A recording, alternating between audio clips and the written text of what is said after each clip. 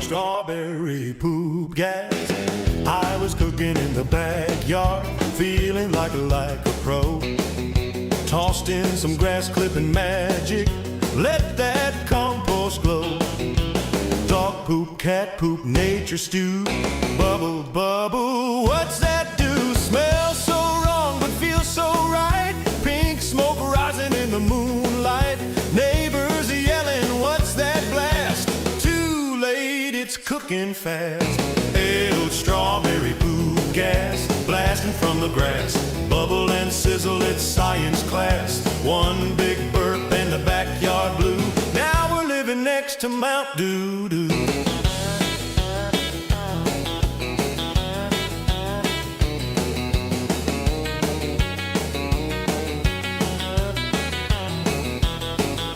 Built a grill from garbage cans, hooked it up with rubber bands. Dog barked once, the cat took flight, then boom, the sky turned brown and bright. It rumbled, it tumbled, it splattered the fence. A poop volcano makes no sense. Sticky strawberries rain from the sky. Compost cooking till the day I die. Filled strawberry poop gas, wild and crass. Flaming hot signs from the neighbor's grass. When it popped, we all went ooh, but dang, it smelled like barbecue too. So if you're brave and slightly nuts, mix that poop with grass and guts. Light it up and step way back. You might just launch your own snack shack. Bill strawberry poop gas, cooking class.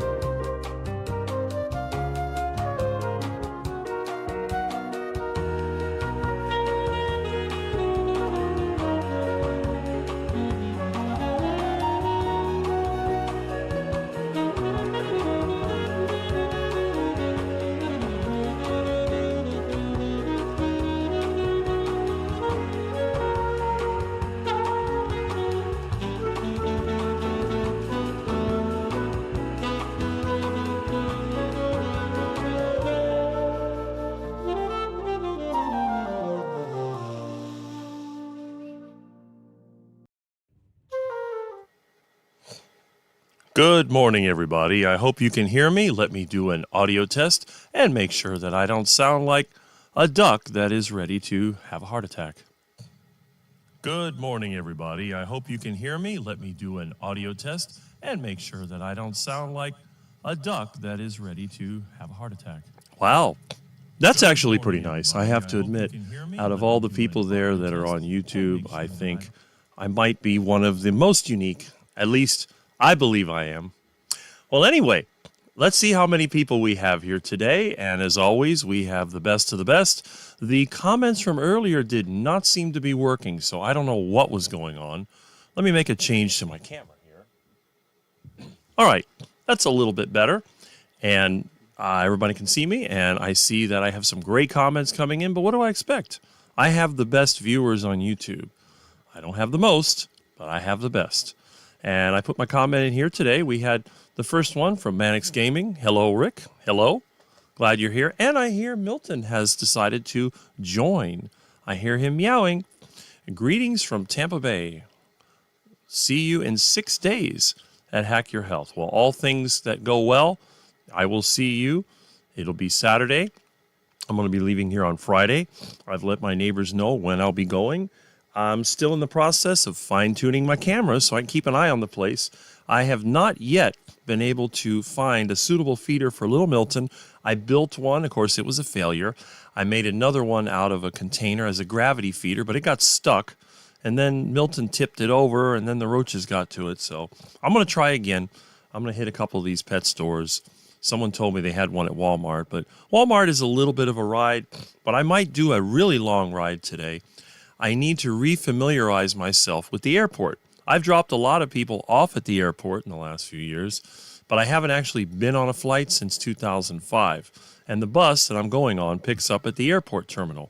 So I got my bus card yesterday, and I actually have it. I'll show it to you when I get a chance, from the vending machine. And any of you that took the time to watch my video would see that it was about an hour-long ride from here to Dayland Mall, and I made another video from inside there and a video from the old neighborhood, just to give you an idea what I was going through. Now, again, if I would have driven there, I probably could have made it in 15 minutes. 20 minutes is typical, so I spent extra time. But on the way back, I'm kind of glad I used the bicycle because, again, the traffic is rough. So, but there we go.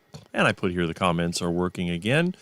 And in 6 days, things will be different. Yes. And Sandy, good morning, Rick and Milton. Well, good morning from Rick. Good morning, all from Melbourne, Florida. There we go again. And Aaron is here. Good morning, everyone. Good morning. I'm making sure I'm not interfering with the live. You have a live pretty much every weekday, which is good. You might have one in the afternoon as well. And Retired Rick says he is the first. All right. Well, I will believe you. And good morning, Quackers. Good morning. And Brian Dish, good morning, Sir Quack. I don't know if it's fishing day, but you are here, which is good. Good morning, Rick and everyone from Movie 420. And the Feral Grandma says hello. And Brian Dish is saying morning to everyone. Aaron, Retired Rick, Smoothie, Sandy, and the Feral Grandma. Thomas is here, Target Prime Rib. Hello. And again, Thomas has had several lives.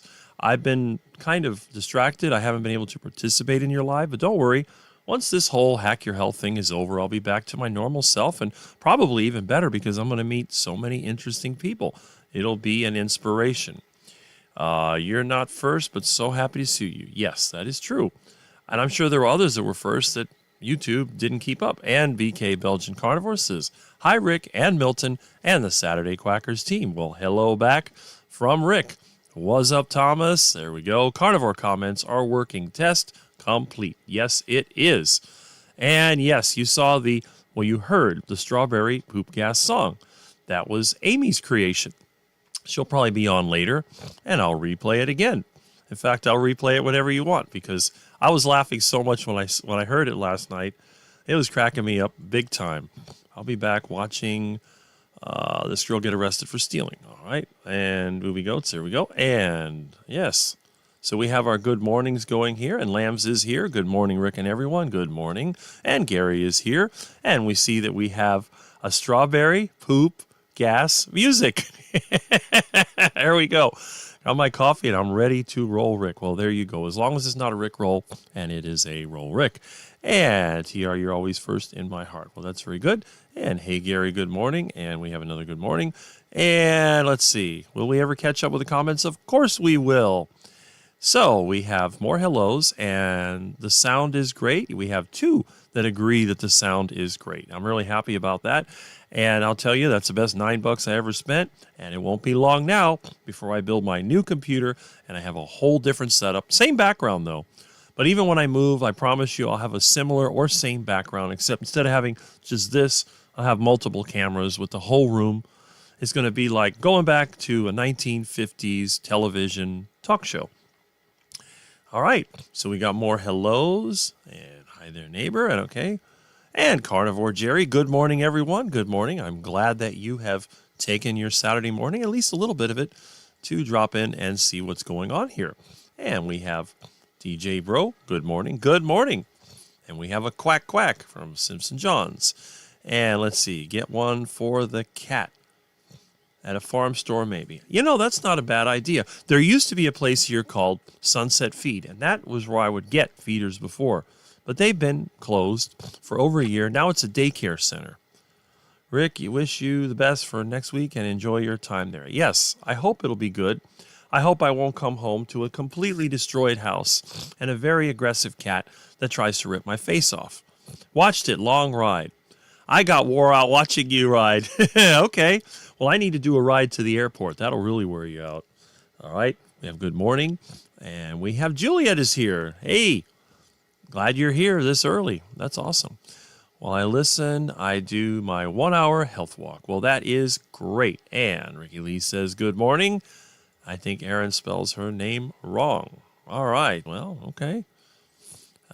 Good morning, Rick and Milton from Georgia. Well, there you go. I have other friends in Georgia, so that's great. I came on to hear Poop Song. Amy was making it last night when we were on a chat. Well, I'm going to play it again so everybody can hear it, which is quite interesting. All right. Pepperoni Man was up at 2 a.m. on DC11. Oh, yes. And I didn't see that. Some wine, Rick. Well, there's no wine here. What I'm going to do, I'm going to go and get the rest of my bacon.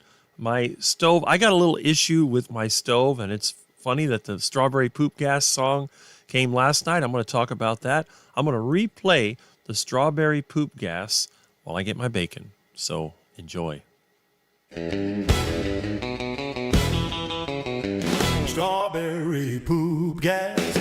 I was cooking in the backyard, feeling like a pro. Tossed in some grass clipping magic, let that compost glow. Dog poop, cat poop, nature stew. Bubble, bubble, what's that do? Smells so wrong but feels so right. Pink smoke rising in the moonlight. Neighbors yelling, what's that blast? Too late, it's cooking fast. Old strawberry poop gas, blasting from the grass. Bubble and sizzle, it's science class. One big burp and the backyard blue. Now we're living next to Mount Doo-Doo.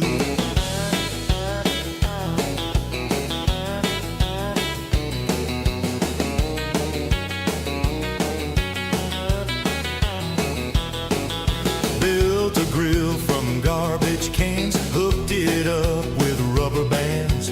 Dog barked once, the cat took flight, then boom, the sky turned brown and bright.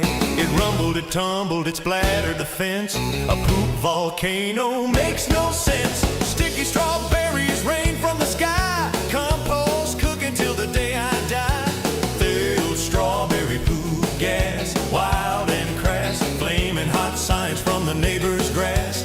When it popped, we all went ooh, but dang, it smelled like barbecue too. So if you're brave and slightly nuts, mix that poop with grass and guts. Light it up and step way back.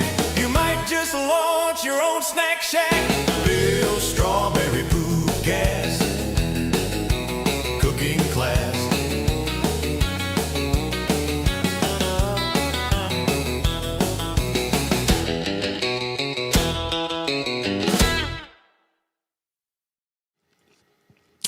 Well, there you go.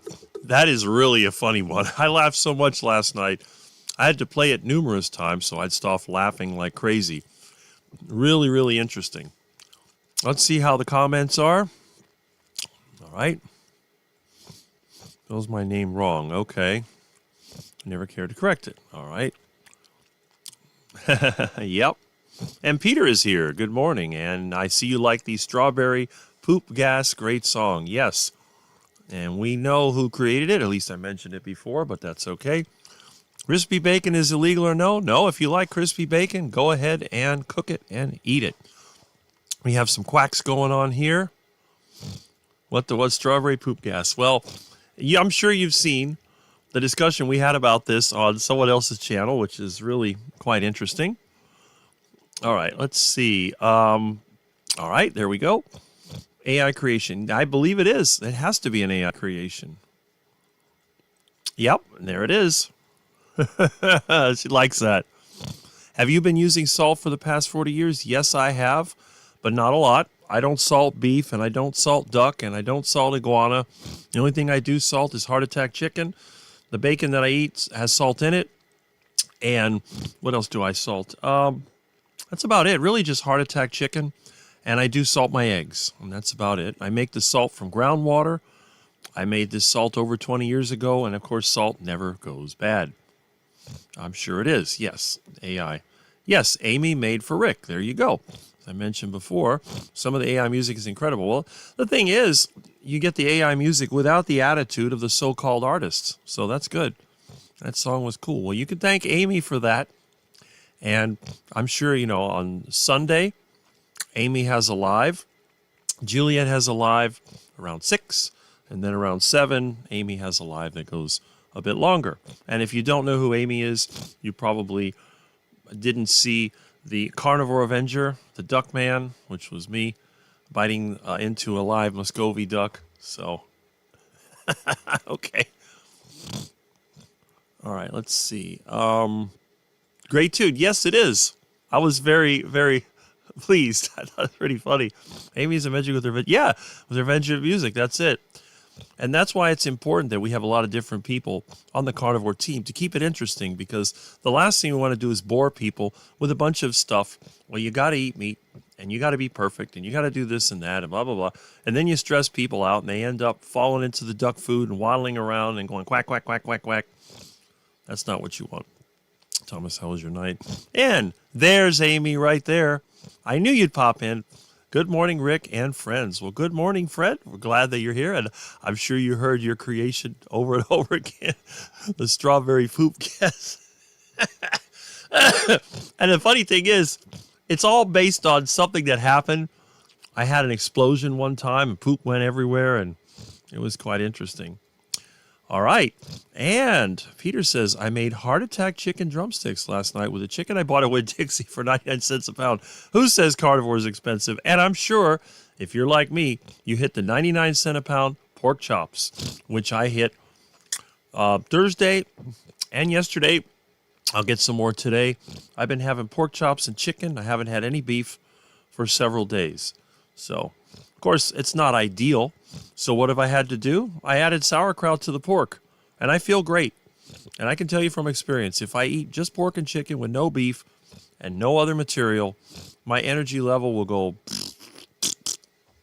But if I add sauerkraut to the pork, so I guess now I'm like, what is that guy's name that's a doctor and a lawyer? Sean O'Mara. Now, if you've seen him without a shirt, he looks pretty good. He does have a lot of white hair, but I think before that, he ate duck food, although he was health conscious and he got unhealthy. So it's only been in the last few years that he's been on the carnivore, or as he calls it, the living carnivore diet with fermented foods. I've been on the carnivore diet since 83, except in 93 when I tried plant-based. So that's probably why I have so much non-gray hair. And I've had a lot of emails over the years. Do you color your hair? No. I don't color my hair.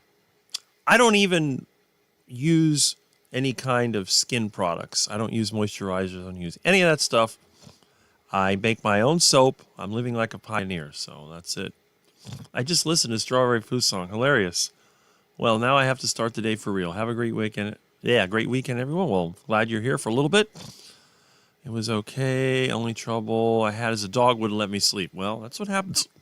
I'm hoping I can sleep when I go to the hotel, because my allergies and other issues can be really problematic. In new buildings, especially those with a lot of drywall, I don't do too well. I actually do better in moldy old houses than I do in new places with a lot of chemicals. Hi, Cindy. Hi, Juliet. I wake up to Strawberry Poop Cast. It's going to be a great day. Well, there you go. He added it to the intro. Yep. I wanted everybody to see it, but the intro is still... I'm going to change the intro anyway when I get my new computer system built. I have a whole different plan. I'm going to include video clips along with pictures. It's going to be different. I'm trying to get the feeling of an old TV show. Something like, I don't know, Leave It to Beaver, Mr. Rogers, and Tarzan all mixed into one. I think that would be pretty interesting. And let's see, we have Amy, yes. And there's Supertoon. I see that you have dropped in. Good to see you. Good morning, Juliet and Amy. Also, yeah, I knew you'd get the pork chops. I knew it. And you should get more. Put them in the freezer if you can't do it. Okay, I'm glad you liked the song. Yes, and I wanted everybody else to enjoy the experience. Yes. Oh, Rick, your allergies were so bad in the mall. This is one of the reasons I don't go to shopping malls. These businesses are constantly changing. I hadn't been there in probably 7 years. They moved some stores around. It's just constant construction. And a lot of the modern paints, adhesives, and other products really bother me. Now, someone said, well, is it because of the carnivore diet that has damaged you? I think it's actually the opposite. I think that what's happened is because I use no perfumes or colognes, no deodorant. I make my own soap. My house hasn't been painted in decades. I do have mold and mildew, but it is going down. And I'm usually not around people like that. Now, when I work in the offices and I do clean, move stuff around, I do get those allergies. And you might see me driving and sneezing a lot. It's sort of a sensitivity. The interesting thing is, I work outside with dust and a wood chipper and a lawnmower and all that. It doesn't bother me. I break up rocks and cut tree branches. I'm not allergic to any of the plants in the yard, even poison ivy. I have a poison wood tree. I have poison ivy just like the Addams family did. It doesn't bother me.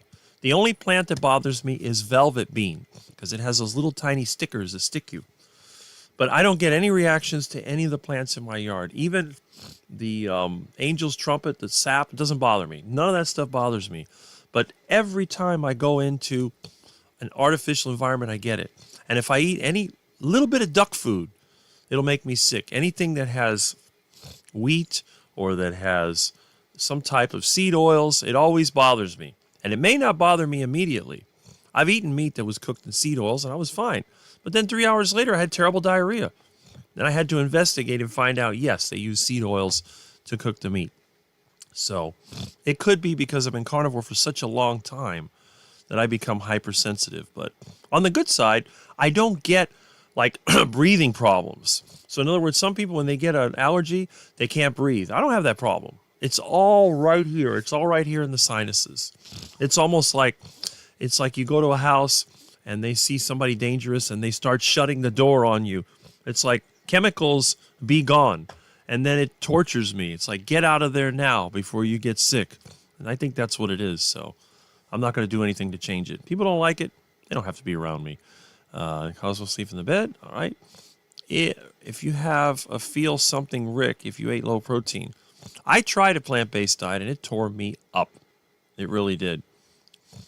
I'm all about we have to have fun. Yes, that's why my channel is different than a lot of the channels. That's why my channel is not the most popular. I don't have thousands of viewers at a time. I'd be fortunate if I had 60. Okay, Venetian Cat. Good morning, Rick. I just woke up to that song. Freaking hilarious. Enjoyed your bike videos too. Well, that's great. And Julian has cat heads and a cat with a heart. That's cute. I love cats. I'm just a cat person. I'm like Lewis over there, except unlike Lewis, I don't have the facilities to have large amounts of cats. I can barely keep up feeding my little monster, but he's okay. I love the little guy, and he was here, but again, whenever he sees that I go live, he sort of disappears.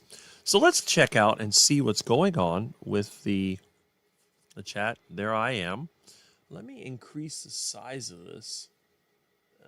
Okay, which I can't seem to do. I'll just put that over there. All right. And there I am, looking at myself. Okay. Let's see. And how many do we have? We have 44, which is pretty good. That's pretty average for this time, and it usually picks up a little bit after that. So that's extremely good. All right. We get too few, we'll end the live stream. And I might do a bike ride to the airport, just for the heck of it. And there's the cat man himself. Good morning, meat eaters. Well, good morning. I was just talking about you. It seems like a lot of times when I mention someone's name, they pop up in the chat. So you're probably listening in the background. You go, Rick's talking about me. So yes, Ellen spelled right. Well, there you go. And of course, there she is. It's Ellen. Scooby the Dog 246. Good morning, Rick. Charger Mopar and chat friends.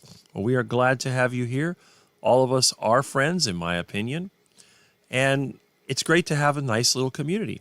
We don't have to be in a popularity contest like some of the channels. And we don't have thousands of people watching and comments just scrolling in so fast. Doesn't happen that way. We come here to spend a little time together. It's like when your friend calls you on the phone or comes over and just wants to talk about a little of anything.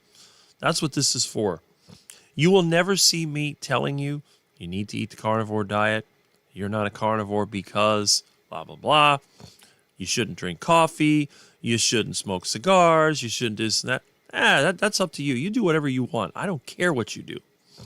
You could, I don't know. You could eat duck feet for all I care. Of course, that'd probably be a good thing. But anyway, the idea is very important because remember, in the Rick's heart attack diet lifestyle, there are several things you need to consider, and diet's only one of them. Think about it. If you're going to build a house, having the best materials is important. But if you don't know how to use those materials and you don't know how to use the tools, you're going to end up with a pile of stuff that just rots away. So the secret to the lifestyle is not only to understand what the best foods are, but also to understand how it works together. And that's it. All right. All right. Good morning, Ellen. Yes. And good morning to Lewis. And are you new? No, there's nothing new about Ellen. Ellen's been around for years. Hello, Juliet. What you got, Doug, working on today? Oh, there we go. I need to rewind. Well, there. I'll replay it again. That was Amy's creation. So the next time I have a distraction, I'll play that again. That's the Strawberry Poop Gas song. It's got sort of a 1950s and country sound to it. I'll have to, maybe one day what I'll do, I'll actually sing that. I'll grab my microphone and I'll sing it myself and compare it to the AI. That would be quite interesting. It might even be a hit. You never know. Really, a lot of what I'm going to do in this YouTube space is going to depend on what happens next week. I'm going to see how people react to me in person. Now, I've been interviewed by a lot of people, and a lot of them have gone on their own way to make a name for themselves and do different things. So let's see if anyone reacts to me in a good way or if they run in fear. Like when you go to the Addams Family and you push the doorbell and it goes, ooh, and then the door opens and you look up, it's like, you rang. And everybody wants to run away. Is that going to happen? Or are they going to say, are you Rick? Oh, I love your channel. Oh, you're great. You've been carnivore since 1983. Wow, that's amazing. And they'll be taking pictures and looking at me as like, you know, you don't look too bad for a 57-year-old. Can you really squat down and stand up like a young person? Well, let me show you. So we'll see what happens. Or the bus breaks down and I get stuck in the middle of the Everglades and they're like, where's Rick? I don't know. The bus broke down and he walked away. And then they do a search party and I'm out there and you see like alligator bones and different birds that have been stripped, a fire going. Well, I had to make the best of it.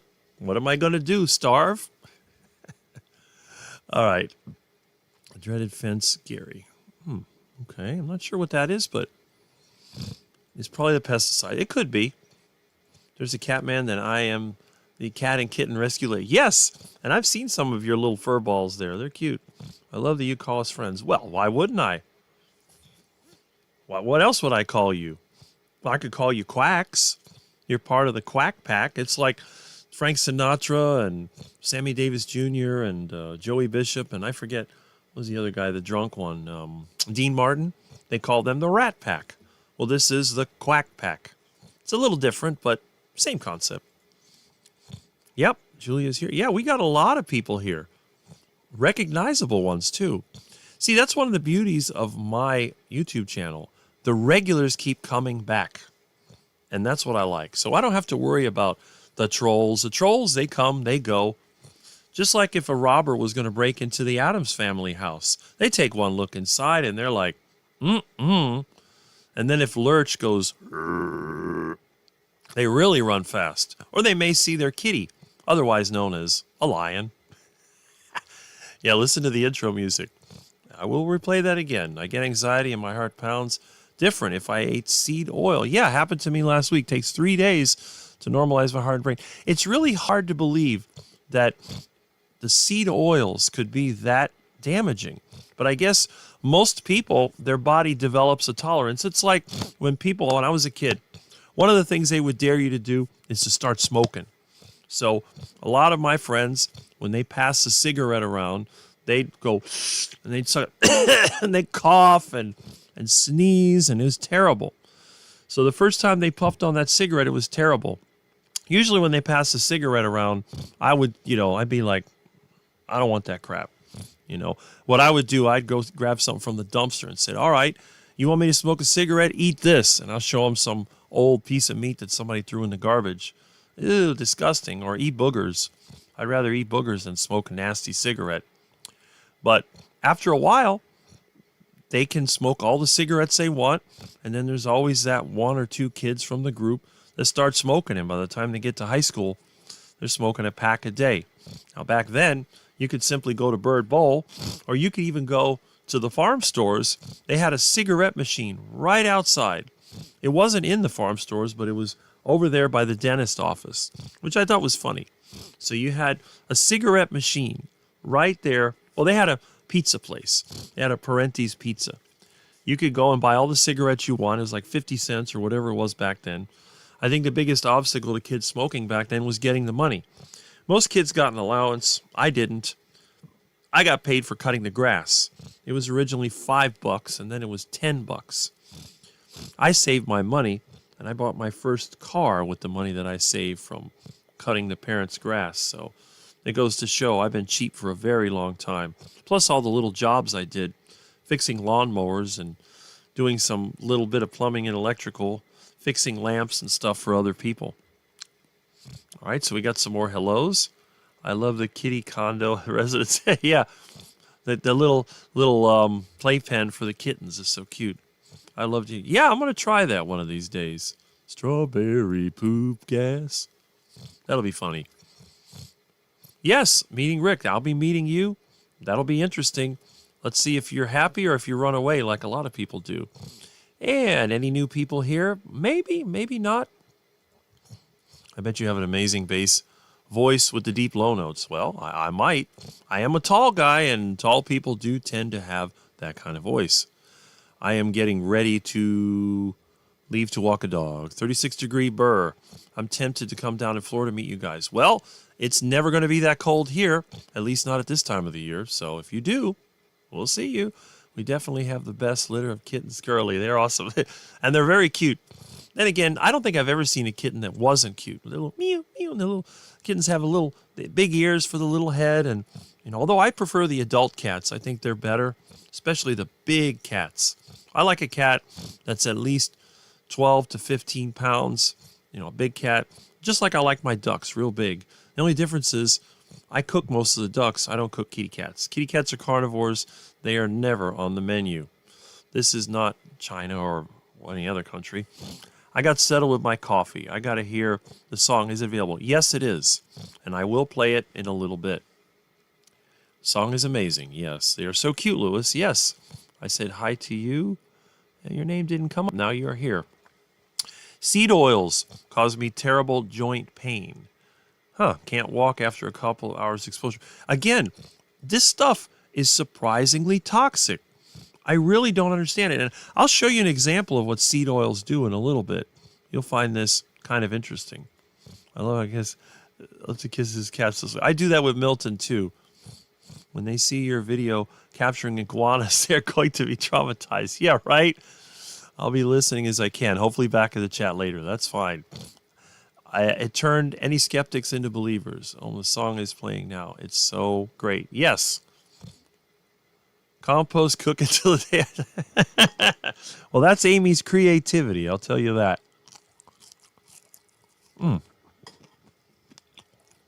Well, big kitty weighs 13 pounds, almost. So there you go. And those cats are funny because they can climb, run, and jump anywhere. They don't fly, but they almost could. All right. Here we go.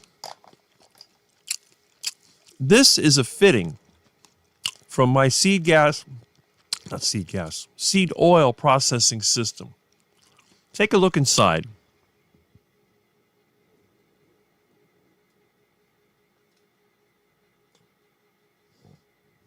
See that black tarry substance? That is oxidized seed oils.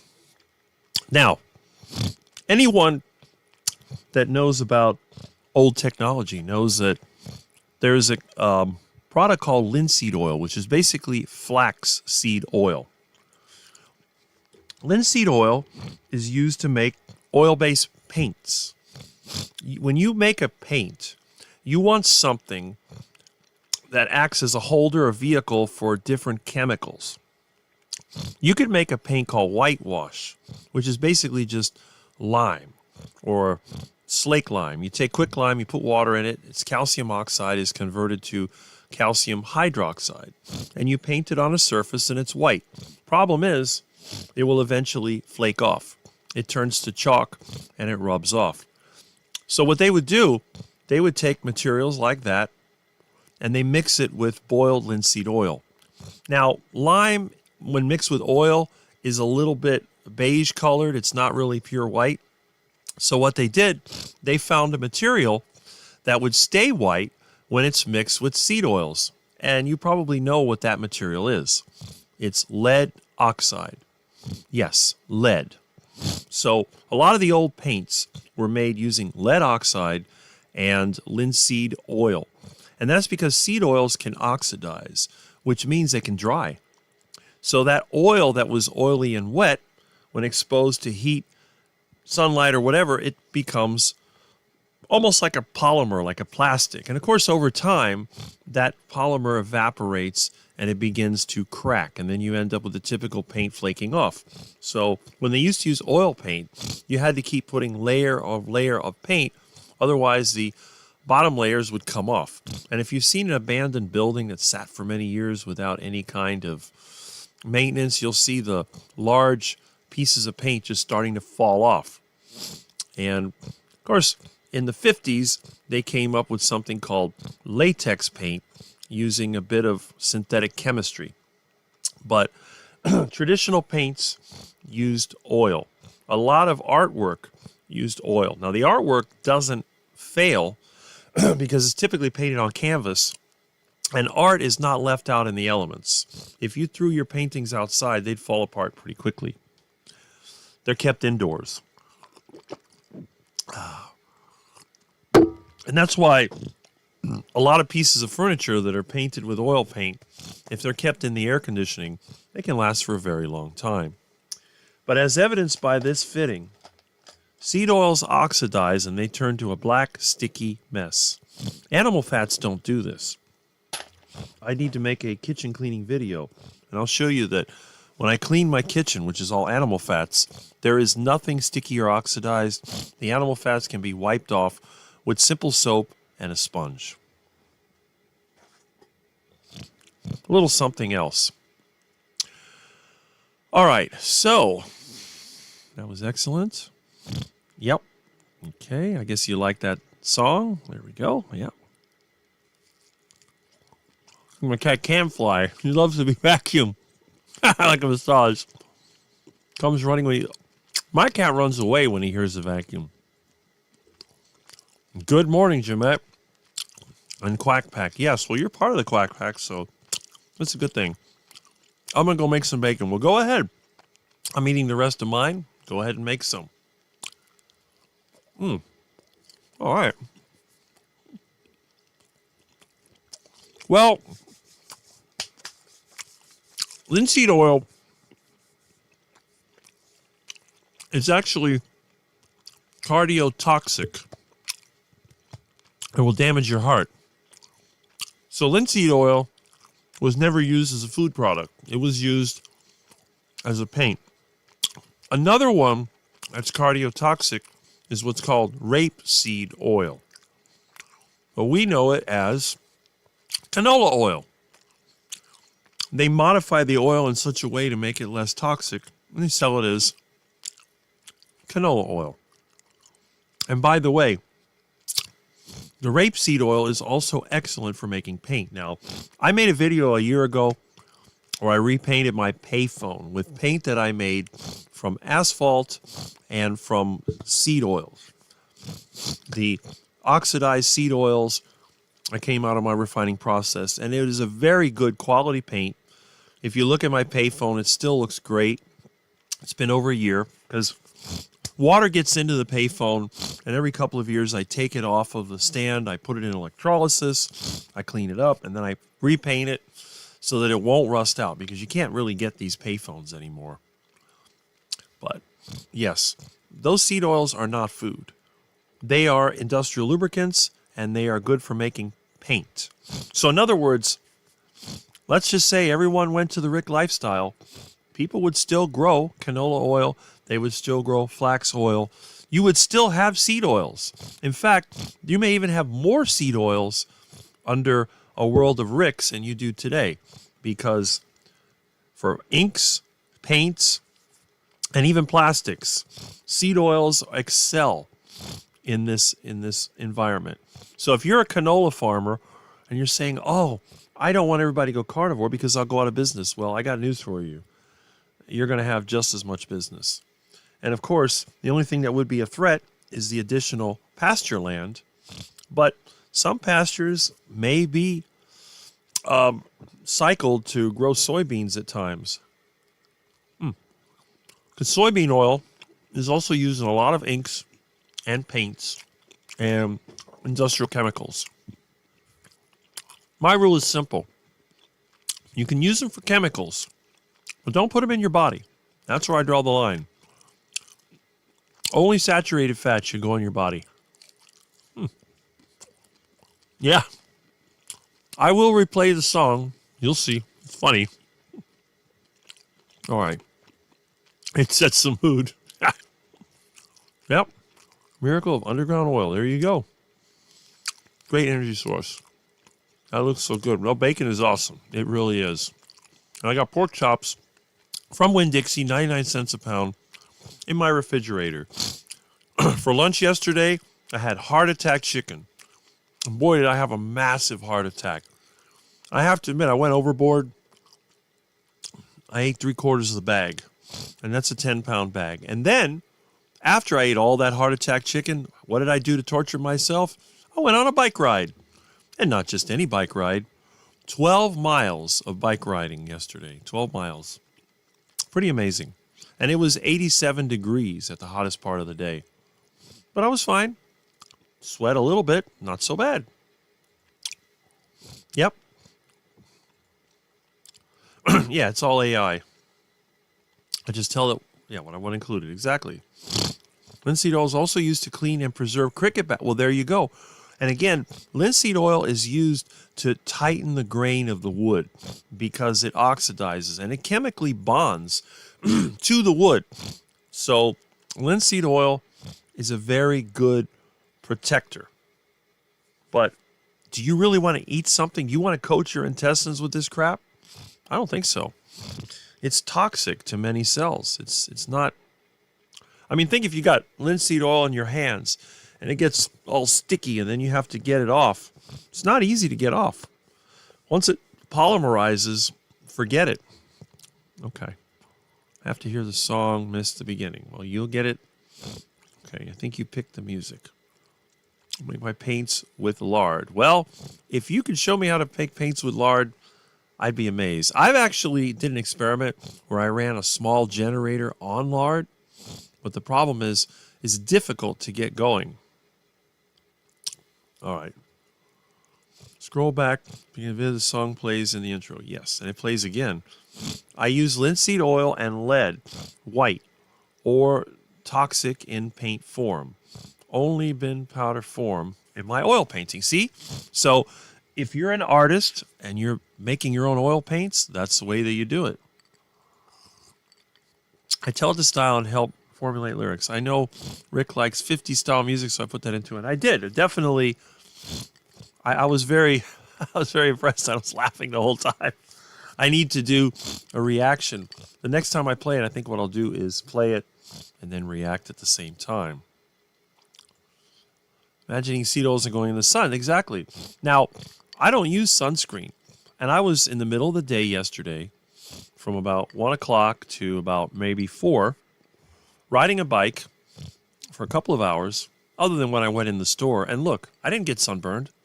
This is as dark as I get. I'm not, I'm a white guy. I mean, you can see I'm very white, but I don't get sunburned. And I think a lot of it is because I eat animal fats. I don't eat any vegetable fats. And if I do eat food that is cooked in even the smallest amount of seed oils, I have a terrible reaction. 3 hours, I think once it goes through my stomach, it hits the small intestine, and my body, it goes into panic mode. And I start to get like that sound. You know how like when you squeeze a bag of liquid, it goes like that? Well, that's what it is. Okay. Let's see. Yep. Need to rewind and hear Rick's song. Well, I'll play it again. Some funny and great AI vids of our politicians in the Bayou Government Show. It's hilarious. Yep. It's always good to make fun of the crooks that are stealing from us. And Larry Ryan says, good morning, Rick, and all the Duck fans. Well, good morning from Rick, the Quacker. Let me see here. All right. Not here. Rick, play the song, react, post. I will. I'm jealous too. I guess that's bacon. Well, I like the long ride trying to get a bus pass. It was good. Yes. All right. Like they're eating the cats, eating the dogs. And Jonathan is here. Good day. Good day. I'm glad that you are here. I hope you've been enjoying the bike and ride videos. All right. Let me go ahead and see if I can play this again while I get myself the bus card. All right, where's the poop gas? Strawberry poop gas. I don't see it. All right. There we go. Strawberry poop gas.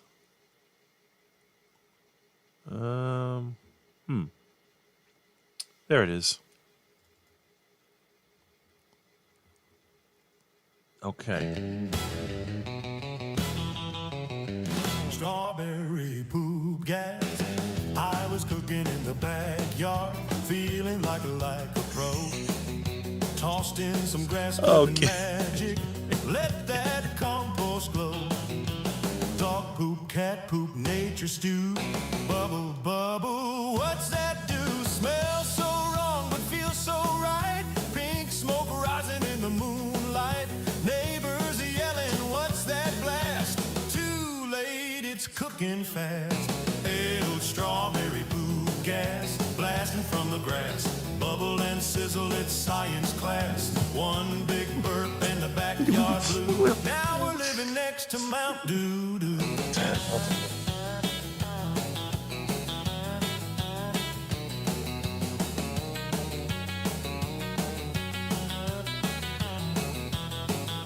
Built a grill from garbage cans, hooked it up with rubber bands.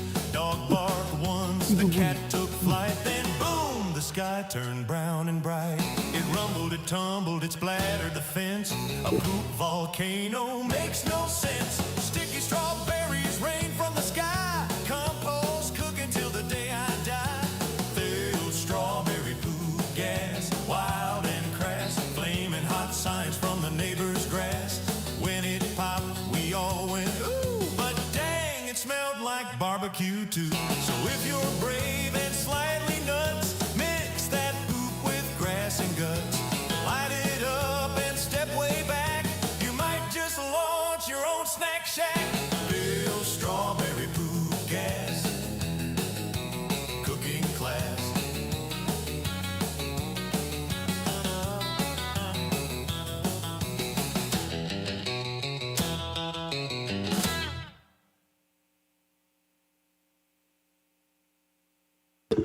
Okay. See? So that's what it sounds like. I decided I'd grab Milton over here so he could listen to it as well, but he was more like looking at the monitor is like, is that my friend over there? I don't know what's going on. But anyway, let's see. Let me bring back the comments. I seem to have lost that. There we go. All right. Okay. There we are. Good morning. And Jonathan likes them. They're excellent. Still catching up. Well, there you go. I'm going to try to do another one. I don't know if it'll be today or tomorrow, but I'm going to try to go to the airport. I've never rode my bike to the airport. It'd be interesting to see what that experience is like. I am just here listening and working. Well, John, glad that you're listening. I do that a lot on live streams. I listen and work at the same time. That's right. Jonathan is here, and there we go. This sounds great. It does. I got a big laugh. See? Oops. And the funny thing is, Amy's got that little chatbot thing, so when you put in the poop symbol, it just sort of like moves the turds around. I always laugh when I see she's talking, the turds are all floating around. Sat at the bus, stop wiggling my toe. There you go. So you're on a bus? Well, hopefully I'll be on a bus in about 6 days. And they say they have Wi-Fi on the bus, but I have to figure out which one of my crappy laptops that I don't mind losing that I'll take with me. So we'll do that. And I'll have my old phone, the iPhone 6 or iPhone 12 or whatever that thing is. Maybe I'll make some videos. Yep. I love it. Sounds like Elvis, and I love Elvis. It kind of does sound like Elvis. Milton is humiliated. He's all... I thought Elvis, too. Russ is going to crack up when he hears this. I think so. And I'll be on with Russ Tuesday night on the Keto Cookout. Now, you probably know that another one of our favorites, he has a live on Tuesday night, but it's before Russ, and he's usually done before Russ starts, so that's really good. Then again, you know that no matter who else has a live stream, Rick does not miss a Keto Cookout ever. I haven't missed it yet, and obviously there will be no keto. Well, there's one this week, but next week I don't know. There is or not. That's a good question. But anyway, I should be on next week, and that'll be on Tuesday.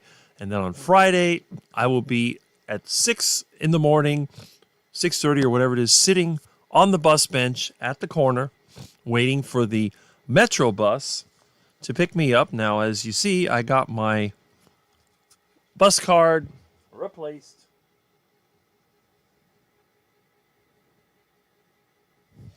They changed the saying from easy come, easy go to drive less, live more, which I think is kind of interesting. I mean, think about it. Drive less, live more. Well, I guess it's sort of true, except I don't ride the bus because that's way too slow. I do drive less than I used to. Up until 2023, I drove everywhere, other than walking a few places. But when my truck took a crap and broke down, I switched to the bicycle. And now, if you look at me, you'll see I have bicycles hanging on my window, and I've turned into sort of the carnivore cyclist. And I've actually turned it into Ride and Talks. And again, who was the person on this chat who gave me the idea? Well, you know who you are. And I started doing the Ride and Talks for you, and I'm glad that you are still watching them. So that's really good. Think you have better reaction. Rick, your bike's all that. Yeah, I am sensitive to certain things, but I think it does sort of, it helps me because instead of having serious breathing issues or inflammation like arthritis or any of that, or gastritis or all the things that a lot of people I know have experienced because their body tolerates the damage and it kind of works around it. Mine is like, no, I don't want it. It just says no like that. Like, no, don't do that to me. And I think it's actually a protection. I've been able to avoid a lot of more serious damage by getting this little sinus thing going and the digestive thing. My digestive system is like, it's like a hair trigger. You just touch it the wrong way and it explodes. That's why I've never had constipation. If my body doesn't like something, it doesn't try to process it. It just says, dump it. Get rid of it. And I'm very happy because of that. And I think, although when I was a kid, I had a lot more. I used to get ear infections, and I never really had a skin infection, though. And I have to admit, in all the years I've been alive, I've never needed an antibiotic. And I get sick like anybody else. I get the flu 3 times a year. I had it twice this year. I'm waiting for the 3rd time. I'll probably get it at the Hack Your Health conference. That's the way it works. But that's okay. Anyway, I'll be singing this all day now, smiling. Well, there you go. I thought Rick was going to say, well, it was pretty funny. It's an earbud. Well, memorize the lyrics. Can we say Duckman, please? Yes, we can. We can do that at any time. To the Quackmobile! Well, there you go. All right, so, okay, where did my chat go? I lost it. Oh, there we go. Yeah, I clicked the wrong thing. Why are you going to the airport? That is because the bus that I'm taking starts at the airport. That's the bus terminal. It doesn't have its own bus terminal. It's called a red coach. It's not Greyhound. I decided Greyhound, first of all, leaves at too early, but it gets there at the same time. So Greyhound leaves around 6 in the morning, and it gets to Tampa around 2 in the afternoon. The red coach leaves around 9 in the morning, and it gets Tampa a little bit before. So instead of spending 7.5 hours on a bus, I can get there in 5.5 hours on a bus. And it's a little bit more, but the seats are bigger, and when you're 6'6", Greyhound seats are kind of small. And plus, I got the seat in the back of the bus, so I don't have anybody kicking me in the back. And it's supposed to have Wi-Fi. We'll see how well it works, because if I got to be sitting around for 5 hours, I might as well put it to good use.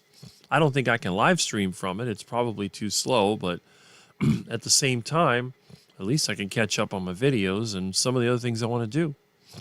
There's some files I want to change in this stream, and I'm still trying to decide what is the best source for the parts to build my new PC. And every time I'm here at the house, I always find stuff to do. So if I'm sitting on a bus, at least, I wanted to make sure I had Wi-Fi. That's why I'm going to the airport. Awesome. Amy. Well, yeah, that's pretty funny right there. Good morning, all. Good morning, Marla Kelly. Glad you're here. And Amy loves Keto Cookout. Yes, because Keto Cookout is about fun. It's not about being educated. It's about just spending some time learning absolutely nothing, except that you may be a little more quack than you think. I missed last week because too much coaching material. Well, that happens. Hurry up and finish school, Amy. Are you about done? All right. I watched the Duckman and all Amy's Avengers. She is amazing. Well, there you go. Be back later. Need to shower and study. I usually wake up in time for Keto Cookout. Well, there you go. Yeah, I've seen Jonathan on there many, many times. Food poisoning at a pizza place one day about 10 years ago. Started barfing and pooping 45 minutes before me. Goes to show that people digest at a different pace. That is correct. That is correct. Carnivore Talk, Bob. Jeff Monday, Keto Cookout Run. Yes, that's right. Carnivore Talk. I haven't seen Bob in here for a couple weeks, but that's all right. I think much of the damage is healed. But the coughing now is like your sinus stuff, Rick. Well, sometimes these things take a long time to go away. That's the problem. That's terrible. Yeah, it is. Duckman cute like Donald Duck. Well, there you go. And there's the one that Amy did too, which is on my YouTube channel, the Duckman Avenger. One of my greatest fears when I get really sick was barfing and pooping at the same time. I don't think that's ever happened to me, but I guess it could happen to some people. Yeah, it was traumatizing. We're both immobilized for a while. Well, that food poisoning, that's some nasty stuff. And Bride's Biscuit. Good morning, fam and Rick. Well, good morning. Glad that you're here. Never fun being sick. I guess there's a bug going. Yeah, there is. There always is around this time of the year. I rarely ever get sick. Last time I got mild COVID, 2024. Well, I got COVID 3 times according to their test, but it didn't really feel that bad. All right. I see you. Yes. That's right. Did you decide on Milton feeder? No, I am still working on that. This has turned out to be a problem. Many people just don't seem to carry cat feeders anymore. Good morning. All right. So we caught up on the comments. Now, let's get back to some of the subjects that we're talking about here. We have, looks like 48? I don't know, 49? Usually we get around 50 people around 9 o'clock, so that's really good. And then it picks up a little bit. Okay. Early typos, yes. Catches E-bug, eats E-bugs. Well, that's what the ducks and chickens are for. Rick is in the countdown week to get the Milton Care Project completed. Well, that is true. And I got to prioritize that because I don't want my cat going hungry, and then when I get back, he decides to turn me into lunch. And Cindy is here. Good morning.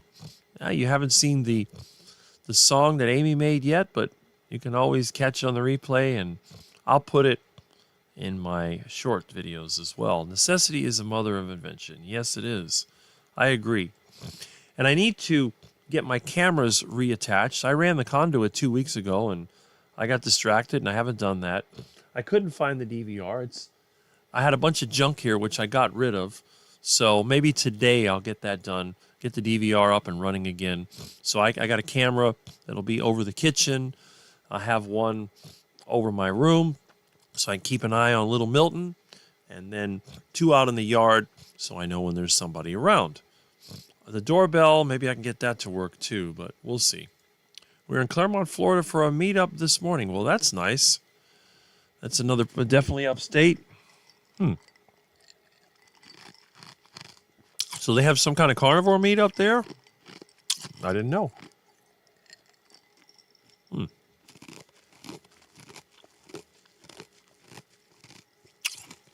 Okay. You would think of something, Milton feeder. Cats are okay, left a few days of food and water. Yeah, exactly. Well, I did rig up a gravity feeder, but then it got stuck. The meat that I use, it still tends to stick together, even though it's dried meat. So I need something that dispenses. So I'm going to look. I used to have one of those dispensers years ago. I don't know what happened to it. But it's there somewhere, because who knows? On the road. Central Florida Ketos. Huh, okay. I think it's funny that in a city as big as Miami, they never had anything like that here. I guess this is Carb Central. Huh. Cat has a carnivore based on her hooks in my leg will try to prepare food. Just doesn't understand who is the apex carnivore. I love my little Milton. He doesn't claw me. He keeps his claws in when he grabs my leg. Such a cute little thing. How long will you actually be gone from the house? Friday, Saturday, Sunday. I'm not sure how long it'll take to get back on Sunday.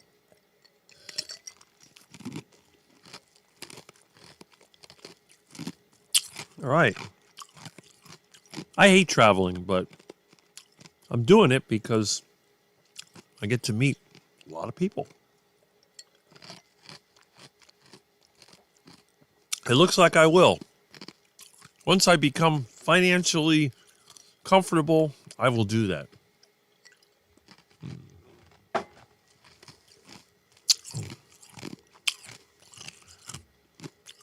No. I haven't taken anything.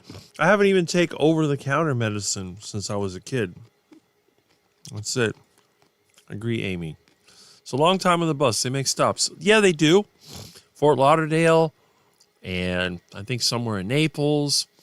But if I drive there, it still takes over 4 hours, sometimes 4.5 hours to go to Tampa. Florida is a really long, narrow state. It takes a really long time to get anywhere. It takes 8 hours to get out of Florida from where I'm at. So that's a problem. It's one of the drawbacks about living here. You're kind of in the middle of nowhere, basically. The only thing worse would be is you live in Key West.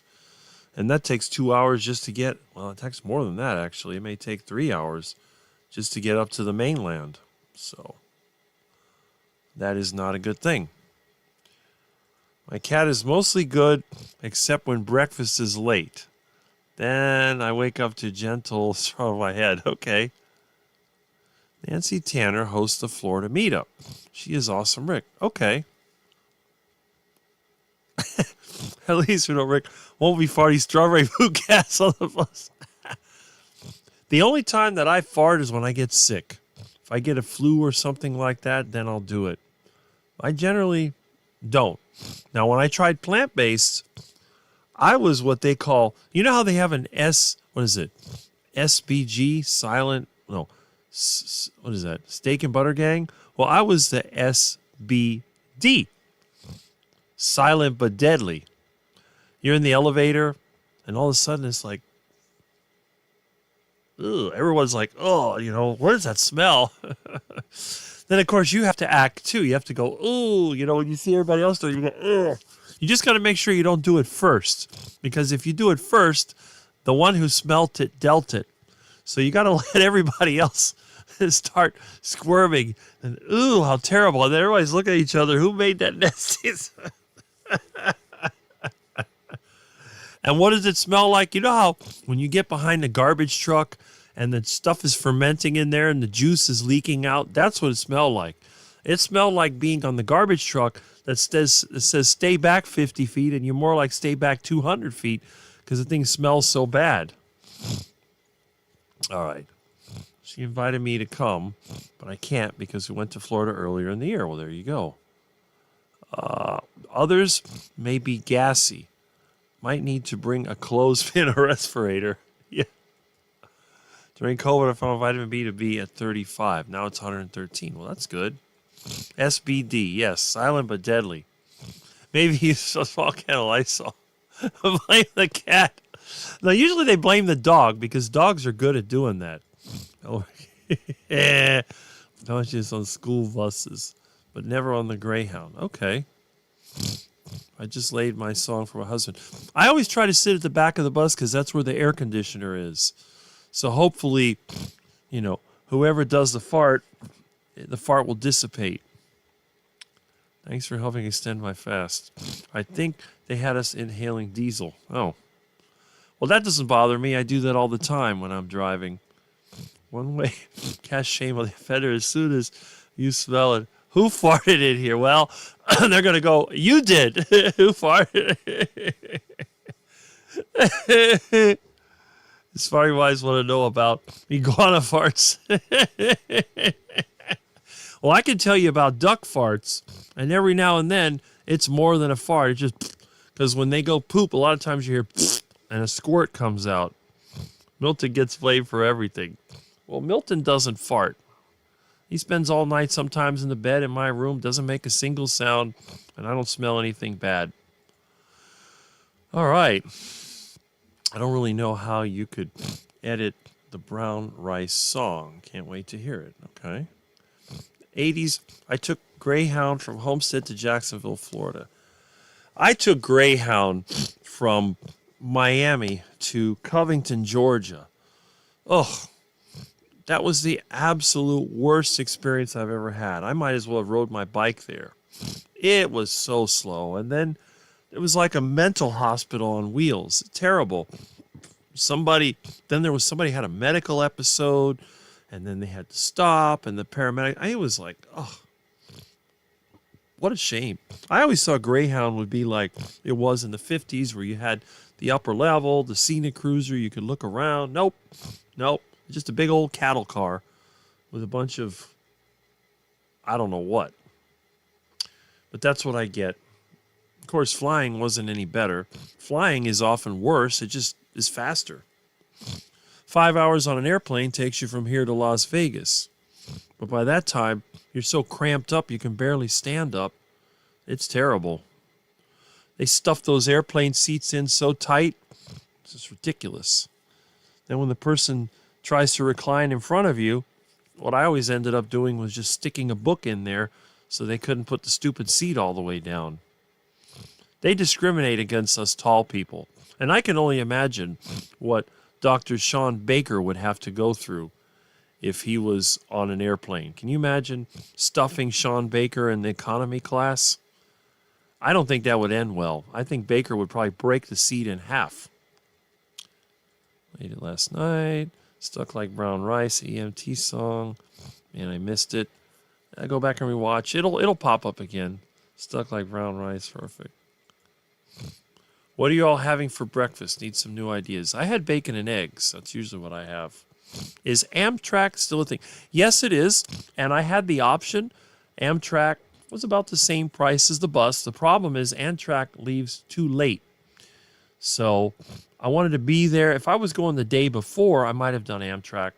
And I don't know how I'm going to get back. I still have to get with Russ and figure out what time I'm going to leave because I don't have a car with me. Someone has to take me wherever I'm going to go, so we'll see. But I don't know. What can you do? She plays it. Yeah. I used to take Continental Trailways. I remember Trailways. When I was a kid going from Los Angeles to Phoenix, I was like 13. I remember my seatmate let me have a cigarette. Crazy times of the 70s. I'm glad they don't smoke anymore because I'd probably punch somebody in the face when they lit their cigarette. All right, let's see. Yep. Okay. That's good. Did you look into any car rental deals? No? No, I didn't. But hopefully, according to Russ, the hotel that I'm in is next to the facility, so I'd be able to walk there. I guess I'd have to take a suitcase bicycle if I wanted to bike ride around there, but that'd be all right. 2 Black Angus burgers for breakfast. Yeah, well, there you go. Nothing like hamburgers for breakfast. I used to eat a lot of ground beef when it was cheap. When they would mark it down to 99 cents, I'd buy the whole store. You could see some of my older videos where I was getting ground beef for $1.50, $2, whatever. I'd come home with a bunch of it. But I haven't seen a deal like that at Winn-Dixie since 2024. And that was really 2023 was the last time I got a super deal. And then 2024, it was mostly Gordon Foods. But even Gordon Foods now is over $4 a pound. So beef is just not an option. I get it occasionally. I think I'm down to 2 pounds of beef per week. So it's all pork, chicken, and iguana for now. And it seems to be fine. How is Milton getting fed? Do you have an automatic feeder? I have not been able to locate one. I'm just basically, I got a bottle and I got a dish and I put them together and I put the food in it. It's the dried beef that I made for him, but then it's stuck together. So I'm going to have to look around and see if I can find a feeder that dumps the food. So in other words, instead of gravity just taking it down, it has a little thing that pushes the food or something that dumps it because the food that I make sticks together. But Milton does love it, and what'll probably happen, if it all came out at once, he would eat it all in the day, get really full, and probably sleep the next 2 days. So that's it. One day we'll have a high-speed rail, but apparently being a first-world country doesn't qualify. Well, it doesn't qualify because they'd rather spend money building shopping centers and apartments that nobody needs and spending money on projects that make them rich. So if they did build a high-speed rail, it would cost 10 times more than it should, and it'd probably only go halfway. It'd go up to a certain point, and then it would end at a bike path. That's kind of the mentality they have. Bacon and coffee, would one with Amazon work? I don't know. I don't really use Amazon that often, and I'd have to look and see if it's something that, that automatically dumps the food. That'd be the trick. Because what I did, I took beef and basically I shredded it into little strips, and then I dried it on the oven. And what that did, that allowed me to have these little pieces. They look almost like cat kibble, but they're not cat kibble.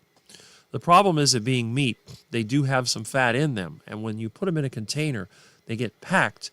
And then if it's a gravity feeder, it just stops feeding. You know what I mean? It sticks. but because of humidity, whatever. But if it was a feeder that dumped the food, that would cause it to fall down. So I have to figure that out. I went to the one pet place, the PetSmart around the corner, but they didn't have anything. They had these real expensive feeders, the things like $100. I'm like, I ain't spending $100 to feed my cat. If it was $30, sure, I'd buy that, but $100, that's wacky, but whatever. We'll figure it out. My main concern today, I need to get my cameras working. And in fact, my DVR, I found the old one. Let me see if I can grab that. Hold on. Where's the DVR? It's here somewhere. Okay, we got some strawberry poop gas. Nope. All right. Let's crap over here. Let's jump in there. Okay. There we go. Here it is. I got it. Oh, shoot. This ain't coming out of here. Oh, come on. Pain in the ass to get this. Pain in the butt. All right.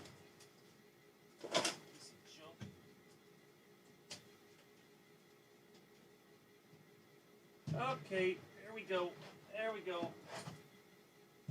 It's coming. Shoot, it's falling down. There we are. All right. I got it. Okay. There we go. So, this is my old DVR. It's got multiple BNC inputs. I think this is an 8-channel. So this will be enough to run the cameras for the outside and the inside so that when this little thing, hey, there you are. Come here. Where's the puss? There's the pussy. There's a little pussycat. My little buddy. Hello, how are you? Say hello. Meow, meow. Look at that face. Oh, my goodness. You sweetie. Look at that cute little kitten. I love my kitten. Yes, I do. Here. Look at that beautiful, deadly, wild animal. Look at those teeth. Look at that cute face. Oh my goodness, you're such a cutie.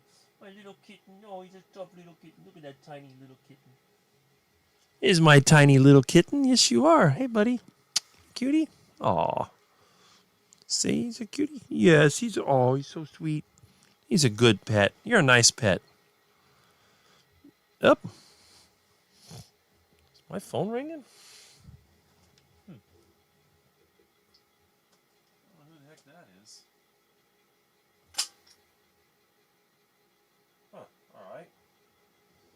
Well, that's interesting.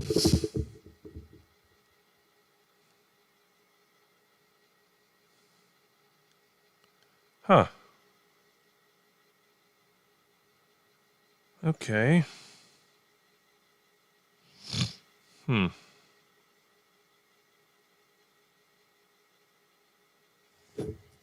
Interesting.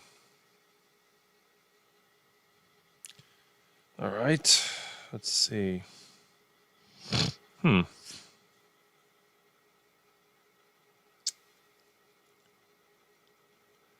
Okay, I don't... All right. Did somebody leave a message? That's a good question. New messages, press 1 for new messages. Press 2 to change folders. First message received Tuesday, 5:06 p.m. Hey Rick, message deleted. Message 2 received 9:15 a.m. Hey Rick, this is Lucy. Message deleted. Message 3 received Saturday, November 1st, 11:16 a.m. Hey Ricky, how are you? It's Kevin. Message deleted. Message 4 received Monday, 3:30 p.m. Hey Rick, message deleted. Last message received Tuesday, 5:18 p.m.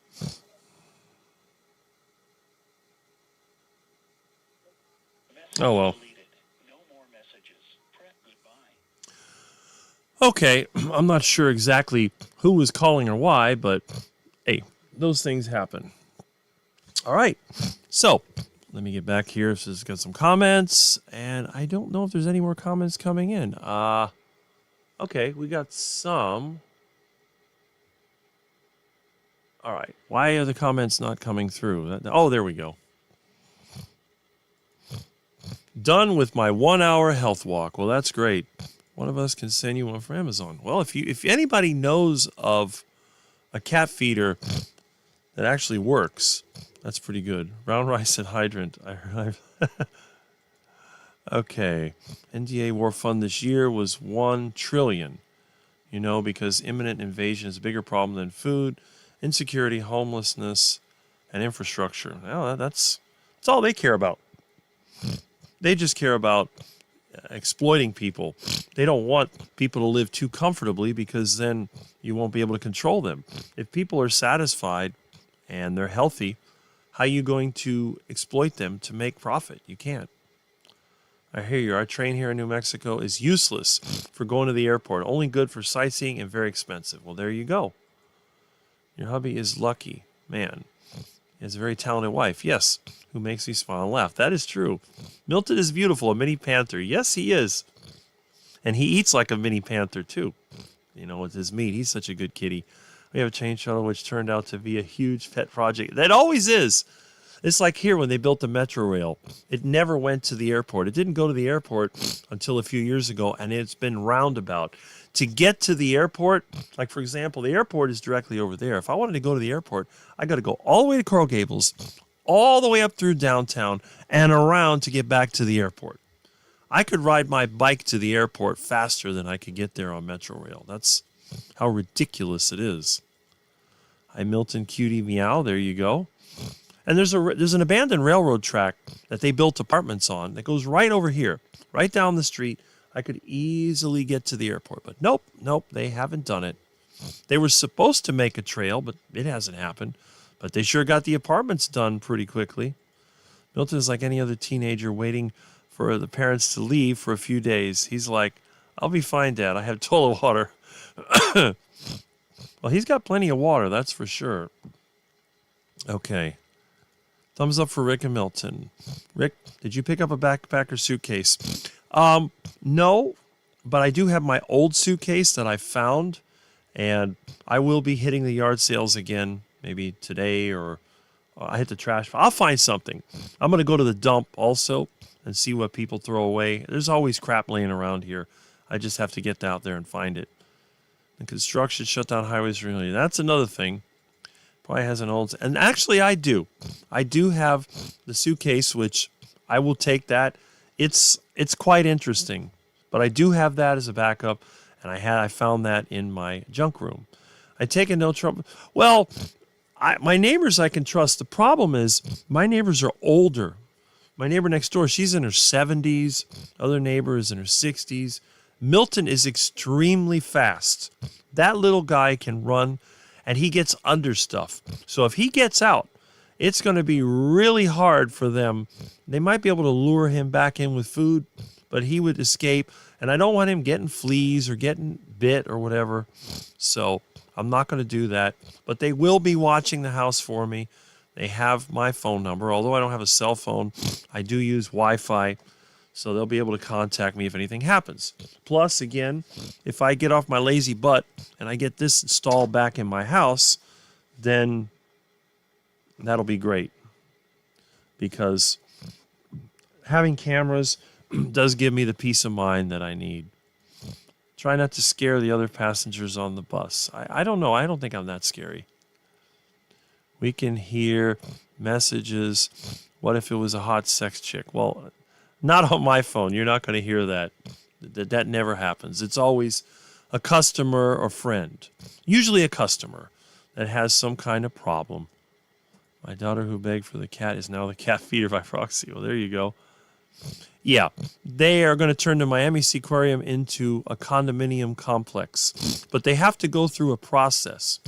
So a developer paid off the county commissioners so they could get the rights to it. Now they say they're going to make an aquarium and they're going to build some kind of a marine school because You see, the county's lease, that they lease the land out, doesn't allow them to build a condominium. So what first thing they have to do, they have to go through the process and pretend like they're going to make an aquarium, which they won't. They'll start working on it. Then they'll say the building is in too bad shape to save. They'll come up with an excuse. They'll go bankrupt. Then they'll have another company take over. And eventually they'll do to that what they did to the Bayfront Park to build the shopping center for Bayside. And they'll have a bunch of overpriced condominiums, a motel, and some crappy restaurants and stuff that nobody wants. So that's what's going to happen to this aquarium. They won't admit it, but I know it's going to happen because it always does. They're very, very predictable, but they have to play the game so that they can make the money, and that's really what it is. It says old suitcase, but can't find a lot old stuff. Probably the old green tan one my grandma had. This is actually a tan suitcase, which I do have. In fact, I could bring it. I remember Shamu. They never had Shamu here. They had Hugo and Lolita. That was the killer whales. And, of course, they have the dolphins. The killer whales, that was a little bit too small, the pond, but the dolphin area, the dolphins are quite happy and healthy. And then I think they make excuses. The thing is, the developers here are really, really greedy. And they run the county. The county government here is run by developers. So they have to find ways so they can build more overpriced condos. That's all they do. Overpriced retail and overpriced condo is all they know how to do. So they will demolish this aquarium and they will replace it with the overpriced crap like everything else. Same thing happened to Bayfront Park. They wiped out the auditorium, wiped out the library to build that garbage pile called Bayside, which is an overpriced dump. And I think I've only walked through there twice. It's just the crappiest mall you could ever imagine. And it's still there. And they wiped out a nice park to build that abomination. And they do that with everything. They have several historic buildings. They simply just let it sit long enough. Then it gets a few cracks. It gets run down. And then they get the county to condemn it. And then they can build another overpriced piece of crap. And if there is some type of protection, historical protection, they just wait, 5 years until the statute of limitations runs out, pay off the commissioners, and they can build a 30-story tower that sinks about a centimeter a year into the ocean. My mom got it new way back when. Okay. I think Milton will be fine for a few days. He will miss you in time. Yeah, Milton will be fine as long as he has something to eat. He'll be fine. And Aaron, I missed you guys earlier. Hi, sweetie. Hi, Papa Peter. Why would anyone Why would anyone want to live in a place full of condos? That's all I see in Miami. It looks like hell. Because Miami is the septic tank of Florida. The septic tank is where all the crap, after you've pooped and you've washed your dishes and whatever, all the sewage goes into the septic tank. People from all over the world, whether they're from New York City or from Los Angeles or some other place, when their system that they created starts to punish them, they need to find a place to run to. So they couldn't run to, let's say, a rural area because that would drive them nuts. They would have to wall themselves in. Nobody would really be impressed by them. So they have to go somewhere that has a large population of desperate people that they can use, because lowlifes with money cannot exist without exploiting others. That's just the way they are. The thought of them actually producing something of value for somebody else would kill them. They would instantly vaporize. If they had, let's say, a business where they were providing good quality products at a fair price, or they were helping people, it would kill them. So they have to go to a place that has a very large population of easily exploitable, desperate people. They come here. But when they come here, you come to a place that was sort of like a tropical paradise. You had small hotels. You had suburban homes. It didn't have that scammer vibe. So what they did, they go, hey, there's some old hotels here. There's a gas station. There's an old plant nursery. I could buy that and I could build a high rise, but the code doesn't let me do that. No problem. I just make friends with the commissioners. They're all greedy. I give them money under the table, and before you know it, I got my site. Then they go to their banker buddies and say, hey, you want to invest in a 30-story crap hole tower? We're going to name it after a car like Bentley or Porsche or whatever crap, Lamborghini, who knows? We'll name it after that. And we'll sell it to a bunch of low-life crooks that are coming from South America and Europe. They stole millions. People want to get them, so they're going to come here. They'll invest in our building. And that's it. And they do that. And they wipe out every single one of the old motels, the 2- and 3-story motels. They wipe out all the agriculture. They wipe out everything. But every one of these endeavors requires an army of low-paid employees. Well, where are they going to live? Well, you've wiped out all the low-cost housing, so now you got to try to get them to live in some crap hole in the sky. So you build all these high-rises. They're still expensive, but it's a whole cultural thing. You see, these people don't like to be productive, and they don't like to be sort of an outstanding citizen. They'd rather be a parasite. So Miami is a perfect place. It's an artificial city, built-in artificial environment. It runs 100% on the electric grid. You cut off the electric grid, Miami disappears. And that's really all there is to it. Throwing down a few bowls of kibble will keep him alive. Milton will not eat kibble. Milton will sleep out of boredom without Rick there to protect it. Okay. And Peter, good morning. My cat was under a bed for a day. The first time returning from vacation, they legitimately get stressed. Got a friend for future vacations that feeds, waters, and sits. Well, there you go. All right. My cat would unroll a toilet paper, leave poops right in front of her litter box. Where do you put your knees on bus? Yeah, it's not great. Let's put it that way. Shamu was, yeah, that was not here. We had Hugo and Lolita. I have a cat that gets upset when we leave. He leaves a brown Cheeto in the house for us to find usually. 5 hours for 6'6" high. Yeah, exactly. Uncomfy on the bus for sure. Exactly. We've had High since he was 3 weeks old. LOL, Amy. Like the Christmas pickle set for poop. The toilet paper cats love. Now, in my house, there's no toilet paper, so he has to claw the piece of wood that I have there. I have no toilet paper. Okay. I used to go Bayfront Park. Well, Bayfront Park was nice when I was a kid. Now it's pathetic. It is absolutely pathetic. Mr. Hanky. Okay. Cute cats. That orange one seems so loving with you. Yes. He's the one we had since 3 weeks. He's very attached. That happened in NYC. Exits the suburbs until they realized they couldn't be milkmaids. He sat through the whole live with you. Wow, okay. Miami is like GTA 7. It might be. 41 watching. Yes. I think there are 41 watching right now. Thomas must be enjoying watching the dogs that his sister says he's sleeping good. Well, that's good to know. All right. So we don't have as many as we did last week.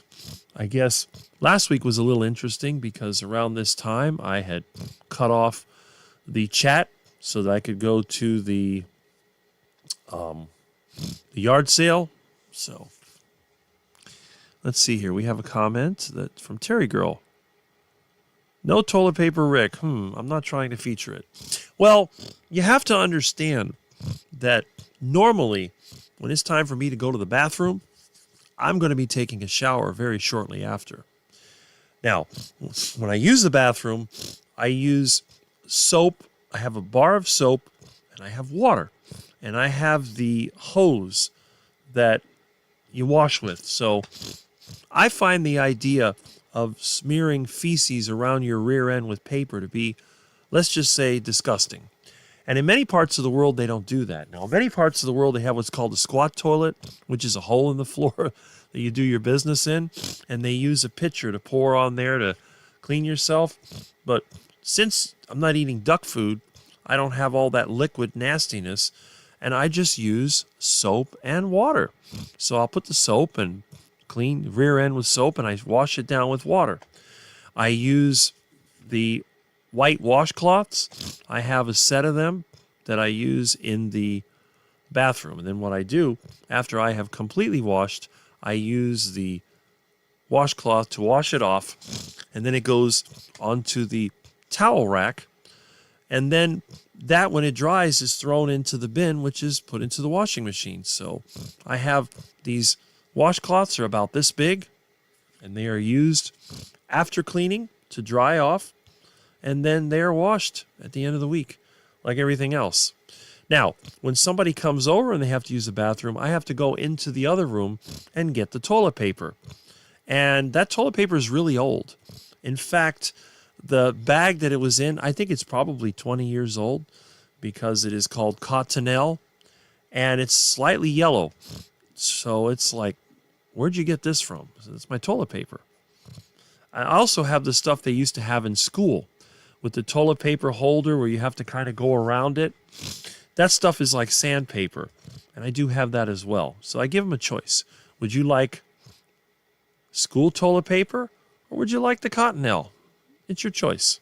You could always bring your own toilet paper as well. But I don't have any paper towels in my house, and I have no toilet paper. It's just sort of a old-fashioned thing. And I use towels to dry myself off after I have washed with soap and water. Smearing around feces is not something which I find acceptable. All right. But yes, I have a hose connected under the sink, and it is quite effective. Yes, it is. Okay. Now, I used to carry a roll of toilet paper in the truck for those times when I had to go in the woods. But I haven't had one of those emergencies, so that toilet paper is probably disintegrated by now. And that's exactly what I've explained. All right. Have a bidet, but I still dry off with TP. Okay. And Linda. Hello, Rick and everyone. Hello. Glad that you are here. We're up to 46 now. That's great. That's the best part. And let's see. We have super typhoon in Philippines. I hope electricity won't go. I didn't know there was. So you still have a season over there. Well, I hope not. I hope you don't end up like Jamaica. They got messed up last week pretty badly. We escaped the hurricane this year, but hopefully I'll be moving out of here before the big one does come. Yes, the poop talk. These are big and many. Yeah, they even sell portable ones on Amazon. Well, that's interesting. I guess they have a little pump, like a pump sprayer. One of my moms just got home from the Philippines. He said he left early due to the pending typhoon. Wow. My husband was from Italy. Okay. Bidet, probably the only one in town. Well, there you go. Note to whoever shares a hotel room, do not use the hand towels.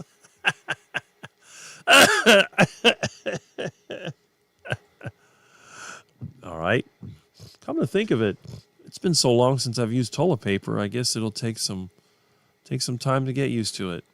The older thing is, the prescription bottles are very old. They are glass, as you've seen. I think the latest one was 1981, and that was for cough syrup. I used to get a lot of sinus and ear infections and a lot of sore throats when I was a kid. Sore throat was like my thing. First thing I did when I got sick was I got a sore throat. But now it's always a sinus headache or sniffles. So I'm glad that I got rid of that. And I think the carnivore diet is a reason why I got rid of the sore throat problem. My wife lives in Davao City. It's all okay at her place, only loads of rain. Okay. Well, that's good. Oh, these storms can be very localized. What you do with a hose, it's like a bidet. Exactly. Maybe one day I'll do a bathroom. Venetia bidet like in Crocodile Dundee. We got 2 super typhoon. Wow. My coca tree survived. Well, I'm glad that it did. Those do grow a little bit slowly. And we have some hello and ooze and all that. We use toilet paper at the hotel. Well, I guess if there's no hose, I have no choice, right? But I'll have to get a bucket of water to soak the toilet paper in. Usually I can reach over to the sink and soak the toilet paper because I just find the whole thing. I got to get the soap and water. I got to wash myself with soap and water. It's just kind of the way I am. Toilet paper I just don't see how that's going to work. It's like if your car's dirty, do you wipe it with paper? You got to clean it up. I'm laughing so hard. Rick will walk out of the trailing toilet paper hooked to the back of his pants. Lasting through until Tuesday. Okay, so we're talking about the storm. Yes, think she is fine. Okay. Get some wet wipes, Rick. I used to have those. Problem is, a lot of them, they have some kind of chemical in there that irritates your bottom. Remember syrup of cola? Yes, I actually have one of those. I have one of those in my collection of old bottles. It's something that my mom had saved. It said cola syrup. Rick, you could go in Milton's litter box. Well, if I was going to do that, I'd go outside. I'd get on top of the poop gas container and just go directly into there. So, the poop gas container. Rick's holiday. Hey, as long as it's not a fire hose, that's the main thing. I have another one here. Maybe one day I'll do it on a show and tell. It has like a hand trigger on it, and then it just shoots the water in. And that reminds me, when I leave, I'm going to turn the water off at the water meter. A water pipe coming in the house is very old. It could break at any time, so I got to go through. I'm going to make a checklist. But the biggest obstacle I have is my gas producer. And this is what I've been really worried about. As you know, I use fermentation to make my cooking gas. Now, I know that this Friday I would be going out of town, so I did not start a fermentation unit last week like I normally would. Every 2 weeks, I start a fermentation tank. It lasts anywhere from 3 weeks to maybe a month. And it's already been 3 weeks, so my cooking gas should run out in the next couple of days. The problem is, since I'm going to be out of town, I can't start another fermentation. So what I did, all the poop that was given to me, I've been drying the poop outside in the sun. So I told them, go ahead and keep bringing the poop, but I put the poop in the sun to dry, and then I put it into a container. Because if I add the water and plant material, it'll start to ferment, and I will get methane gas. So you have to be really, really careful, because if I'm not here, I use an inner tube to collect the gas. It's a very large inner tube. It's actually one of those that they used to use in the river when you go tubing, and I also have air mattresses. If for some reason too much gas builds up, there's a relief valve and a vent. The vent is located away from the tank. The problem is, I got a neighbor in the back. They get a lawn service, and they use a weed eater, and they use a lawnmower, and they're always, rocks are flying out because the yard over there is terrible. They have dogs and a lot of concrete, so they get sparks. So here's what I'm afraid of. Now, this is very unlikely, but if for some reason too much poop gas built up and the tank was vented, methane gas could build up over there by the fence where the outlet is. And if by some bad whatever, they hit a rock with a lawnmower, it would create a spark, and it could create a small explosion. If the relief valve works, it won't blow up the tank. But if for some reason the relief valve stuck open, the fire could go straight back to the tank, causing the tank to explode and poop to be blown out either into my yard or the neighbor's yard, and start an international incident. So that's why I had to shut down the poop gas production. Hopefully, I'll have enough cooking gas, but I'm going to have to go to Plan B. Now, thankfully, I went through my stuff, and I found a propane tank, which still has propane in it. Because my stove is set up for methane, I can't use that, but I do also have a portable stove.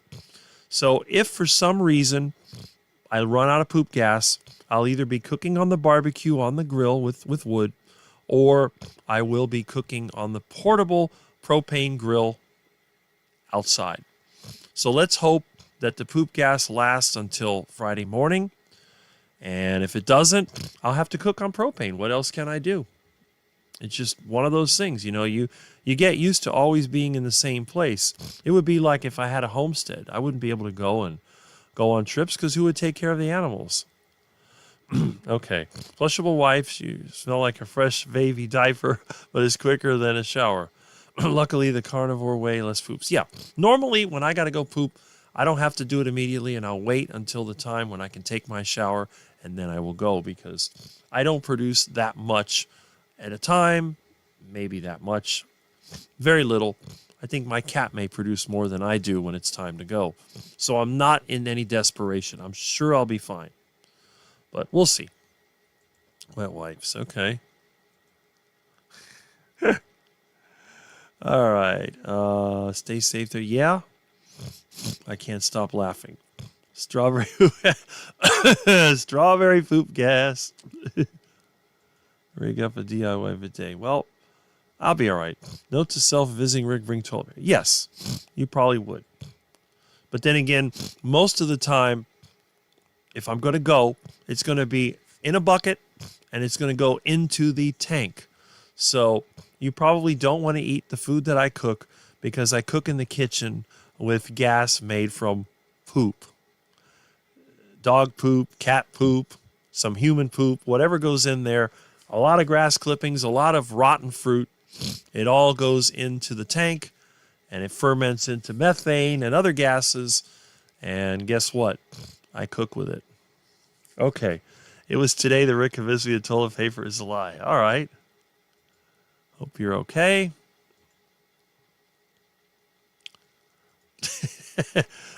Carnivore. Drill. Toilet plus drill plus Gorilla Glue plus garden hose. I use butt wipes, so there you go. Hopefully it doesn't cut a lot of my fruit trees. Yeah, the storm. I will pee my pants from laughing. I'm walking a dog and it's freezing cold. Can't be in the chat much. Just took a break now. Have to have the gloves on. Yeah, well, if you were here in Florida, it's going to be 87 or 88 degrees today. Not fun. But, oh well. Who knows? Are they cucumber and aloe scented? Dried poop. Yes. I had to dry the poop because I don't want to ferment when I'm gone. I could have an overpressurization, gas escape, and explosion. And that would make the news. And I don't want it to happen when I'm not here. So I'm shutting down the poop gas production as of this week. Hopefully, when I run out, I do have a tank of propane, so I will be able to cook with propane on the other grill outside. So that'll be good. So probably Friday in the morning, I won't be cooking in my kitchen. I'll be cooking outside. Coconut trees are the toughest. Yes. The things you read in a carnivore chat. All right. Yes. This is a poop and toilet paper channel. Hey, good clickbait. Carnivore never really understood that. Aloe cucumber scented. I'd rather have iguana scented, but that's just my opinion. Not trying to understand too much, though. Do you need to poop? Hashtag. In every video. Well, okay, well, poop is an important part of it. Yes, poop gas. International incident. Yeah, you don't want that. If you've ever seen a biogas digester explode, it can be really, really bad. Newbies experiencing buyer's remorse about now. Sad dieters talking about a second mortgage for toilet paper. There you go. Taking out a second mortgage for toilet paper. There we go. All right. Don't ever flush the flushables. Don't ask how I know. It causes an international plumbing incident. Yes, in a bucket. In a bucket. And that's where the poop goes for the poop gas. Is old strawberry poop gas. Can we do duck poop? Yes. Any kind of poop can be turned into poop gas. Let's see. Water shutdowns. And it's funny because I have a city water hookup. They make us have that, as well as a sewer hookup. And I almost never use it. I had one time my water bill was zero. I've had months where I use zero water because I use rainwater and well water because I still have the old well water connected. I have a lot of duck and rabbits. I may start using city water because they stopped them from putting fluoride in it this year. So it may be safe to use. It's supposed to be 80 here in Texas and 53 tomorrow. We're supposed to get sort of a cold front on Tuesday. So in a few days, we should get some much needed, much deserved colder weather. Well, anyway, now a lot of people don't believe the whole poop gas thing. Strawberry poop gas. Where did that come from? Well, that was Amy's idea, because to make poop gas, it's not just poop, but it's also plant material. You have to be able to ferment. Poop gas is also psychedelic. There is something like that in Africa where they use rotten poop as some kind of a drug, which I think they call it Genchem, Genkem. But here, it's just a fuel. And if you don't know what poop gas is, well, I said poop gas, going to be in the 20s this Sunday. Well, that's not going to be here. It never gets below maybe the 40s in the coldest part of the year. Although we did get snow in 1977 when I was a kid. We haven't had any since then. So let's see. There we go. Let me see if I can find out. Poop gas. If you were to do a Google search for poop gas, you would actually find the technology that I use. And it's not working. It helps if you use the right keyboard, doesn't it, Rick? There we go. All right.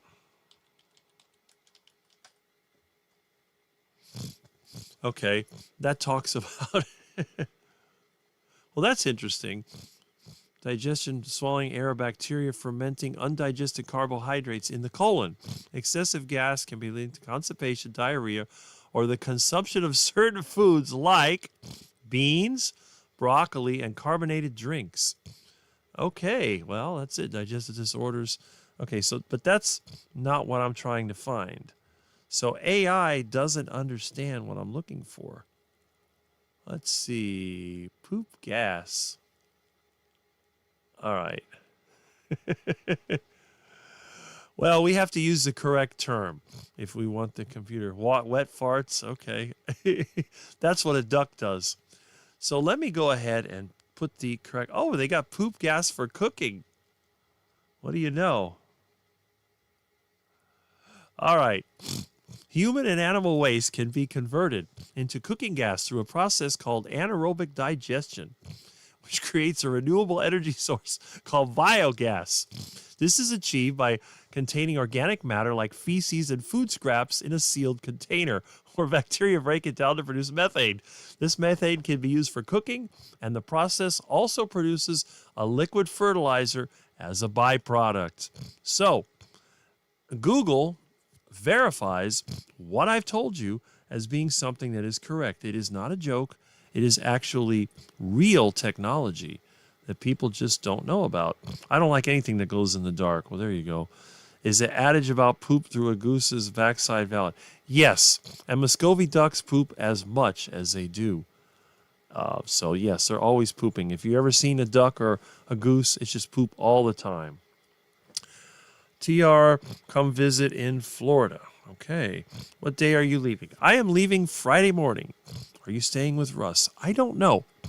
Russ says I got a hotel. I think I have my own, but we will see. Yep.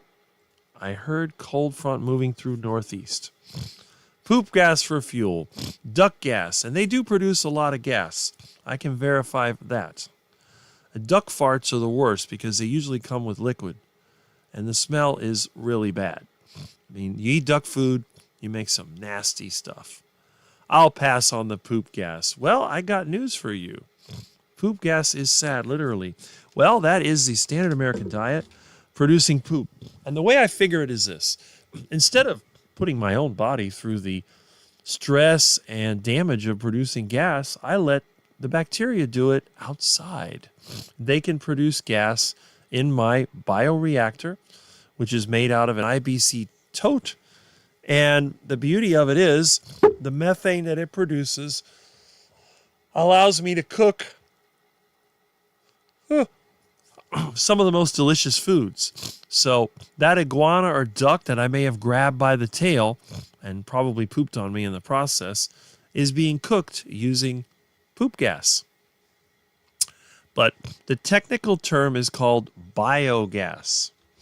And again, if any of you live in a rural area, or if you're suburban, and as Amy puts it in her song, a little crazy, So, and again, if anyone hasn't heard the poop gas song, maybe I should play it again. That'd be kind of interesting.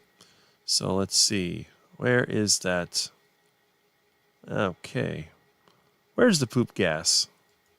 Here it is. Strawberry poop gas.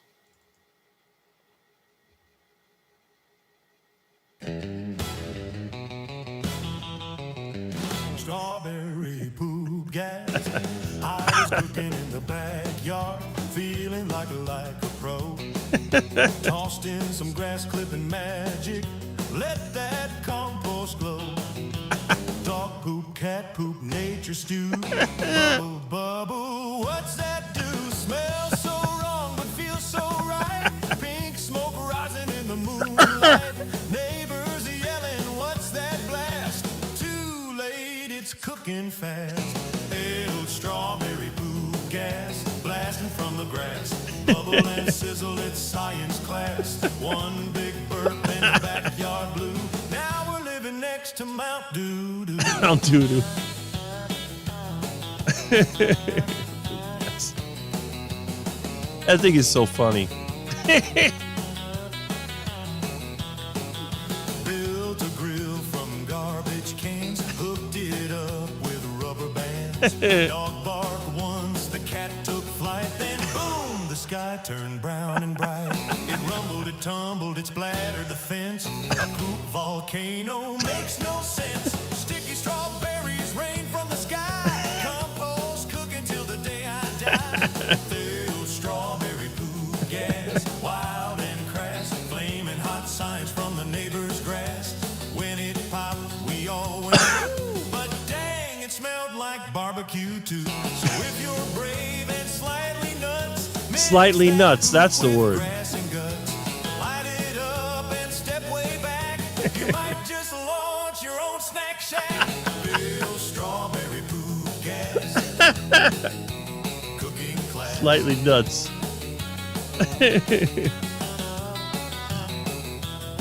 Oh, that's too much.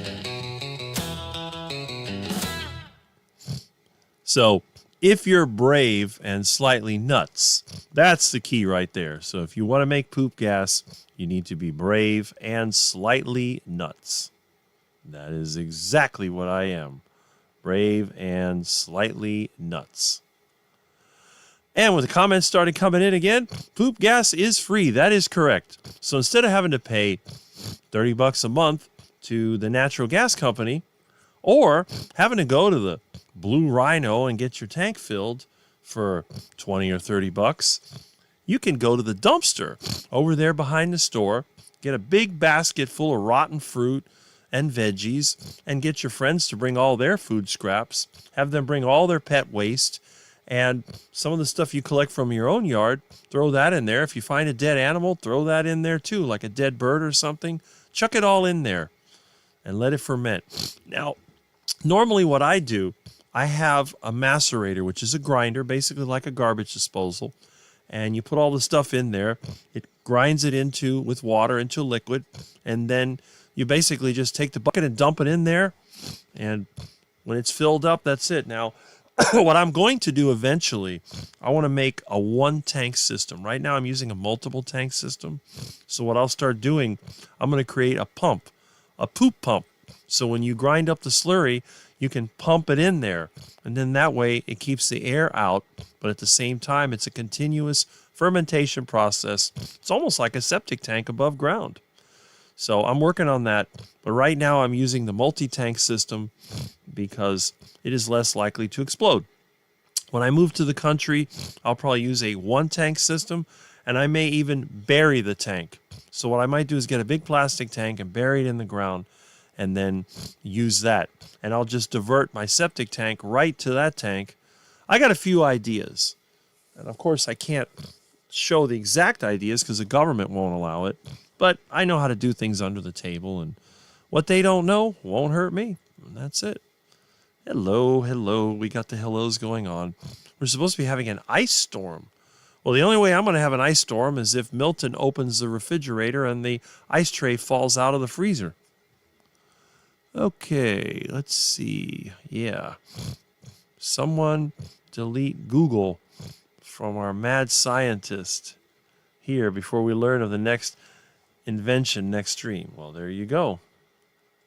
It's 81 degrees here in South Florida. We'll go up to 85. It was 87 here yesterday. It'll probably be that way too. Next Saturday, you won't be live. That is correct. For the first time all year, I will not be live on Saturday. Hope you video and take us with you. I am going to try to. I have my vintage iPhone, and I also have my iMac. It's funny, the guy that never bought any Apple products seems to use a lot of Apple products. Well, that's because Apple upgrades by replacing. So when my friends get a new Apple device, they give me their old one. And I'm happy about that. I like that. I just turned on my shake plate. Awesome. Fiber is necessary is literally the worst lie I keep hearing. That is correct. Yes. Love this song, Elvis. Yeah, it does kind of sound like Elvis, doesn't it? It's cold here. Well, not here. It's slightly cool because I'm sitting directly under the air conditioner. But it's hot outside. So hilarious. Oh, it's funny. It is funny. I'm dancing in my PJs now. Well, there you go. I'm laughing so hard. It's hard not to laugh when you hear this. It's so funny. All fiber did for me is cause massive constipation, pain, bloating, and hemorrhoids. Thank goodness I never ate fiber except when I was a kid. Russ is going to laugh at it. I hope so. Hopefully he'll see that. I want to see his reaction. Well, there you go. I don't know if Russ wakes up this early. I don't think Russ wakes up until after 1. Quacking gas. There you go. Rick, that's an awesome song. I'll listen all day now. I love Elvis. So cool. Amazing Amy. I have to put that on a downloads page or something. AI is the end of us, but at least we'll die laughing. Thanks, Amy. There you go. Yes, Russ will laugh. Yes, I really don't. Oh, what do we got here? I don't like it, but I'm having fun. What I'll have to do, like I said, I'll have to come up with a singing version of it where there's a camera on me and I'm singing and it's edited. I'll make a music video out of it and I'll put the picture of the digester and maybe the cat and running away and stuff like that. Make it like an old MTV style music video and then see if maybe, I don't know, maybe it might become a viral video and download or something like that.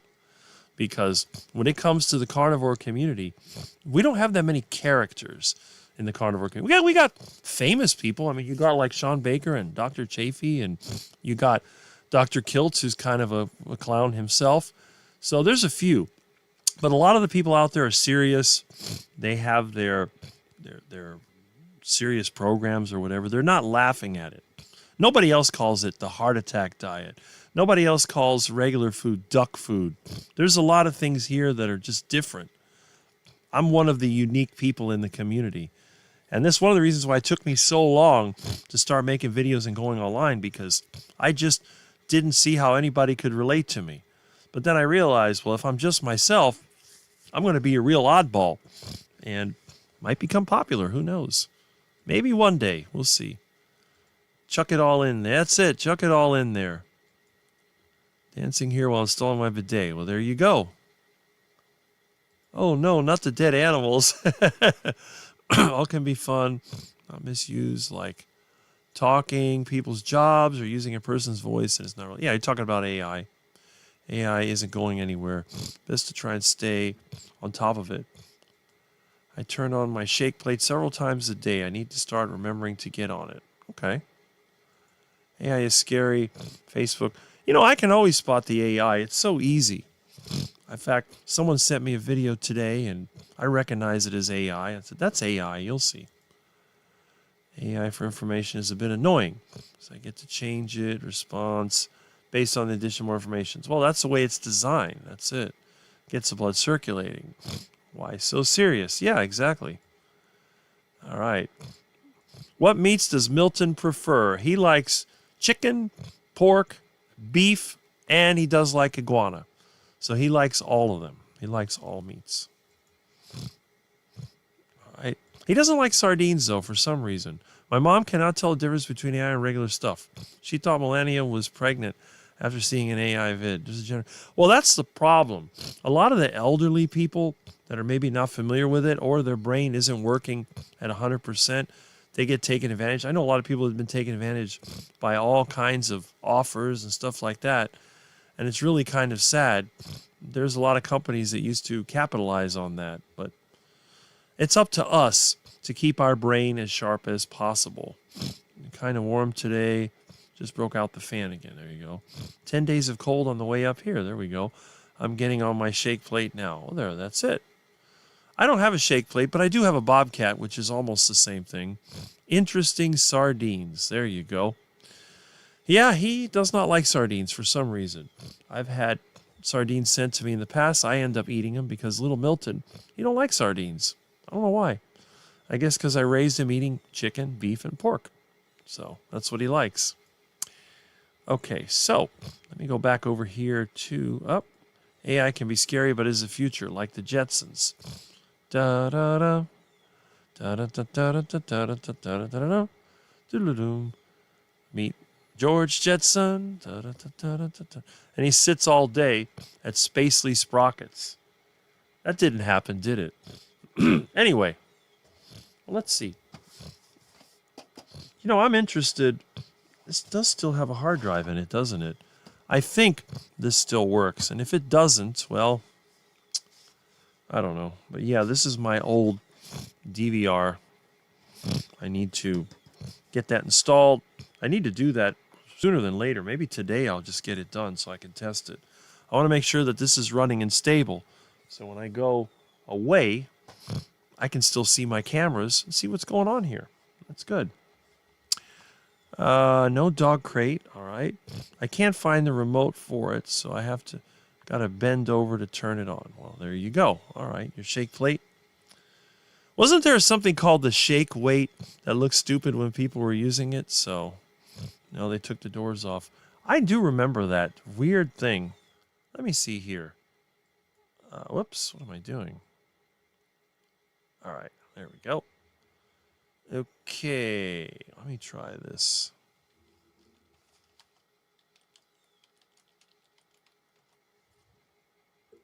Yeah, that's what I remember. Some ridiculous device called the shake weight.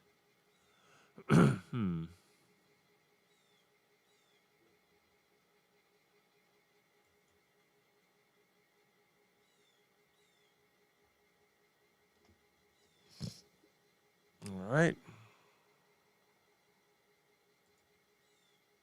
What the heck is going on here? You put on that sleeveless dress, what's the first thing that sticks out? Our arms are the problem area that we never seem to be able to find a solution for until now with the shake weight.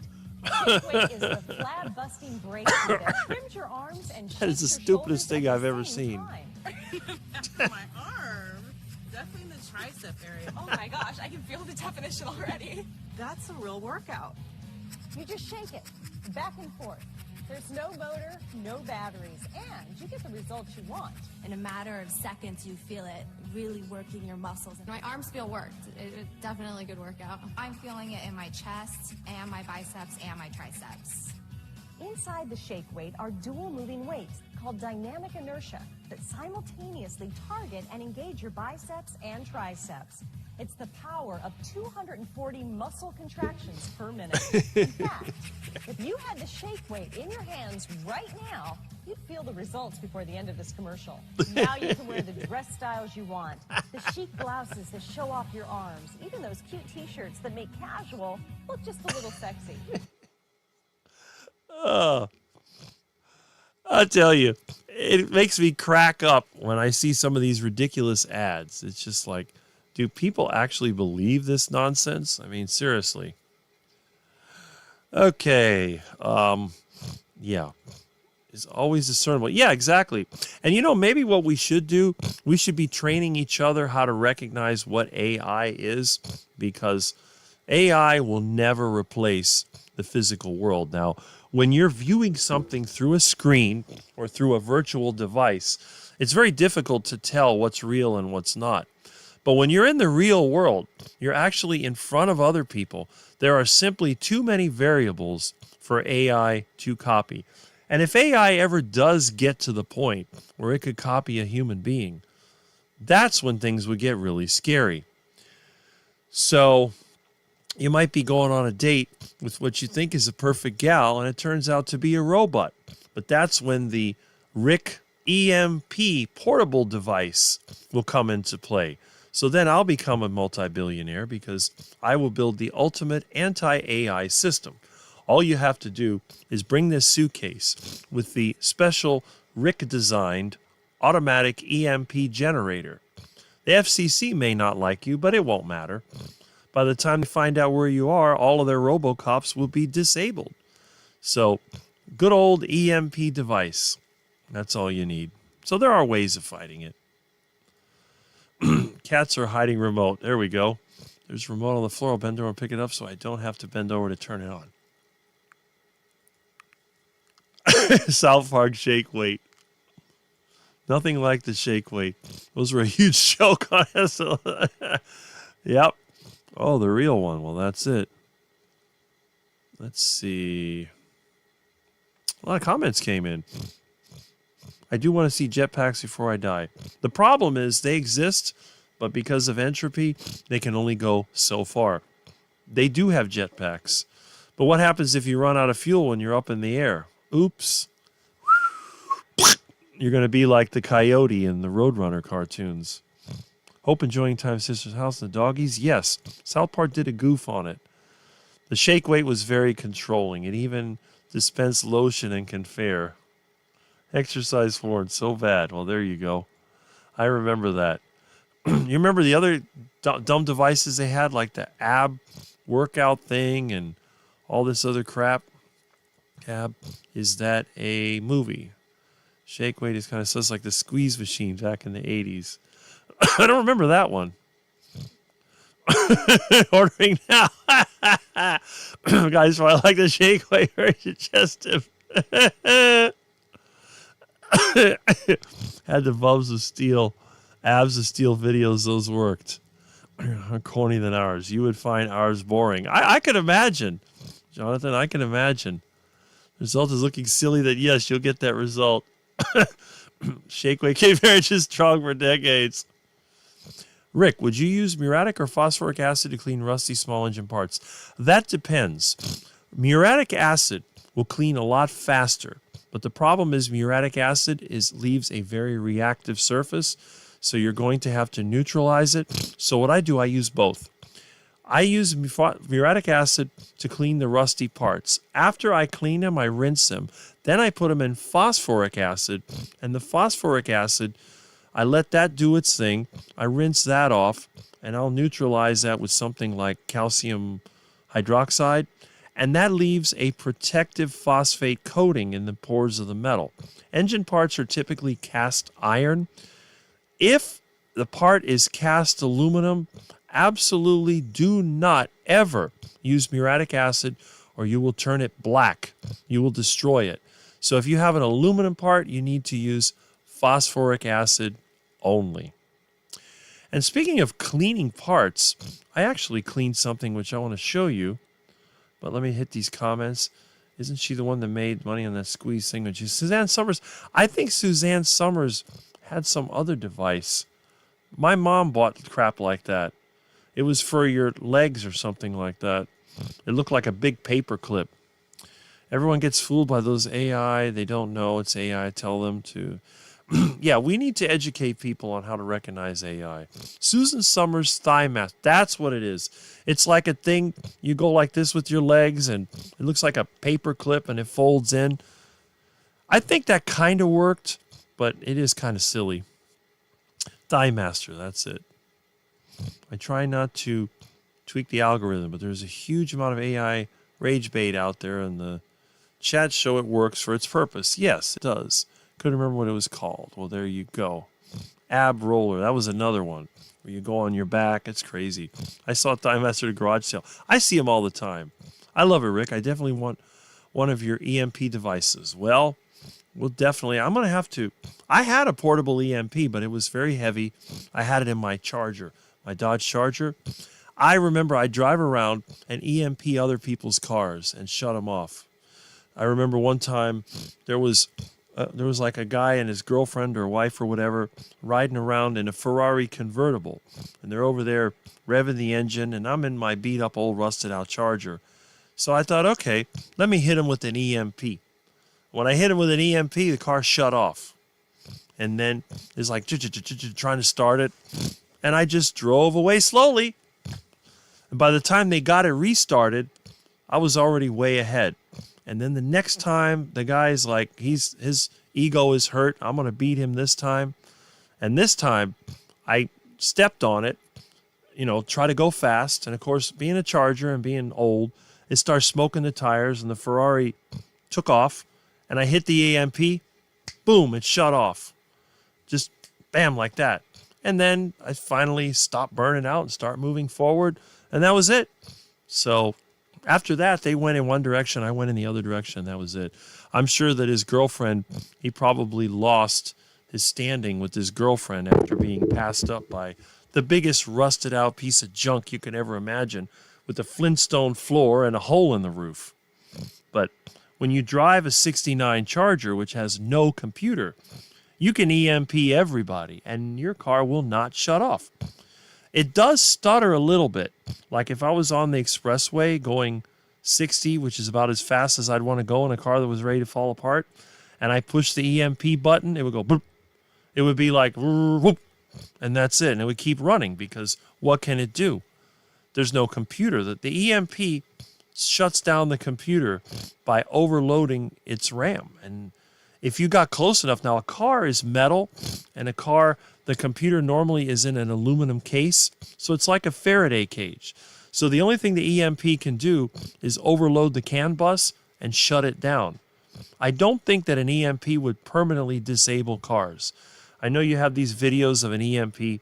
Now, a newer car that has a lot more integrated electronics, yeah. I mean, if you're driving around in a Tesla, you'll probably be having a brick when the thing crashes the software and it won't start. But if you're driving a 1998 diesel, which has a computer, the most the EMP can do, and I verified it in my own van. I EMP'd my van when it was my dad's van, and it shut off, but it would restart. The problem is sometimes you had to disconnect the battery before it would restart because it would glitch the computer and it wouldn't start. You sit there crank and crank and crank until the battery goes dead. Then after the battery went dead, I thought the van was destroyed. So I recharged the battery and I thought, for the heck of it, let me turn it. Boom, it started up. So that's what it was. But EMP, although it's illegal with the FCC, in a world-ending situation, I don't think the FCC is going to be in your... you're not going to worry about them because you're going to be in a Mad Max situation. The EMP device will do it. But anyway, EMP is just basically a very fast magnetic field that goes through everything. The portable EMP device is not strong enough to take down the power grid simply because there's not enough magnetic power. A solar flare or an atomic weapon would do it. But the portable EMP device is only good enough to shut down computers, knock out cell phones, shut off engines. You could do a lot with it. Let's put it that way. But you're not going to do anything really, really on a large scale. And I even took out the traffic light controller in the neighborhood by walking with the portable EMP device, which weighs about 120 pounds, so it's not really portable. I put it in one of those suitcases with wheels on it, and I walked around. I walked over to the traffic light box, and I pushed the button and basically nuked it, and it went off, and then it went into flash mode, and of course they had to come and reset it. But EMPs are fun. I do think so. Oh, my dog, the Thigh Master. Yes. Let's get physical. Yep. Olivia Newton-John. That's where the guys turn gay when they get in good shape. Rick's bullcrap detector. That is correct. That's how you get them AI nonsense. Amy online, the old stuff's some worth dollars like my old Barbie dolls. Well, there you go. Well, actually, Chase raised my head that we don't have grappling hooks like the Vatmobile.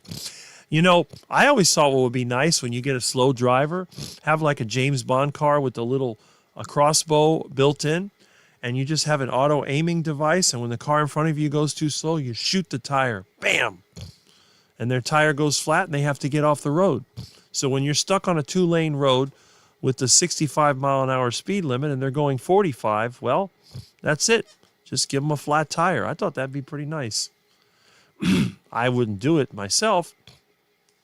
Probably not. But maybe somebody will. Who knows?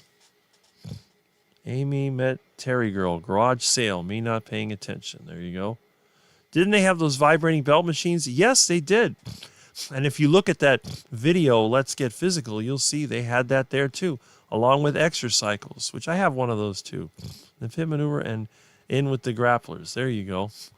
Now, of course, if you're driving a tank, I don't think that fit maneuver will do anything. So if you had something with tracks on it, that'd be kind of interesting. Going down the road, you know, or like the guy with the bulldozer, armored bulldozer. They couldn't stop that either. My parents had original Steamboat Willie Mickey Mouse from the 1920s in a glass case. Oh, there you go. Those grapplers are cool. Yes, they are. We also have a Civil War Symposium player that plays metal records. Yes, only 200 produced. I actually have wire recorders that record instead of on tape. They record on wire. I don't know if it still works, but I do have them. Should have had them a long time ago. How do you make a portable EMP? Well, I can't really describe it in detail, but really what it is, it's a combination of a high discharge spark. So you have to use capacitors. If you've ever seen a rail gun, the way that you can shoot projectiles using an electric charge, it's similar to that, except it's in reverse. So you have a magnetic object, that you have a magnet, and you have an object that travels very fast into the magnetic field using high-frequency variable alternating current. So it's like blending a Tesla coil with a rail gun. It is very interesting the way it works. And the problem is it's directional. So you have to orient your EMP device. If you're using the suitcase, you're going to have to rotate the suitcase to knock out devices. And I actually did use that by a restaurant. I was shutting down TVs. I went by a church. I shut down their whole, radio wireless thing. I had a lot of fun with it. This was 20-something years ago. I love my portable EMP device. It's amazing.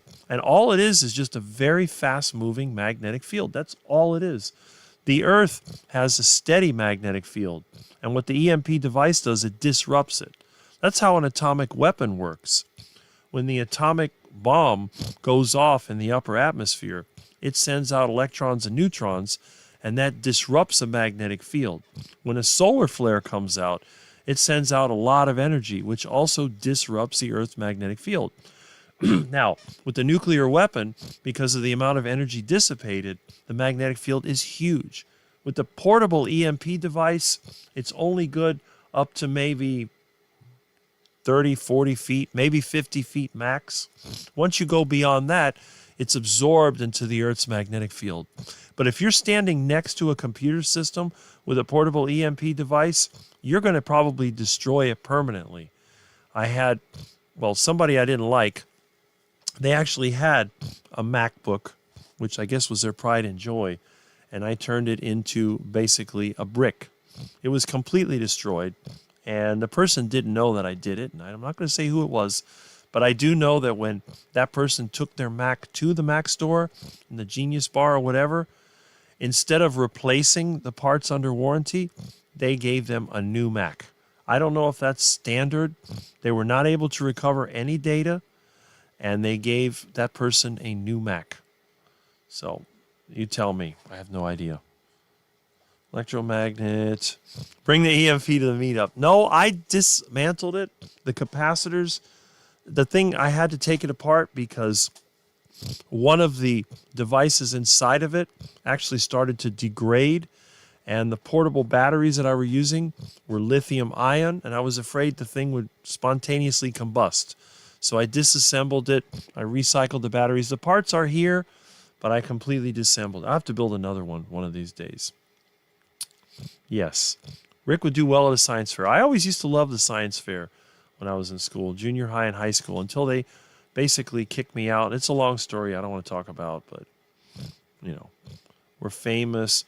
When they call the fire department and the rescue and they shut down the whole exhibition hall because of your project, I don't think you'll ever be welcome back to the youth fair exhibition. I hate to say it, but let's just say it involved chemistry, electronics. I'm not going to say any more because, I mean, it's been 40 years, but still, I'm kind of embarrassed by the whole thing. My sis had the carry-along, and I have that as well. I actually have several of them in various states of decay. Good morning, Keto Farm Mom. Good to see you back here. Rick could have his own yard sale. I do have yard sales from time to time. And we have a hello in return. Someone in my town bought original bat boat from the 60s. Thinking it was fast, but it was only editing, and it was dog slow. Yes, that happens a lot with these custom things. They think they're fast, but they just speed up the movie. Rick is a mad scientist. Yes, I've been called a mad scientist by a lot of people. And we have our hellos. That's great. Everyone should say hello, so we know that we are here, because I don't get a list of who's here and who's not. Very brave and slightly nuts. I didn't write that part. The AI did. Well, okay. But see, that's it. I don't know if I'm really that brave. I guess I am with some things. Slightly nuts. I agree with that 100%. That's it. It was perfect. Yep. I used to work with capacitors. We would charge them on the bench and then quick toss to the colleague. Oh, yeah. Just take a piece of metal and put it across there and it'll vaporize. I used to vaporize paper clips. And I have around here a wide selection of capacitors. The biggest capacitor I have is about the size of a 20-gallon drum. And let me tell you something. That is an enormous amount of charge. The terminals got damaged because of the charge. I had to rebuild them, so I made disposable brass terminals. And we one time threw a wrench across this thing. Not only did it melt, but it partially vaporized the wrench. Pretty amazing. They used that a couple minutes before Oklahoma City. No footage. The EMP? Okay. That could be. Hi, Ricky Lee. I love, yeah, Laney's Avenger. Awesome. Yes. Hi, Bridesmaid Biscuit. Hello. I have to pee, but no TV. Okay, well. You're a popular guy this morning. Well, I mean, it's probably because of Amy and her awesome song that she made. I hear a beeping sound. Let's see. Nope. I cleaned all the junk in front of my window, so now I can actually see outside. But evidently somebody's lost. My kids and I did an experiment of teeth in various states of decay in products like Coke milk, sweet tea, but got disqualified due to the baby teeth were considered toxic waste. I'm surprised you couldn't use animal teeth. I did one which was a solar air-conditioned house, except this was a working model. You would place it in the sun. It had, well, the problem is it had ammonia in it. And everything worked out really well. I even got a prize for it. But then when they found out I had ammonia in there, they freaked out. I said, but, you buy a motorhome, it's got ammonia in there. I made it all out of steel. I didn't use copper. If I would have used copper, it would have gone through. I had another year when I did hydrogen-powered engines. So I had a small engine, and I had a solar-powered hydrogen generator, and I was using that to power the engine. I also used a aluminum-based solution where you put the aluminum in acid and produce hydrogen. And then, to top it all off, I made a hydrogen-powered ATC. The problem is, at the youth fair, they didn't like the idea that I was riding this thing around the exhibition hall, so I got kicked out for that, of course. Well, I didn't get kicked out, I just had to take the thing back home, but, And I've had other projects. I had a project where I was trying to use fertilizers to grow different plants at different sizes and different speeds, and I made records of pH and all that. I was trying to make a system that would, it's a long story. I did some crazy projects. Every year we had a science fair. By the time I got to high school, I did an electronics project, And I tried to build a small computer that would be home automation. I actually had it here in my parents' home when I was in 12th grade because I built it for the youth fair. I didn't win a prize for it, but I did put it to use, and it lasted for 20 years until it fell apart, and I think the parts are still here somewhere. Eventually the solder joints corrode, and it's just the circuit boards I made, they eventually corroded away. My favorite Florida lady. Well, there you go. Okay. Genius rarely repairs, just replaces, not surprised. I used to clean Microsoft Religion keyboards and charge a lot of money. Today it's cheaper to replace everything. Yeah, that's true. I still clean my old keyboards. I take them apart, pull the keys out, some of this. I still have some old XT keyboards from my old IBMs. It was a great experiment, should have gotten an A. Well, that's it. The teeth in the milk actually rotted faster than the ones in Coke. Now that's interesting to know. Because the waterproofing resistance, they can't open them up and fix as easy as they used to, at least with mobile devices. That's true. Song, I missed something. The poop gas song. I'll play that again if you like. Maybe in another half an hour or so. All right. So, hello. You're doing good out of promoting Terry Grow. Yes. I want to make a giant Tesla coil. Like 80 feet tall. I learned how to do this. I had a Tesla coil that I made. It was probably about 5 or 6 feet tall. Very interesting. Have you any of you had meat that had ammonia smell? My last four ammonia smell. Yeah. If you have an ammonia smell in your meat, it is bad, and it's about time to get rid of it. I guess you could feed it to the ducks, or just give it to the vultures. They'll love it. Just find a place, throw it by the canal, let the vultures eat it if it's gone bad. Once got some red meat from a store that had what seemed like red dye in it. After I baked it, it still looked red. Yeah, that's probably something they put in there to make the old meat look fresher. And I don't trust that. When I see older meat like that, I wouldn't eat it. I'd rather eat the gray-looking meat, and that's it. Fork that smells sus and had to spit it out. It's a distinct taste. See, we humans, we're designed to know what is bad. And this is another reason why I don't agree that we're designed to be vegans, because it's really pretty easy. I mean, I've never had food poisoning that I know of in my life, and I've never gotten, and I eat dumpster meat, dumpster chicken, dumpster steak, just dumpster meats. But I know when they're bad. When they are bad, I go over to the canal and I throw it for the vultures. The vultures come and eat it, and that's really good. So many smart scientists and engineers in here. That is true. When in doubt, throw it out. That's right. Wow, that is a great experiment, Terry. Yes, it is. Yep, there were XT and AT keyboards. And again, I have a collection of them. One of these days, when I get a bigger home, I'm going to build another XT. Well, my first computer, that commercial computer that I worked on a lot, was the AT, but there was still a lot of XT IBMs. Then the PS2 became popular. I have some PS2s. I have no idea. The stuff's in the attic if it's gone bad, but I'm thinking when I get ready to move and start going through that stuff, I'm going to see what's here. Some of that stuff may actually work. It'll take me back to the 1980s when I first started experimenting with computers. I still have my Aquarius system that my parents got at Lionel Play World, and I think it still worked the last time I played with it. What do you experiment on? Food. Okay. Secretly a mad scientist. Well, there you go. Mad scientists, I think, is part of human nature. We're always trying to find better ways to do things. We're working with a world that is limited by entropy, so a lot of times we can find ways of making it better. Okay, so let me see something here. They have some weird videos. What your ball size says about. Oh my goodness. Seriously? I don't want to know.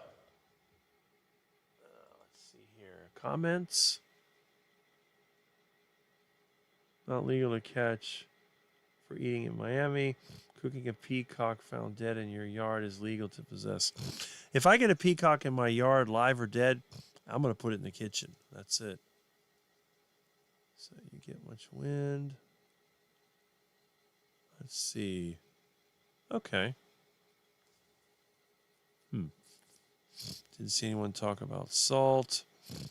So I got some comments here I have to answer. I'll get that when I get the time. Yep. All right. That's good. Anyway, let's see. Okay. So what's been going on? What's been going on with everybody here? And again, if anybody wants to, I don't know if the phone is working. Let me see. Which one of these is the phone? Is that plugged in? I think.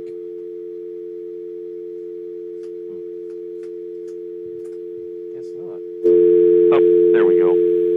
That works.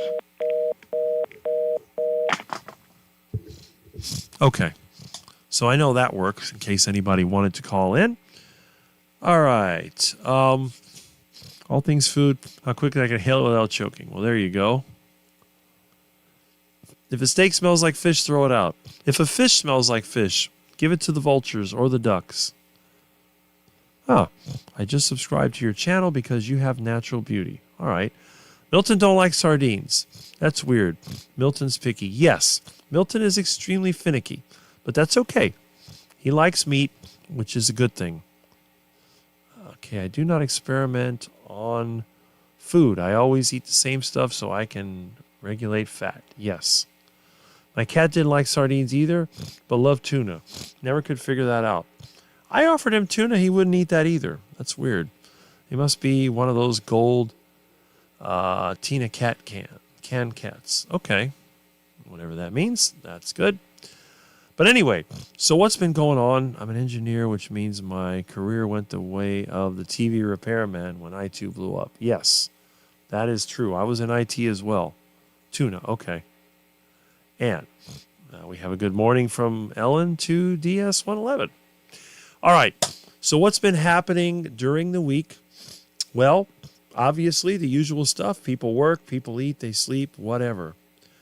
But what about online? Has anyone seen anything interesting online that you might want to talk about? Or is there something that is going to be happening in the future? Now, what I have noticed is, since I do watch a lot of carnivore videos, there's a big controversy about carbohydrates and how some people are promoting carbohydrates and other people are saying no carbohydrates. There's sort of this thing that long-term carnivore is not sustainable and all this other stuff. And I see it all the time. And then we have some of the YouTubers that they've changed their schedule. Maybe they're having their video at a different time or live stream at a different time. Some people are very eager to share information. Other people are getting frustrated. There's only so many times you can talk about this stuff and not get bored. It's just human nature. It's hearing the same thing over and over again. It's just going to make you go, oh, I already know that. How many times can I tell somebody to just eat meat? And is it really necessary for everyone? And I say no. Not everyone needs to eat just meat. But the world has a lot of other problems. And here in Florida, I'm anticipating another wave of disaster. As you know, they have somebody that was financed by some billionaires and has won the election for New York City mayor. He's talking a lot of nonsense and is probably going to scare a lot of people to leave New York City and come here to Miami. So all the developers here that are building overpriced crap condos and apartments, they're all salivating because money is going to come pouring in here. So evidently, everyone is going to run from that city and come to Florida. And then once they run out of there, more people will run in to fill their place. So there'll be a steady stream of migrants leaving the big city to come here and turn our area into the same big city, just with a hotter climate. That's not a good thing. All right. So let's see here. Salt is not good for cats. That's good to know. Good morning to Ellen and Milton. I eat lobster. Well, there you go. I work at IT. Yep, IT is always been a growing career field. My neighbor and good friend who has liver cancer and opted for no treatment, quit drinking and smoking, and went carnivore 2 months. Now no pain. Well, that's good to know. That's a good thing. Why would anybody be drinking and smoking if they had liver cancer? But I guess maybe that's what caused it. My cat won't eat sardines, but bugs me when I'm eating tuna fish. Well, there you go. I'll have to try giving him tuna again and see what he does. He saw how much better I got after 2 years. I think it convinced him to try it. Okay. Well, hopefully he will improve. I would do the same thing and would not want to throw myself on the altar of the medical establishment. Me too. There is something I learned in PhD class this week. Shame activates the same part of your brain that physical pain does. I wonder how they prove that. I guess there's some kind of brain scan. Amen to that. How many times can I show scrambled eggs, Rick? They are tasty, though. Yes, they are. Yes, they are. Shame can cause pain. Well, that's interesting to know. He went carnivore instead. I'm so proud of him. That's great. And hopefully it will help. Now, again, there comes a point in time where nothing will help, but at least maybe it'll slow down the disaster that's coming. Let's see. I think is what causes us such interest in carnivore. We want to avoid getting diseases and are also excited about feeling healthy. That's very true. My friend quit after he found out he had cancer. He ate nothing but duck food before. Well, there you go. Carb addition is silly based on the amounts they are adding. I know it wouldn't be good for me, but I'm not quitting carnivore, which in biology is 70% animal protein. That is right. Are there any good rural, off-the-beaten-paths areas in Florida? Yes, there are, but in the northern part or northern center of the state. South Florida is completely filled. The septic tank is full and overflowing. It needs to be pumped out, but there's only two things that could pump it out. One, nuclear war. Two, major hurricane. And neither one is coming anytime soon. Good points, as most that know about carnivore for about a year or so, they know it's BBBE. The carb add or not to add is getting crazy. Yes. He's not doing it right. Okay. That's incredible. I'm not a fan of chemo. No one that I know has done well or survived. Please try carnivore first. If you're reading this, I've seen too many people die. And it's probably true, because when you're weakened from having cancer or all that, then on top of that, they're trying to put you down with more medications. That might be true. I don't know. And you're right about that. Now, there are some people that have been able to overcome cancer without medication, but there are others that failed. And a notable example of that would be Steve Jobs of Apple. I believe he had cancer, and he tried to cure it without medication, and it didn't work out for him, did he? So that's a little something to think about. We're not doctors here, so it's just a matter of your doctor and you making a decision. Iguanas turn into alligators, so watch out. That's funny. I'm eating mostly deer water stew. Oh, with tallow added. 8 months carnivore, that's good. Still need to add a lot of salt to meal. When will it change? That's a good question. I don't know. I have no idea, because I've never really eaten a lot of salt. But from what I've heard other people tell me, it's usually about a year after a year being carnivore, people start to crave less and less salt. I think as long as your body wants the salt, you might as well eat it. But if you get to the point where you can do without it, then that's what will happen. I think over time, the amount of salt you need decreases. What's that? Okay. Somebody went to the neighbor's house. All right. Pretty much all negative emotions activate pain pathways. They use fMRI for these kinds of studies now. Okay? The big channel's about adding a carb or not to carnivore. Too much clickbait. Everyone's trying to get attention to their channel for their marketing. So yeah, that doesn't surprise me. Okay. Yeah. I think salt controls lower leg cramps when sleeping, in my case. Well, that might be the case. I don't get cramps ever. And if any of you have seen me on my bike videos, you know that I'm not exactly a sedentary person. I'm always on the move. That's just the way that I am. So, anyway, let's see here. Okay. So we've caught up with the comments. Now, let me go over here and check and see how many people we have in the chat. Oh, wow, we have 46. That's pretty good. Not too bad, not too shabby. Let me just verify this here. Okay, there we go. Yeah, 46. All right, we're doing good. So let me get back over here to this and keep up with the chat. Either that or be bought off by Big Pharma. Yes. I also worry about the escape research monkeys. They like Florida climate. That's true. Rick, you inspired me to my own sauerkraut. Well, that's good. I'm glad that you are learning how to make sauerkraut. And again, carnivore is 70% meat. The other 30% could be a lot of other things. I am not against the consumption of seasonal, local fruits and vegetables, but I do believe that seasonal and local is key.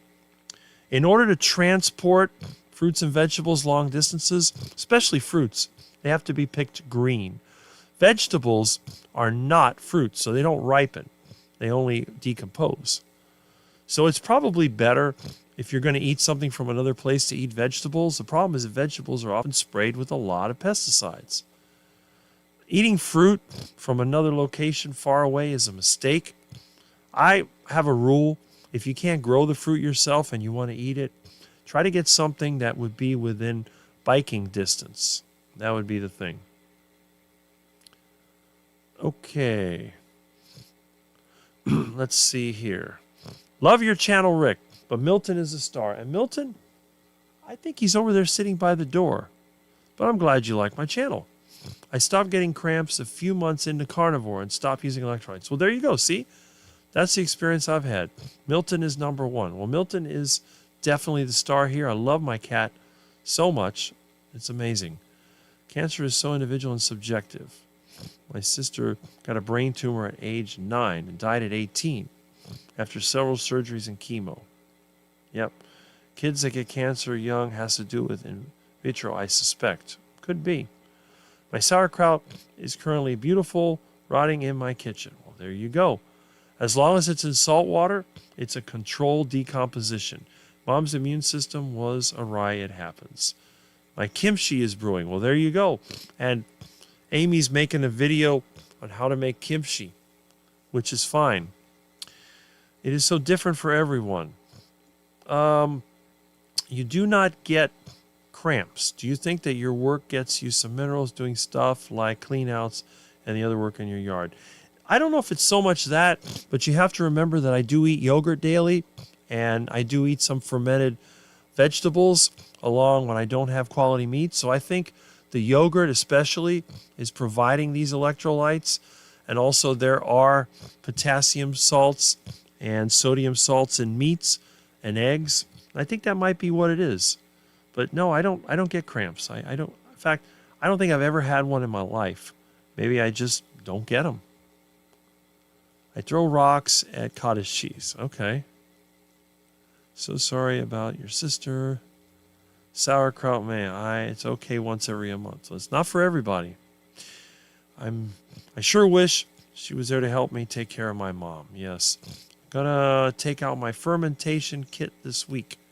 I have a cabbage in the back of the fridge, which will ferment on its own otherwise. Yeah, right? That's not the kind of fermentation you want unless it's in salt water. What is kimchi? This is a very good question. Basically what it is, it's like sauerkraut, but it's got other spices added to it. So, and Amy will tell you how to do it. I see a comment that she put here.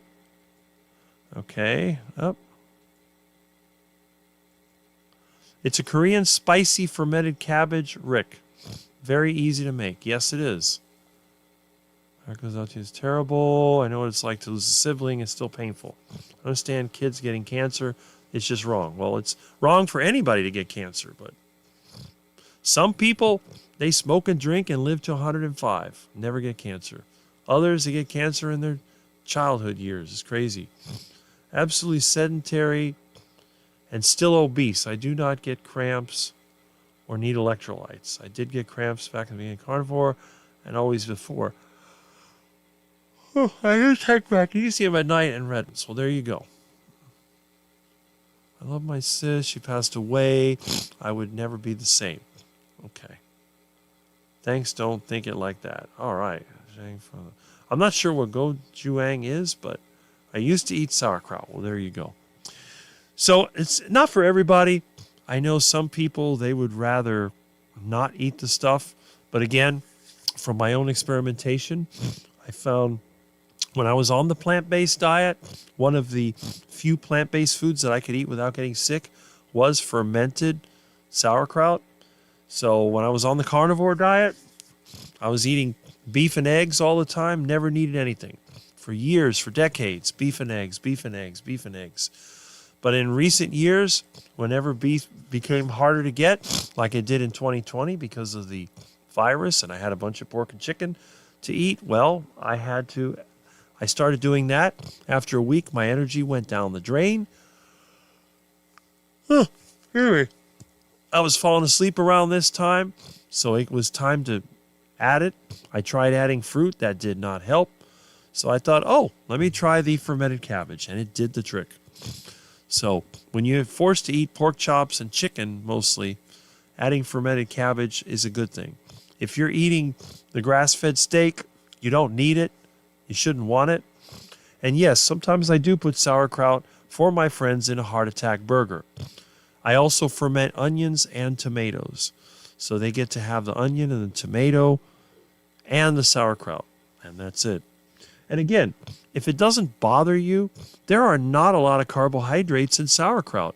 There's nothing sweet about sauerkraut. Yes, there's some fiber, but the thing is, a lot of that fiber is broken down. You ferment that thing a long enough time, and you're basically getting a bunch of sodium chloride, and you're probably getting some potassium chloride also as it breaks down. So there are several people in the carnivore community that have messaged me that I know that eat sauerkraut on a regular basis. And it was used, it's an ancient food. For what we know, it was invented by the Asians. Probably kimchi was the original version of it, and then once the Europeans got a hold of it, we Europeans were kind of simple-minded, I guess. We don't want to make things too complicated. Plus, there were not all those spices available in Europe. So they created sauerkraut, which is fermented cabbage. That's all it is. Think about another thing. When people went on ocean voyages, there was no refrigeration. What they had to do, meats had to be preserved by salting or drying. And vegetables cannot be preserved without, even with refrigeration, they go bad. So they had to be preserved through fermentation. And it's one of those things.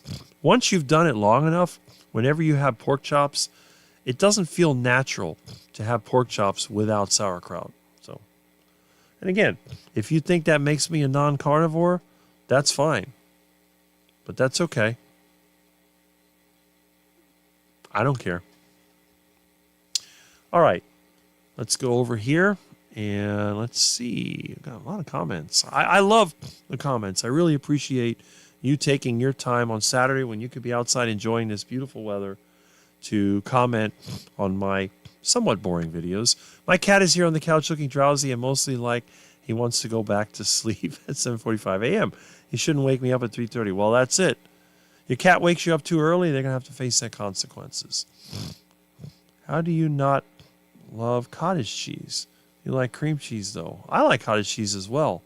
It's just I don't really buy it because it's usually a little expensive. It's the pepper base for kimchi. Okay. Schultz.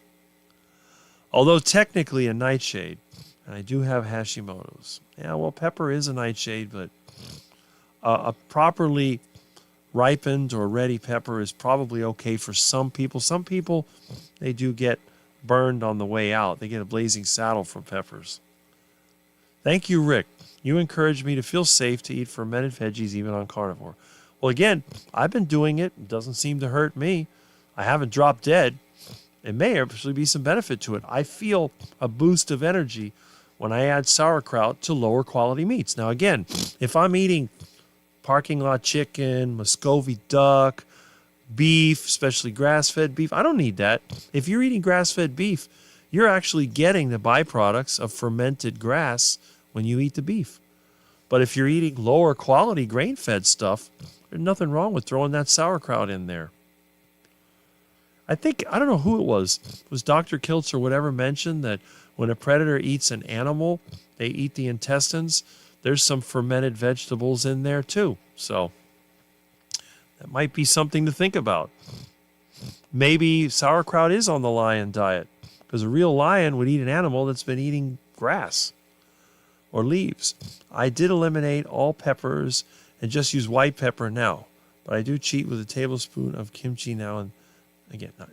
And the fermentation really does reduce a lot of the plant toxins because as the bacteria break it down, they produce a lot of lactic acid.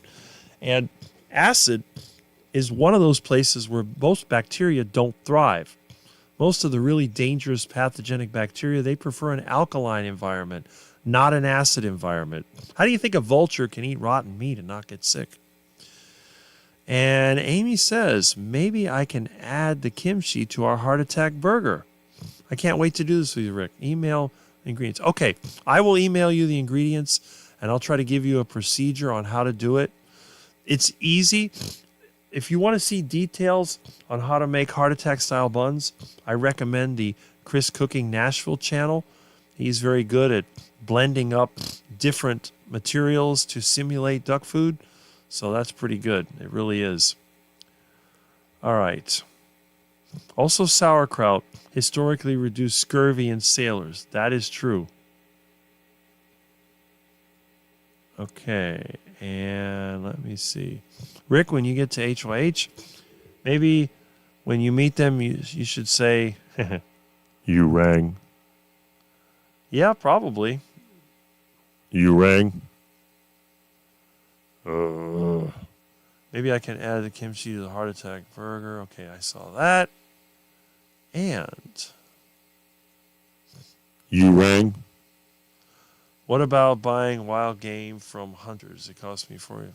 Oh, hey, if you can find a source of it, that's probably your best choice meat, as long as there's no parasites in the meat. And you would see that, when you cut the animal open. But most of them are safe. Just cook it properly and you'll be fine. No issues. Just got off the phone, Rick. The carnivore cops have been alerted. Well, there you go. Let them know that I have diplomatic immunity in the carnivore space. I used to drink Bragg's vinegar. Yes, thinking it's the best cleanse. Lemon water, too. Now just water and some seltzer. Exactly. You don't need a cleanse. Your body does that all the time. I almost got sauerkraut the other day, but forgot. Oh, there we go. Kimchi with roast duck was my favorite meal from a restaurant near where I used to. Now, that sounds like a good combination. Roast duck, especially since they use Pekin ducks, which are usually fed grain. Sauerkraut with that duck is good. Now, when I have Muscovy duck, sauerkraut is not on the menu. Muscovy duck is eaten by itself. Big, fat, delicious ducky. Love it. Well, my meat is cheap. That's the case. I certainly need sauerkraut. Well, you might want to try it. Meat is cheap. If you're doing okay, that's fine. On a budget, Bar S, S-Bar Bologna, had, try it, and fry it up in added spices. Well, there you go. Temptation is how our ancestors learned to incorporate foods that would make us sick and onset disease. That's probably true. But I think a lot of it was just trying to give people cheap food to keep them enslaved. Because when you concentrate people to exploit them, they're not going to be able to get a wide variety of food. So you have to come up with foods that can be grown and then stored. Meat could not be stored back then other than salting or drying. So that's probably where it all started with. Carnivore from, okay, there we go. December 21st. All right, we will do it. Stick with cheap hot dogs. Watery, okay. I don't want to see details. You're going to walk me through it on camera. Yeah, okay, good. I got the Angus beef burgers. Yeah. I got my fermentation kit on Amazon that included 2 ball mason jars, $12. Okay. I screw that up. It was part of the fun. All right. It's going to be hard to screw up a heart attack burger because the true heart attack burger, if you want to see what it looks like, check out the heart attack grill. The heart attack grill. Oh boy. I need to go on a bike ride so I don't fall asleep. Anyway, that air conditioner is blowing a nice, comfortable 69 degrees. And when I get cool like that, it makes me want to go to sleep. It's pretty good. I guess I could turn up the temperature, but then I'll start sweating. Well, maybe not. I'm very temperature sensitive. I have this pattern, the way that I go to sleep. I go to sleep around typically midnight, regular time, about between 11 and midnight usually. And lately I've been going to bed around 11. I turn the news on and fall asleep. Then I wake up in a little bit. And then I have to turn the TV and the other light off. But I turn the light. The light in my room is always off, except for the red neon light. And then if I fall asleep, I wake up and I see the red neon light. I need to go over there and turn it off. What I need to do, I need to get the clapper. Clap on, clap off, clap on, clap off, the clapper. Okay. Bologna would fry up good to my eggs. Yeah, I know people that used to fry Spam. But now Spam costs more than anything. Also, first time getting fake cheese in a very long time. Velveeta slices. That doesn't sound very tasty. Amy, you're always fun. Fried bologna with cheese. There you go. It was an awesome restaurant. You know, it was home style because nobody there spoke English. Well, there you go. Depending on what country you're from, right? All right. Roast duck. I think I needs it now. Yes. Probably great with eggs. Yes. I can't believe it's not cheese. All right. Yeah. Peasant food and estrogenic. Keeping the poor working. That is correct. That is correct. Now, I'm not against hard work. I do it all the time. In fact, when I wanted to get rid of my recliner yesterday, I picked it up. The thing's heavy. Carried it outside, put it in the back of my van so I could get rid of it. But it's just, we work when we need to. If I could have just snapped my fingers and made it disappear, I might have done that. But just think about when I went to get this yesterday. I could have driven over there. I would have saved an hour. Why did I ride the bike? There's 2 reasons. 1, I wanted to keep in practice, see how far I can go. And 2, I wanted to give you guys a video. I feel like multitasking is great. Instead of having to sit down, edit a video, and go through all that process, I can simply talk about what's on my mind, and you can listen to me while you watch some scenery go by, which is really good. So it's like getting 2 birds with 1 rock, or as I say, getting both the duck and the iguana with the same rock. So you kill 2 beasts with 1 throw. You throw your rock, it takes the duck head, knocks the duck out, then hits the iguana, and that's it. Or maybe you throw it up in the tree, you hit the iguana, and the iguana falls down on the duck and takes it out. So that might be another possibility. Lots of pork. I love the stuff. Yes. By what you just told, now I understand why I got sauerkraut cravings out of there you go. See? So there's something in that sauerkraut. And again, pork and sauerkraut is a traditional dish in parts of Europe. So that may be what it is. And I'm going to be making pork chops. In fact, what I should do is put the pork chops in the pot. Now, when I cook pork, I don't grill it. I don't like grilling pork because it gets too tough. I normally boil the pork in water. Then when I'm done with the water, I pour the water into a container. If the water contains Jell-O, I will use that Jell-O for the next soup that I make. If it doesn't, I skim the lard off of the top and throw the water away. So nothing ever gets wasted. I can't believe it's not cheese. I can't believe you're eating it. Well, there you go.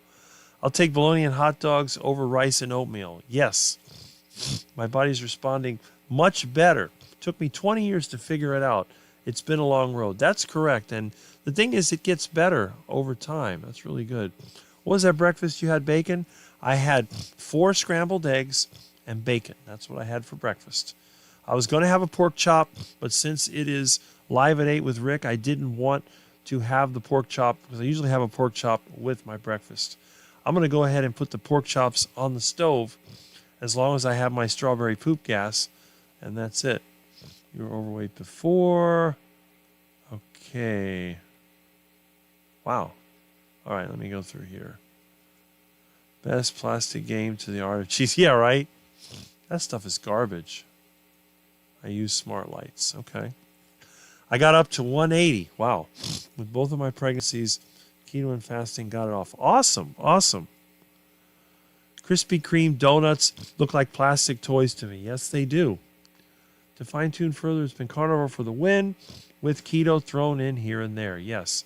Carnivore has the many videos or recipes. Okay. Oh. All right. Wasn't my favorite, but I use more and more now. There we go. You do realize that you will be offered meats with flavor at that event. Yes. And it will be interesting to see what happens. I'm still a carb addict. Don't know if I ever won't be. But Krispy Kreme will never trigger me. It's simply too much to want to eat. There you go. All right. Let me go ahead. I got a couple of show and tell items I want to grab here. So for those of you that haven't heard it, let me go ahead and replay that music and see what you think about it. There we go. Oh, not working.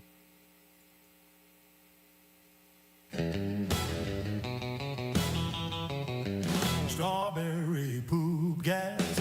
I was cooking in the backyard, feeling like okay, there we go. Pro. Tossed in some grass clipping magic. Let that compost glow. Dog poop, cat poop, nature stew. Bubble, bubble, what's that do? Smells so wrong, but feels so right. Pink smoke rising in the moonlight. Neighbors yelling, what's that blast? Too late, it's cooking fast. Old strawberry poop gas, blasting from the grass. Bubble and sizzle, it's science class. One big burp and the backyard blue. Now we're living next to Mount Doo-Doo.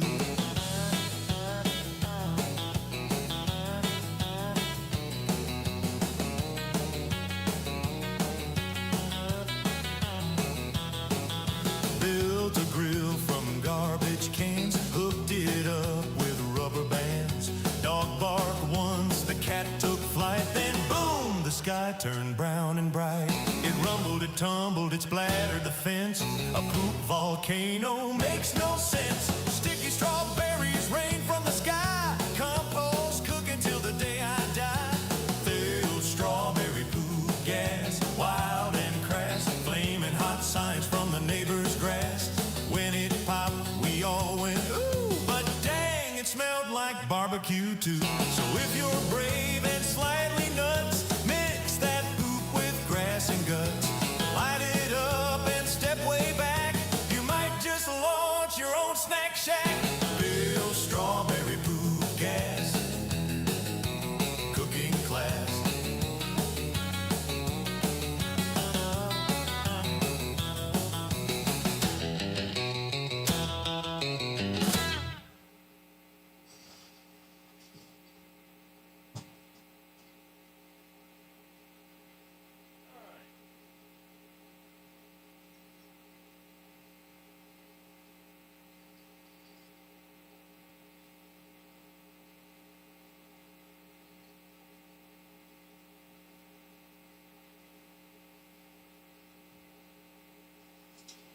Okay.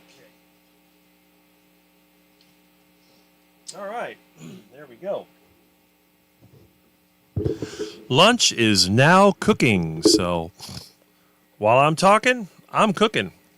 And this is one of the beautiful things about the carnivore diet, in my opinion.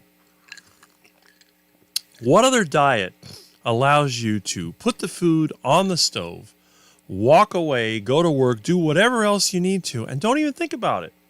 Because I'm inside the house, got my wonderful air conditioning blowing extra cold. My windows are fogging up. That's how cold it is. And I can sit here and talk to my friends and communicate, and I'll smell the air.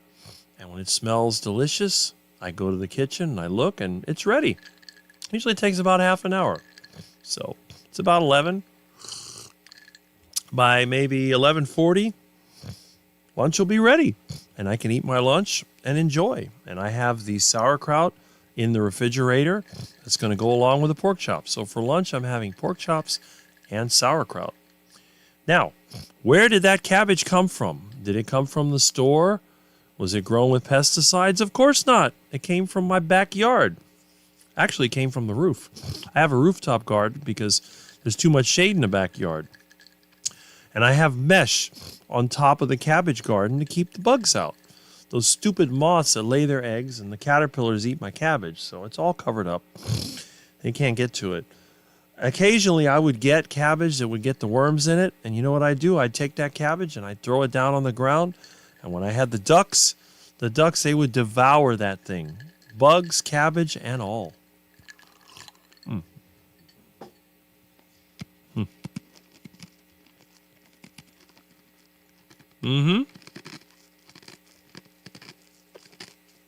Hot dogs over any plants, yeah. I'm a small guy, but got up to 180 many, many years ago, only for a short while. Since going carnivore, I lost about 25 pounds, and now I am only 140. I think, how much did you lose? Well, that's it. See, I've never had that issue. I've always been too skinny. I was probably 120 when I started carnivore. The most I ever got to was about 200 pounds. Maybe 205 is the most I could put on. But remember, I'm 6'6". I'm an inch taller than Dr. Baker. I can't wait to see him in person. That's going to be something. Obviously, Dr. Baker is a lot bigger than me. His arms are probably the size of my legs. But he is a carnivore. He's been carnivore longer than practically anybody that's on YouTube, with one exception. A couple of exceptions maybe. But he is a doctor, and he comes from an athletic background. I don't have an athletic background. I'm about as athletic as, well, a computer. So, and I think Chafee will be there too. It's another person I want to meet. The first doctor that ever interviewed me.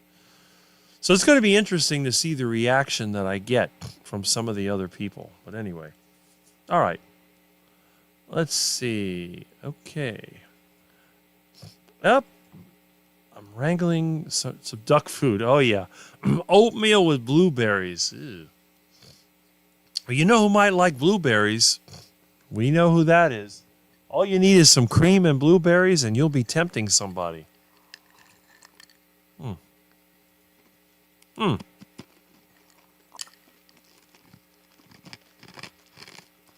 I got to check that out. I sent you something.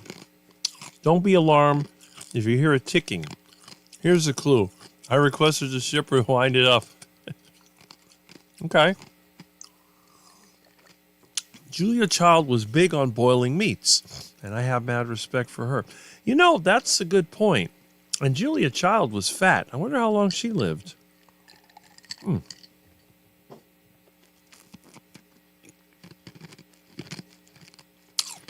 Her cooking show was called The French Chef. A lot of animal fat used there. Let me see. Hold on. Let me go over here. Let me see something.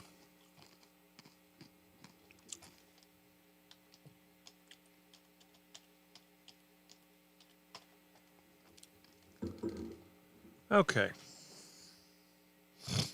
Well, she lived from 1912 to 2004. 91 years old.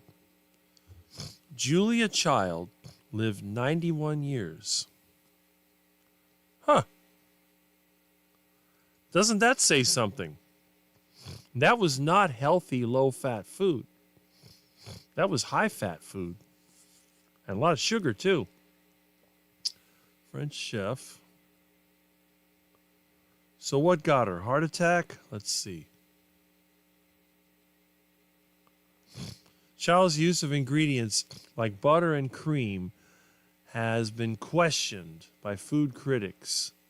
She addressed those criticisms throughout her career, predicting that a fanatical fear of food would take over the country's dining habits, and that focusing too much on nutrition takes the pleasure from enjoying food. Okay. Julie says kitchen's dimer. Oh, that's interesting. Well, let's see. So what finally got her? Was it a heart attack? Does it say? Let's see. Huh. All right. Let's see. Her friend died at 87. Relinquished.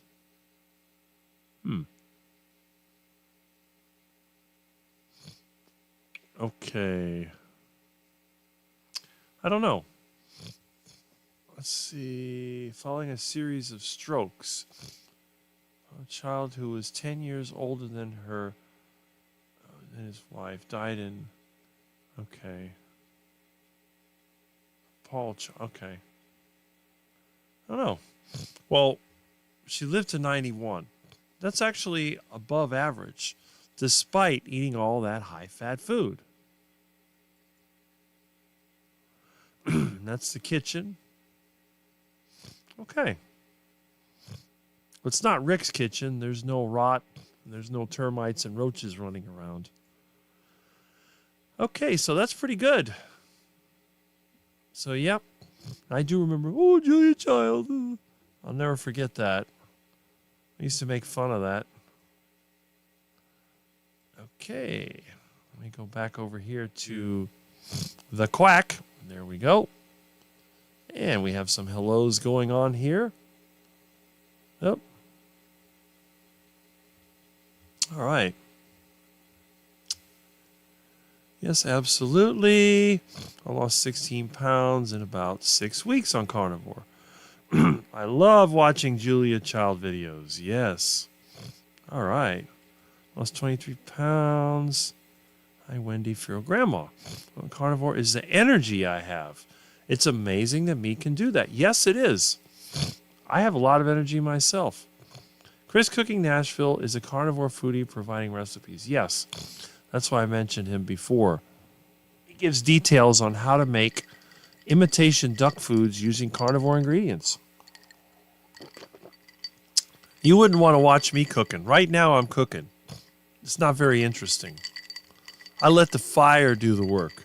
The strawberry poop gas, that's what's doing the work. I remember getting dangerously sleepy during afternoon commutes while driving before carnivore. And this is the thing.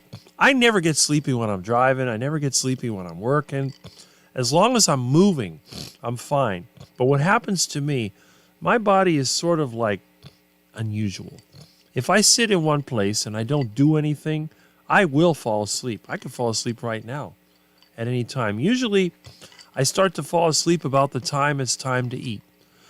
After I eat, then the energy starts coming back in full force. I think my body tries to conserve energy. It's really weird. But when I eat a lot of food, then it tries to use it. So I get a lot of energy after I eat.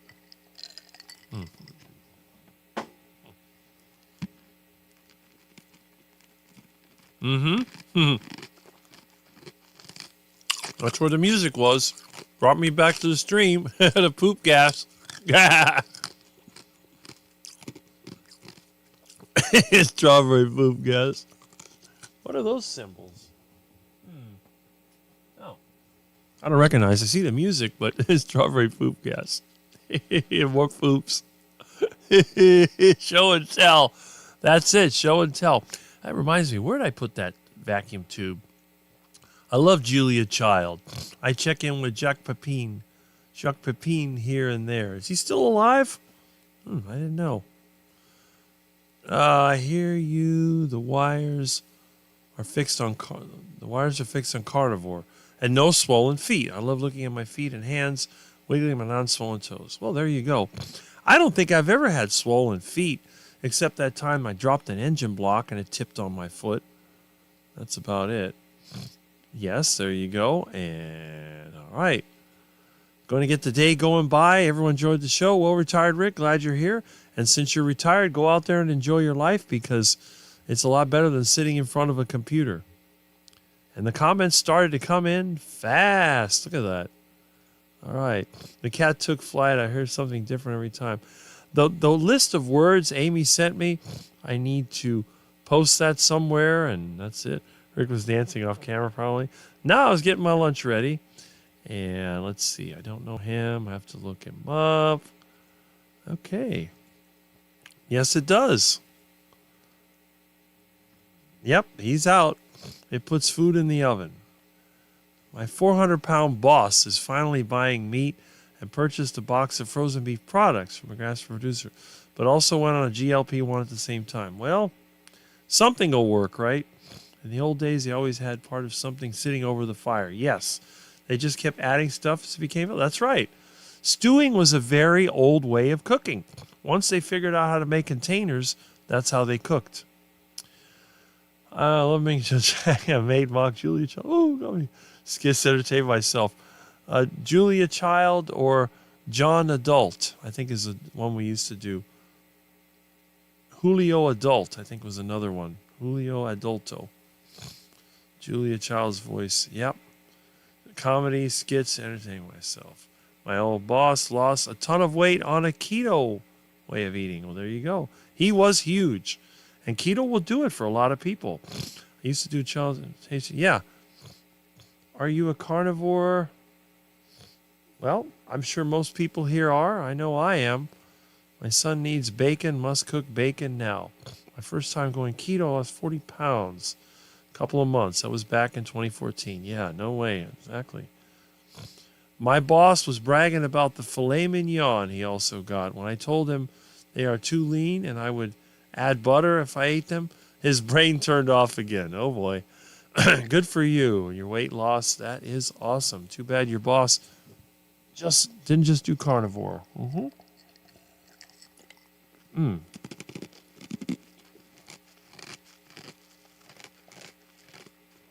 I am not athletic. Okay, time to take an hour-long bike ride. Yes, it is. I'm not tall enough to do Julia Child comedy, but she was pretty funny on her own. Yes. Please give Chafee a hug for me. I don't know who you're talking to. Are you talking to me? I guess I could. I just don't want to get crushed.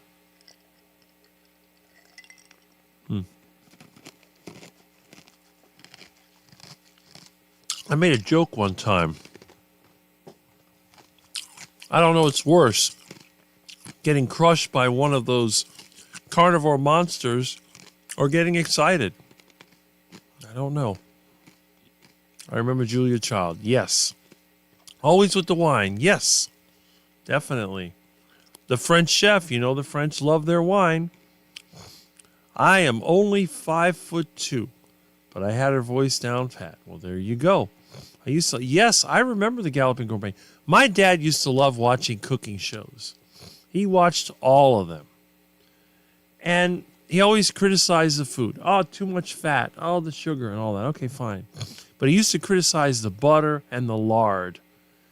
They had some show where they were baking, they were using lard. I go, oh, lard, But I wouldn't waste that lard on bread. I'd put some chicken in that lard. Delicious lard. Heart attack iguana. Oh, I love heart attack iguana. I like filet mignon. I rarely eat it because it's so expensive. Well, even hamburger now is expensive. We're old. Yes, we are old. But you know what? I'd rather be old like a 69 Dodge Charger than a 2020 Lexus. All right?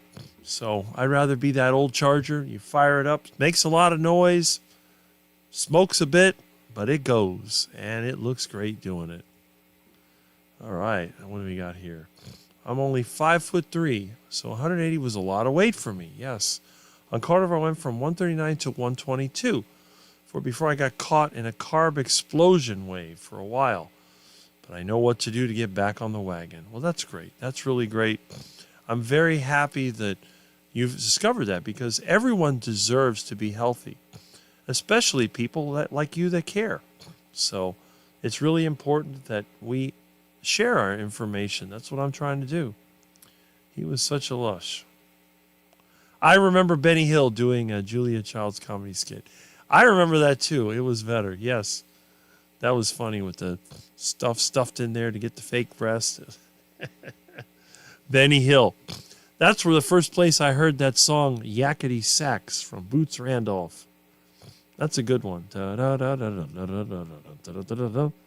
They even played Beethoven really fast. Fur Elise. Yep, they did that too. Filet mignon is my favorite, and yes, you got to add butter, but too pricey right now for sure. Filet mignon. I would rather have a big fat Muscovy duck than filet mignon. But then again, I don't think there's any part of the cow that I don't like eating. Hard to say. Maybe not the feet. I've had cow tongue, cow nose, cow jowls, all kinds of stuff. Benny Hill. Yeah, Benny Hill was funny. Always on the run. The little old man he used to tap on the head. It was a riot. Time peace on something in the future. Okay, I remember that song too. Yeah, and Too Small. Yes. Hi, feral grandma. LOL. Keto Farm Mom. My husband is dying from heart and kidney disease, and he eats carbs. I can't reach him. He's too sick, and he's been through too many surgeries. I wonder how old he is. He must be in his 60s or somewhere around there. Keto Farm Mom, oh Lord. But my hope is to encourage others not to give up and be open-minded. It's the only way I know how to redirect my grief over watching my husband deteriorate. It was watching my parents deteriorate that pushed me into getting out there and sharing my story. Said she died of kidney failure. Okay, you're talking about Julia Child. Well, that's interesting. It's got to be tough. You only convince him. Maybe she had too much wine. I don't know. Convince him to try it. Carnivore, even like the 30-day BBBE. I'm so sorry I imagine your frustration. Some people do better with lower fat. I do. Yeah. Some people do tend to put on weight with too much fat. 30-day BBBE challenge saved me from diabetes, etc. That's good. I was watching food videos yesterday, and the sad diet foodies get so many watches. Everyone is into the crap comfort food. I wish they explained to me what comfort food is. I thought comfort food was iguana. Mac and cheese vids, so viral.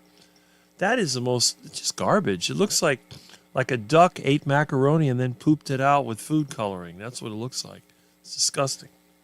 He was open-minded with diet. We tried vegan. It made him so sick. After that, he could hear anything else on diet. I'm so angry at myself. Let me see. Wow. Comments are strong. Angry at myself. I didn't know about the healing carnivore. I didn't know about it either, and I was eating the carnivore diet. I tried to get my parents to eat more meat. They wouldn't do it. The few times I got my dad to eat steak, he felt better within the same day. We had steak, and by that night, he was talking about all the things he's going to do. And then he goes back to the stupid vegetables. Ugh.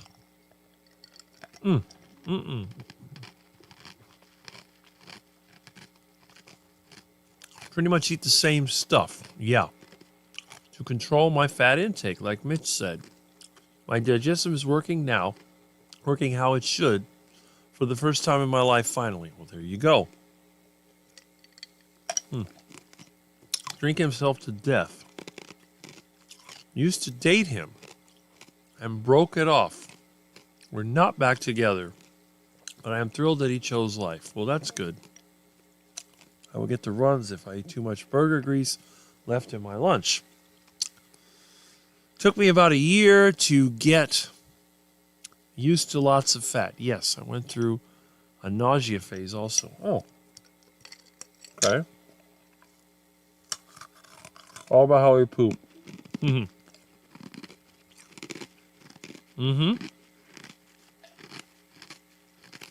Whipping the body out of reverse. Well, there you go. Video recommended eating burger cold. Definitely works. Okay. I'm happy to hear it. Once you figure out your formula, it's easy to stick with it. That's what I did. It's exactly right. It's not that hard to do. Old Chinese guy told me once, your asshole's in charge, as he nodded wisely. Well, there you go. Mom was still alive and convinced I wouldn't be able to convince her. Mine either. I tried. And I didn't even know carnivore was healthy. It's just that my parents, when they were miserable, they wanted to die. They wanted to get over with. I said, look, you want to die? Eat the heart attack diet. Eat more fat. Eat more meat. My mom didn't like steak. She didn't like beef. You imagine that? My dad liked it, but he was afraid of it. Told him, eat lamb. Whatever. Oh, well. And you know, when they get old and sick, you know what they always look forward to eating? Ice cream. Yes, ice cream. Not steak, not duck, not iguana, ice cream. Chinese food, pizza, diet soda, we're okay. Sorry about your mom. I'm glad you figured it out. Ancient Chinese secret. Yes. Remember that commercial for Calgon detergent? Ancient Chinese secret. Jack is still alive. Huh. The cooking show is called Cooking at Home. Jacques Pepin. He was a bit overweight too, if I remember correctly. Glad he's still going. He was kind of easygoing. That's probably why he's still alive. Quit taking melatonin in the first couple weeks of BBBE. And soon they'd eat all of it. You know, I have no trouble sleeping. All right. Beef would be great if it would come down in price. That's something that I think some of us are going to have to work on. Hopefully that'll be my goal when I move. Get involved in producing more beef. It was a Brit show. Bacon sounds good. And putting Julia Child. Yep, I've seen it. Bosses are overrated. Yes. They often reduce production, not increase it. I wish my mom would be compliant like yours has been. She won't budge on her grains and fiber. Or with my mom, the pancakes. She loved her pancakes with syrup. I did get her to eat a little bacon, though. And you know, the funny thing is, after my dad died and my mom had issues, I think that slipping in some of my carnivore foods actually helped my mom live longer than she would have. I don't think my mom would have made it to 90 if I didn't start substituting Rick's carnivore foods. Because every time she was having a decline when my dad was dying, and then it stopped. And then there was like a little bit of an uptick. Mom got more active, but she never got to the point where she could walk long distances without getting tired out. I used to take her to Dadeland Mall, and we walked around. She'd walk slowly, but walk maybe through half of the mall.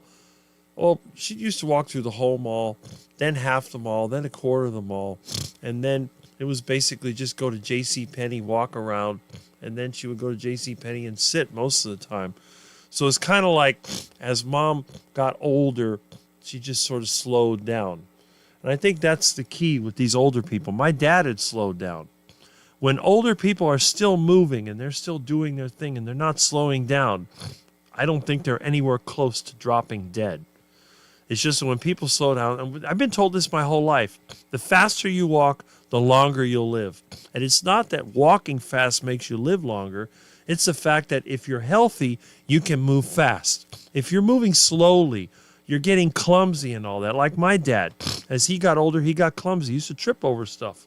I live in the most cluttered house you could ever imagine, and I never, ever trip. With my dad, you put one thing in the wrong place, he would trip on it. He was very good at falling, twisting his ankle and all that. So, and this was when my dad was in his 60s. When my dad was my age, he was still clumsier than me. So I think in many ways, we can kind of judge how long we're going to live by the way that we perform our life. 8-pound box of beef patties, $28. Now it's, yeah, exactly. It's just way too expensive. Bosses are the same people we are. We can't let them intimidate. Well, that's it, except they get positions of power. Now I need some ice bites. Well, there you go. And I chew ice cubes all the time. It was supposed to damage my teeth, and look, they're fine. Crooked, but fine.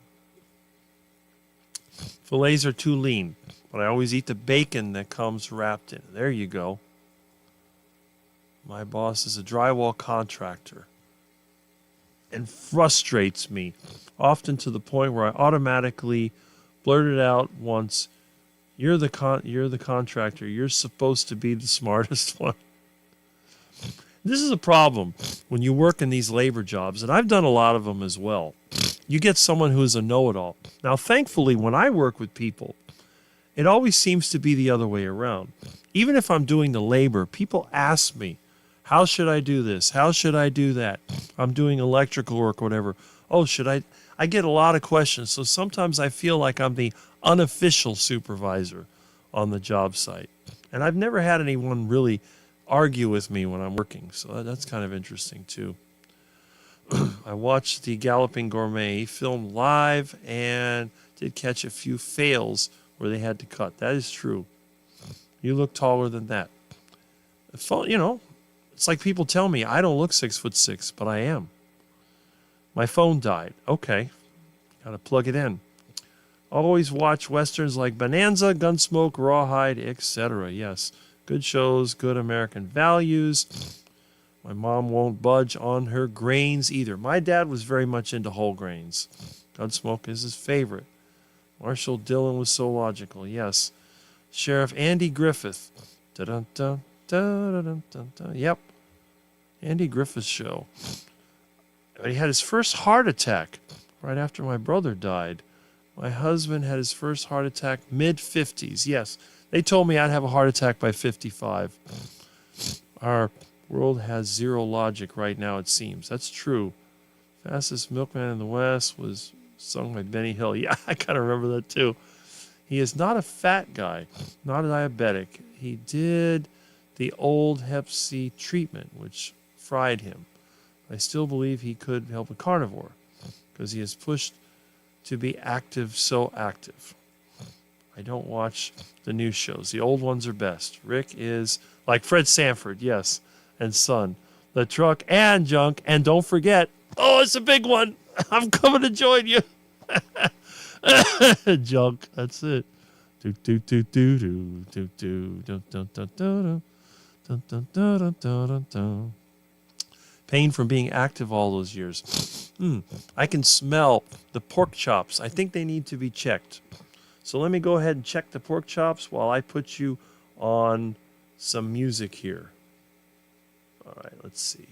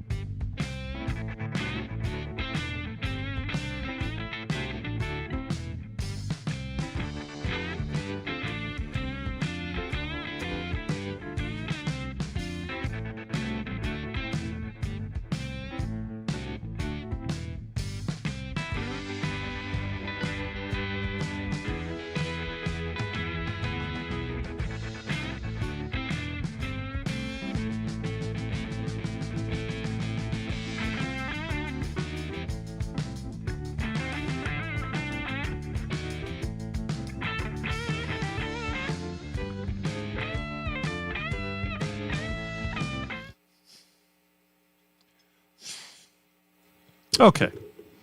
So the pork chops are almost ready. So what I'm going to do now, I'm going to prepare my dish for eating the pork chops. Now, here's the secret ingredient. You know what this is? This is sauerkraut. You can see right here. Look at that. So what we do, we pop open our jar. There we go. And there's the sauerkraut. So we're going to take the fork and we're going to fork out a bit of sauerkraut into the plate. There we are. This is enough sauerkraut to make a vegan choke. There it is.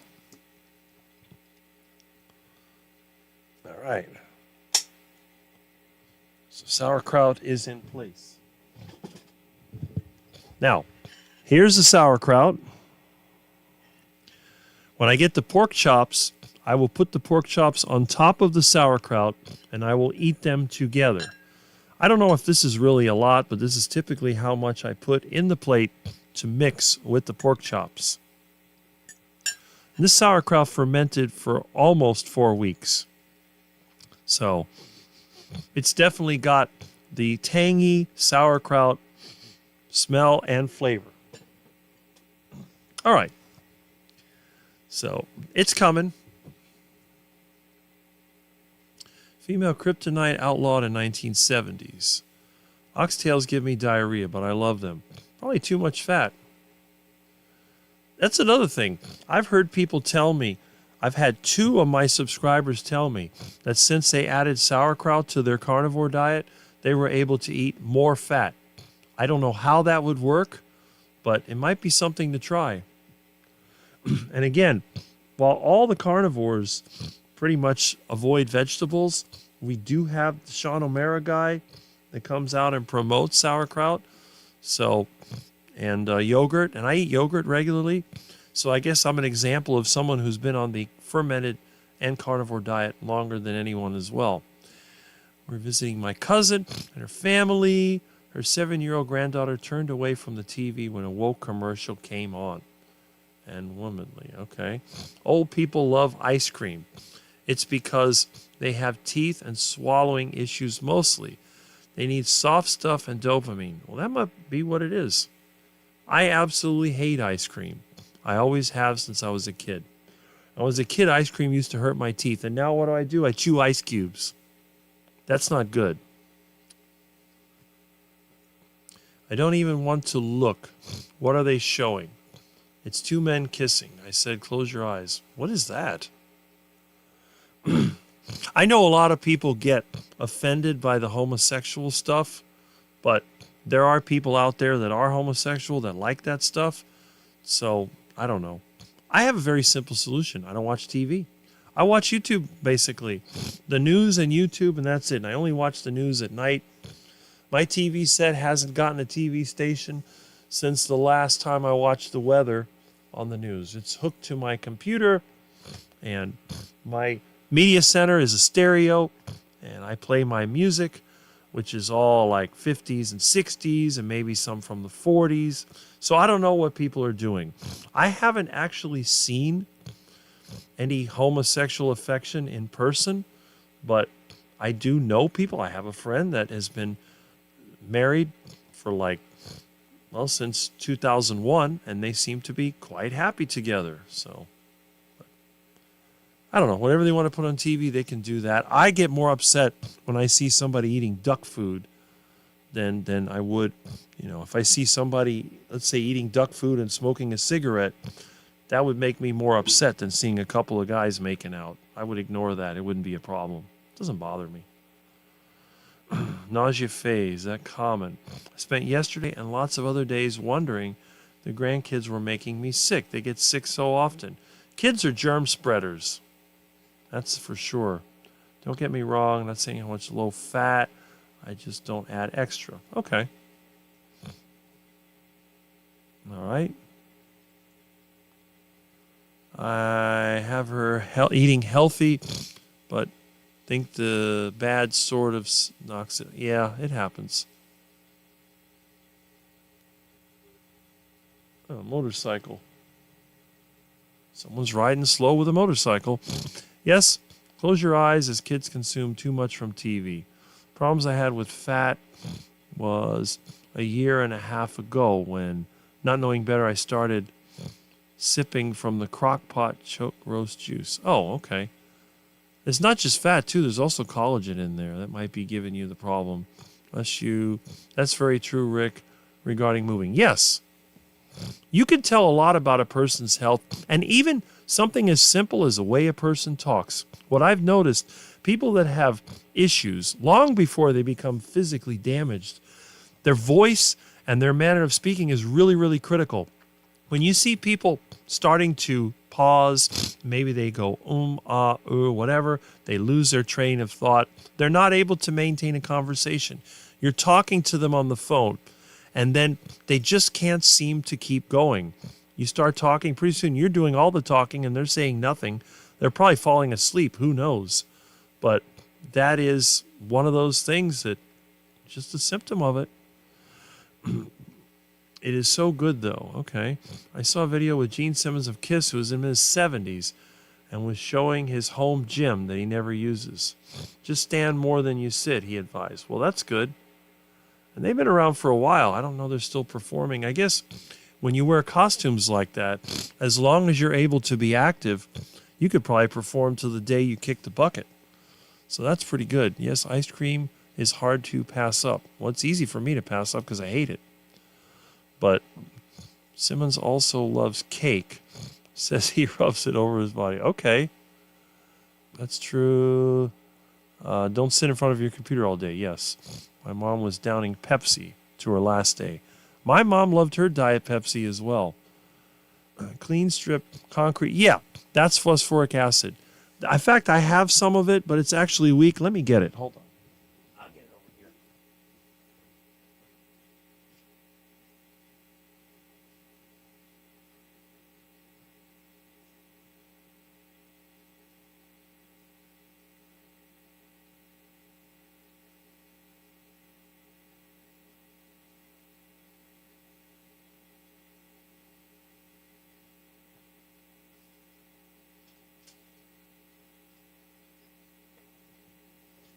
There it is.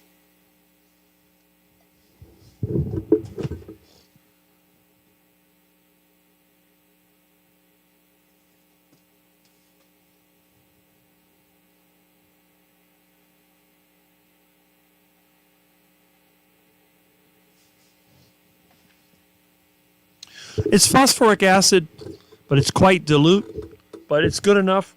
You can clean rust stains, and you can also use that. You use muriatic acid to do the heavy cleaning on the metal, rinse it off, and then use that to do the final cleaning.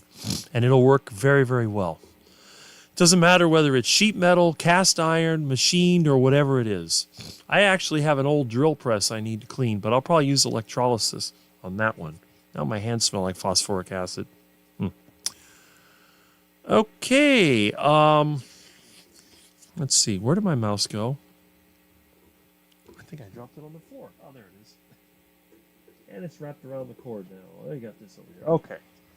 I got two mice, one for the other computer, which is broken. Sometimes I sit on the couch and watch YouTube, getting up constantly to skip the commercials. Well, there you go. That'll work. Okay.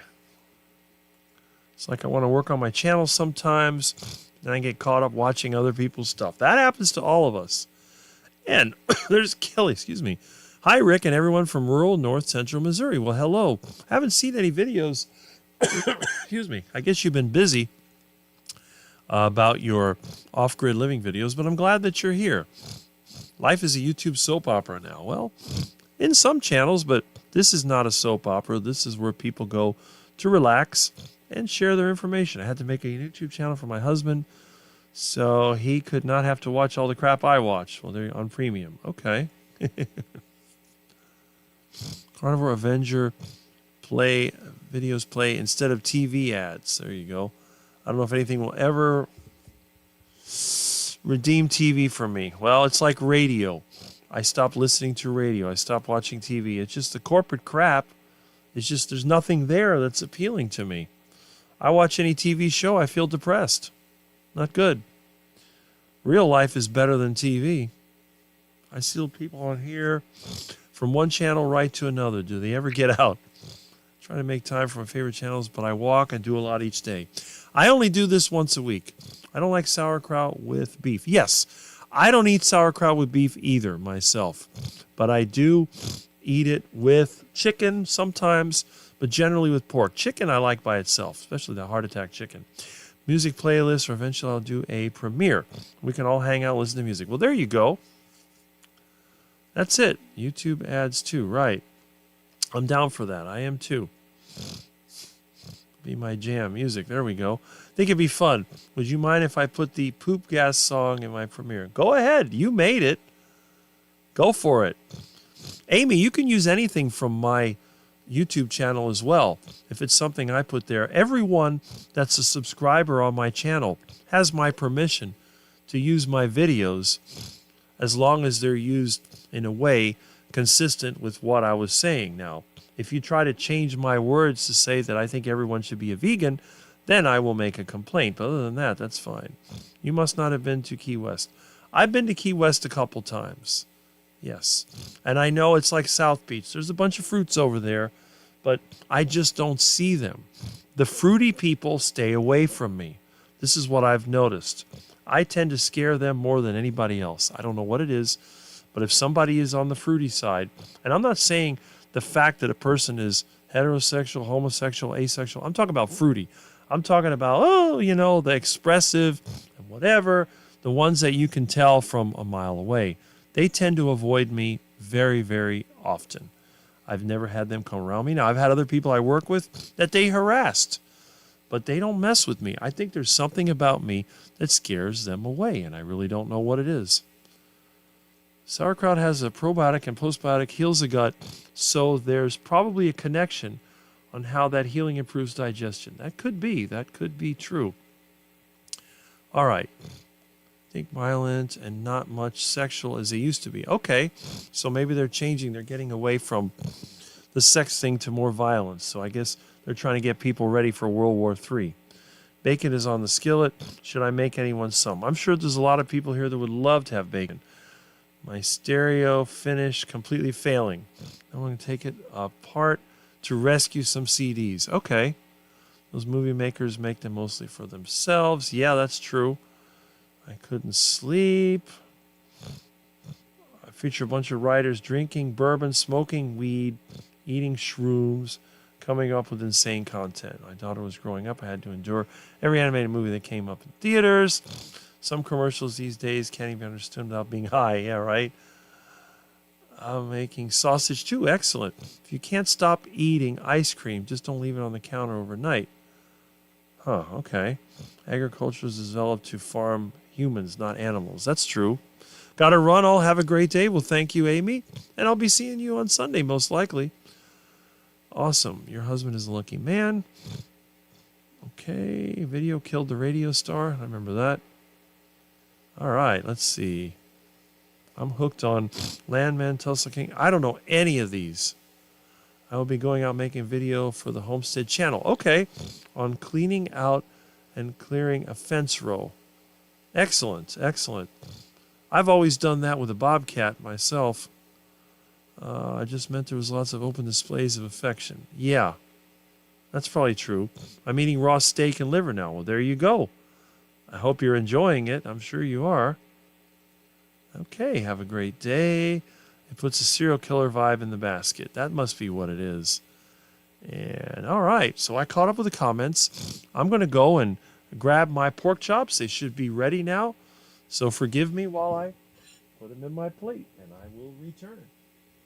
Yum, yum. Ducky, wucky.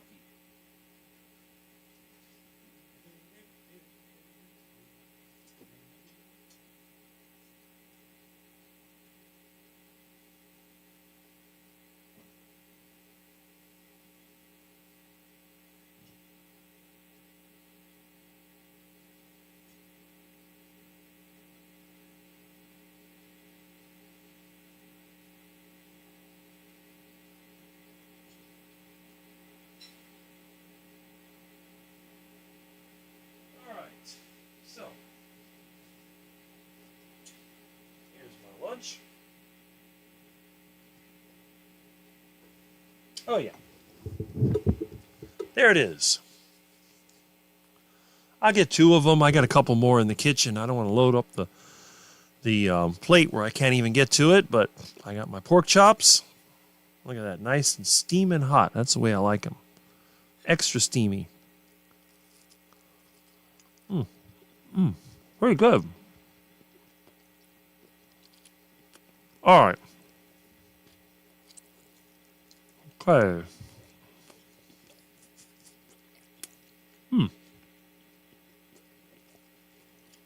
Yeah.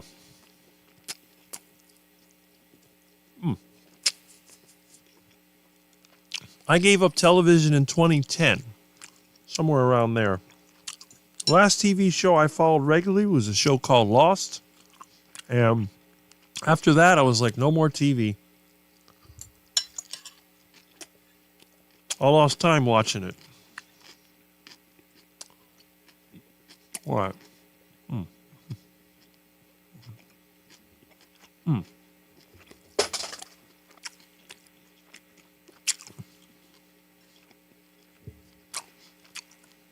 Rick, what is the system? Well, if you're referring to the way I talk about it, basically the monetary system. The way that money is created out of nothing and given to certain groups of people while extracting real wealth from other people. That's what I call the system.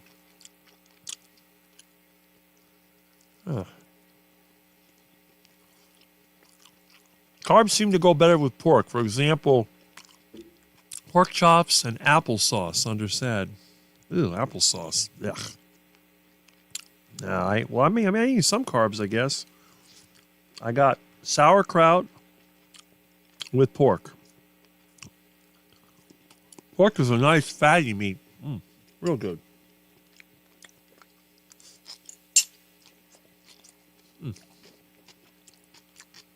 There's no salt on my pork. It's just boiled in water. That's it.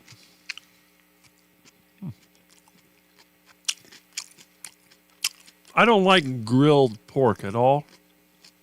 I'm not a big fan of grilled meats, really. It's just more of a quick way of cooking. I prefer the meat cooked by frying or boiling. I like boiled meat. People say, oh, it's so bland and disgusting. I'm like, nope, not for me. All right, let's see. Okay, there we go. Okay, Rita season. Too much cringe in the shows and the commercials, too. Yeah. Pork and applesauce. I'd never even heard of that. That's interesting. Huh. Boiled pork chops versus fried. There is a division. Yes, that's true. Sucker for sci-fi. A lot of the shows I used to watch, nobody heard about. They had a show called UFO and all the standard stuff like Star Trek. And I was more into James Bond kind of movies. Always liked those with the gadgets.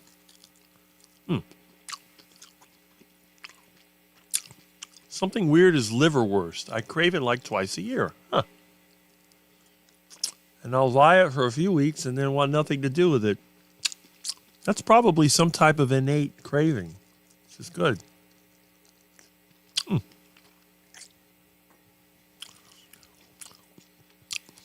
Saturday morning carnivore mukbang with Rick. There's a show idea. Well, it's already in the show.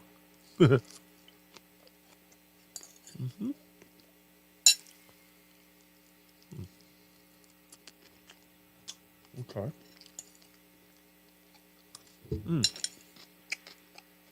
Yummy, yummy. All right.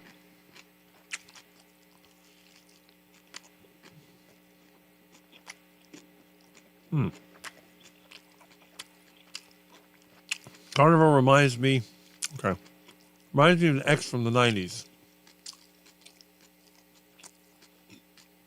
Non-salted pork sounds not good to me. I enjoy it. That's it. Anyone tried those boneless pork coppa steaks? Never heard of it. Taste buds are subjective, I suppose. That's true. Well, then again, not everybody's been eating the way I have for decades. Walmart was out of stock the other day. Song is like our fingerprint. Yep. Always chump when my buddy offers to buy lunch. If I drive, we have either Chinese food or pizza on my treat days. That's my 1% non-carnivore. Chinese food or pizza sounds like a downgrade. I'd rather stop at the canal and grab an iguana. Sauerkraut, definitely on the spicy side.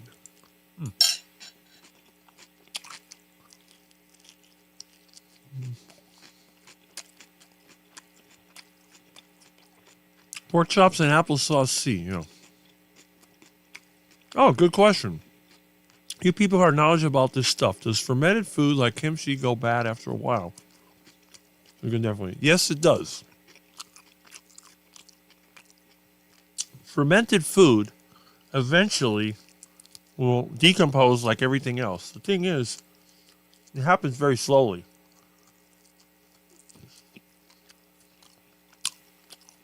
You only ferment for so long. If you continue to ferment, you're going to end up with salt water and dead bacteria. And it doesn't smell nice or taste nice. Now, it probably won't make you sick, but when it starts to smell like a dumpster, it's no good. It happens. If you put it in the refrigerator, it continues to ferment, but much slower. I've had sauerkraut last for a year in the refrigerator. I had a jar of it, small jar, got pushed to the back, forgot all about it. A year later, I saw it and I was going to dump it out. I opened it up. I smelled it. It smelled fine. I took a bite. It was fine. When sauerkraut goes bad, you know it. Believe me. But nothing lasts forever. Over Western, yeah, spy movies, yeah. One of my favorite TV shows as a kid was The Wild Wild West. Love it. A sucker for Chinese buffet. My friends used to take me to Chinese buffet. I would eat whatever meats I could find. There'd be some seafood in there, sure. I would try to avoid the fried stuff because the fried stuff at a Chinese buffet makes me sick. If I did eat the fried stuff, I would throw the skin away. Skin of fried chicken gives me horrible diarrhea from the Chinese place.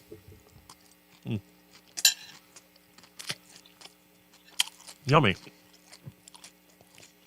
Yeah, there you go. Tell me, mommy sends these eggs. Wow. Much less was sweet. That's what I'm getting here. The sauerkraut, the pork. Nothing sweet here, but it's delicious to me. I love it.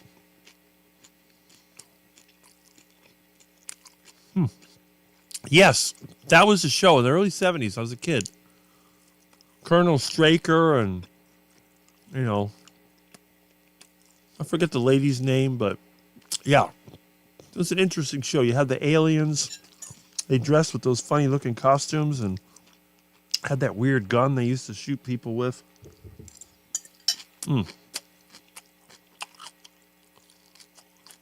Only fully found carnivore. Our food tastes good. It's more like fun, actually. Interesting. Ricky's like a man who has to drive on Miami sidewalks without brakes. I have brakes.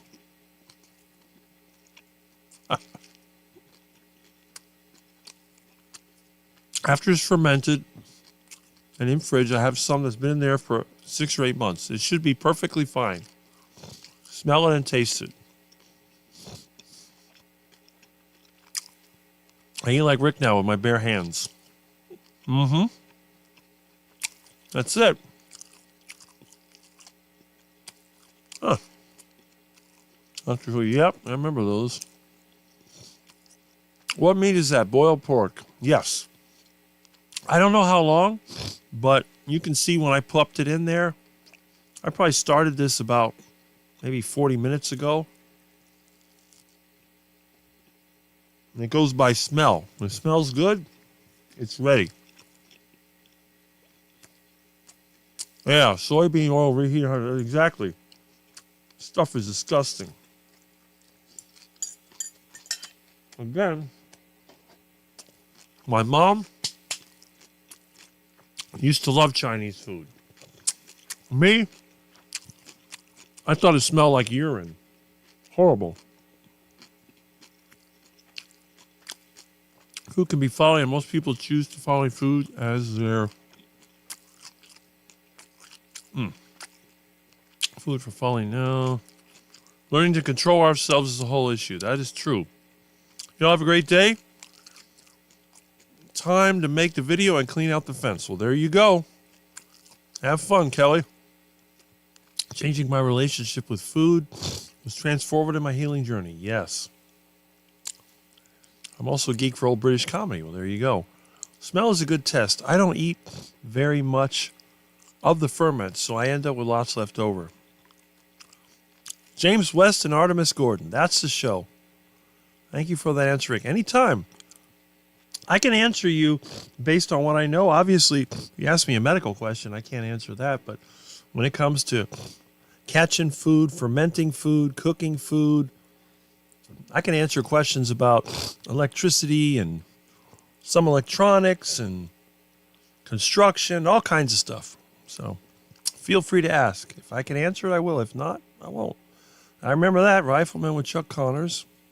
My favorite TV show is Mannix. I remember that. I remember the theme. Lowell Schifrin used to make all those good themes. If I ever did make a TV show, I'd have to tap into some of the talent I have here to make the TV theme.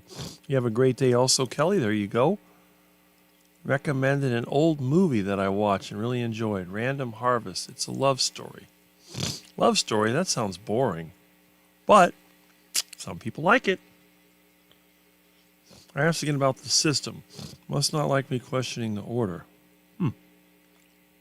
Depends on who you were asking. That's the trick. Oh, you're still alive. Yes, I'm still here. Love the Rifleman. I wanted to be Mark. Yeah, when I was a little girl. That's funny. I saw that one, right? I love the father-son relationship. Yes. When I watched at Russian captions, and I was able to avoid commercials. Fermented foods are good for the prostate.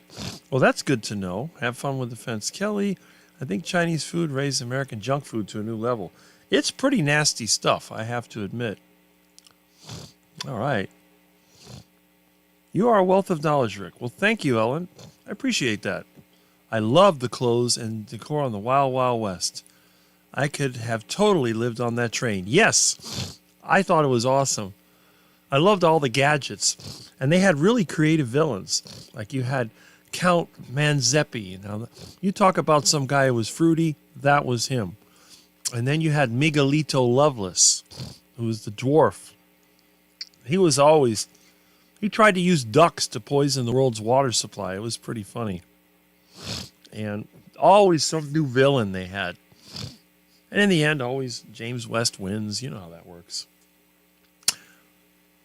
Old shows had a moral ending, even Archie Bunker. That is very true. That was part of the television code they used to have. You used to see that thing with the little wreath around it, the television code. That was the formula they used. I'm going to get myself another pork chop. I'm going to get myself some water. I'll be right back.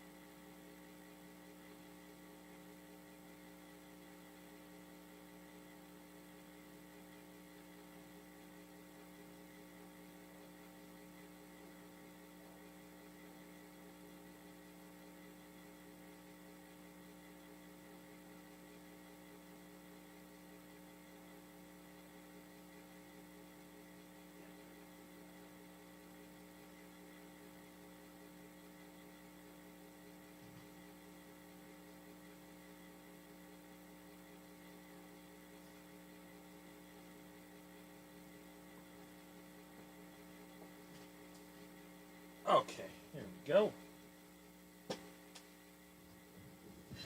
All right, that's pretty good.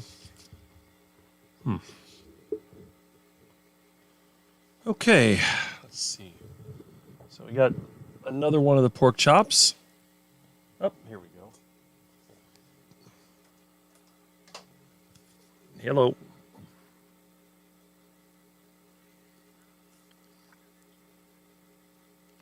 It might have been on my end. I was on a cordless.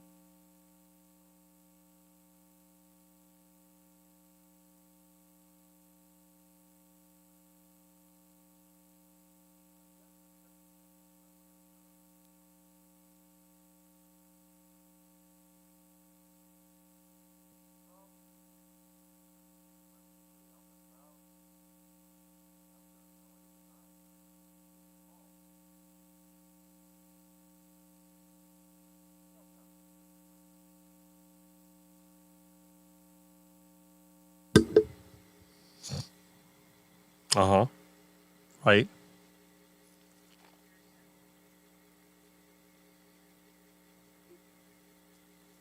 Oh, no problem. I got all kinds of tools.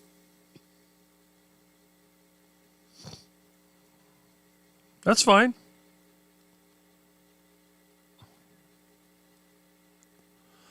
Sort of. I haven't really done much with the engine. I had to get some parts, and then yesterday I had to go, and then I've been all over the place. So maybe today I'll be working on it again. It just got really hot yesterday. Hopefully it won't be that hot today. It'll probably be hot.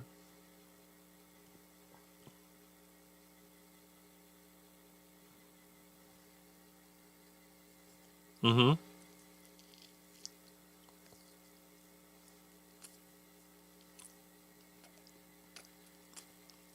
Oh, yeah.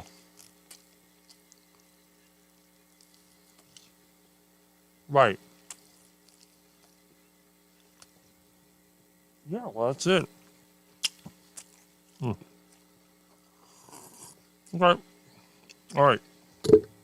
Yep. Right. Okay.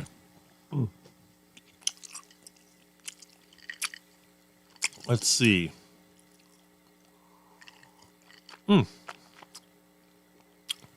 Oh, yeah. Miguelito Loveless. You remember that. Mr. West. He hated him. He really did. Flawless clothes. Yes, absolutely. Hello, Black Adder. Yep. Faulty Towers. Benny Hill. Yep. Python. Faulty Towers. That was funny. Have a hobby of collecting old Western clothes. Well, there you go. All right. Fabulous was the scream. There we go. I live in a gold rush town. So many shops here with era clothing. Oh. Did her best to amplify her medical advice to me years ago as I left. And don't eat Chinese food, she said. I was mystified by what she meant at the time, but now I know. I love bloomers. There you go. There's a challenge of finding places to wear it. Yeah, mostly for weird events, right? Love the Ab Fab ladies. They must be playing those somewhere. I live in the Wild West. Though I do wear period clothing from time to time. So fun. Yep. Here it comes, Rule. And they were always on the PBS station here. I got my faded jean bell bottoms from the 70s still. Used to have a cheap secondhand store, had a lot of old Western clothes, but then the style switched to 90s and the store owner had to adjust. I'm sad. Those are hip and trending now. Yeah. My arms are getting numb holding that turkey up. Okay. Like in the picture. There you go. That's where I buy lots of clothes on eBay. So many shops closed up by me. Yeah. I'm getting sadder, yep. Bell bottoms, right?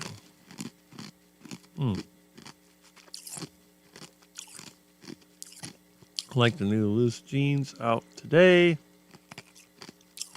They used to be kind of tight in the old days. I know it's so sad. Clothes were made such better then. I have clothes from 40, 50 years ago. They were. Rick breaks all the rules the way he eats. That is true. Is that pork shot fried or looks boiled? It is boiled. It is boiled in a pot. Goodbye to my old leggings. There we go. All right. I grew up during bell bottoms. Leg warmers. This thing never made sense to me living in South Florida.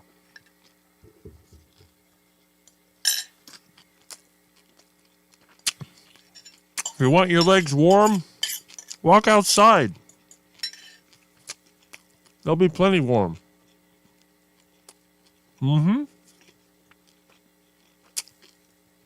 Yes, it is.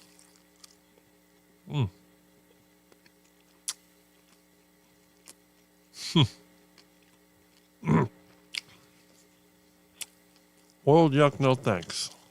More for me.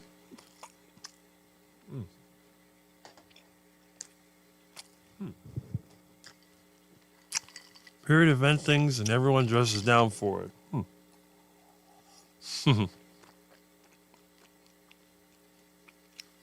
Stretch fabric in the new jeans is kind of nice, though. All right. Renaissance Fair. I remember those. I was going to eat some cool stuff at the show next weekend. I hope so. Pork chops and applesauce. Wasn't that for Bugs Bunny, the gangster? Society for Creative Anachronism. To hold events and dress up in period garb.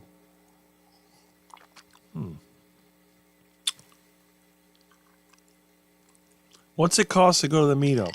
Honestly, I don't know.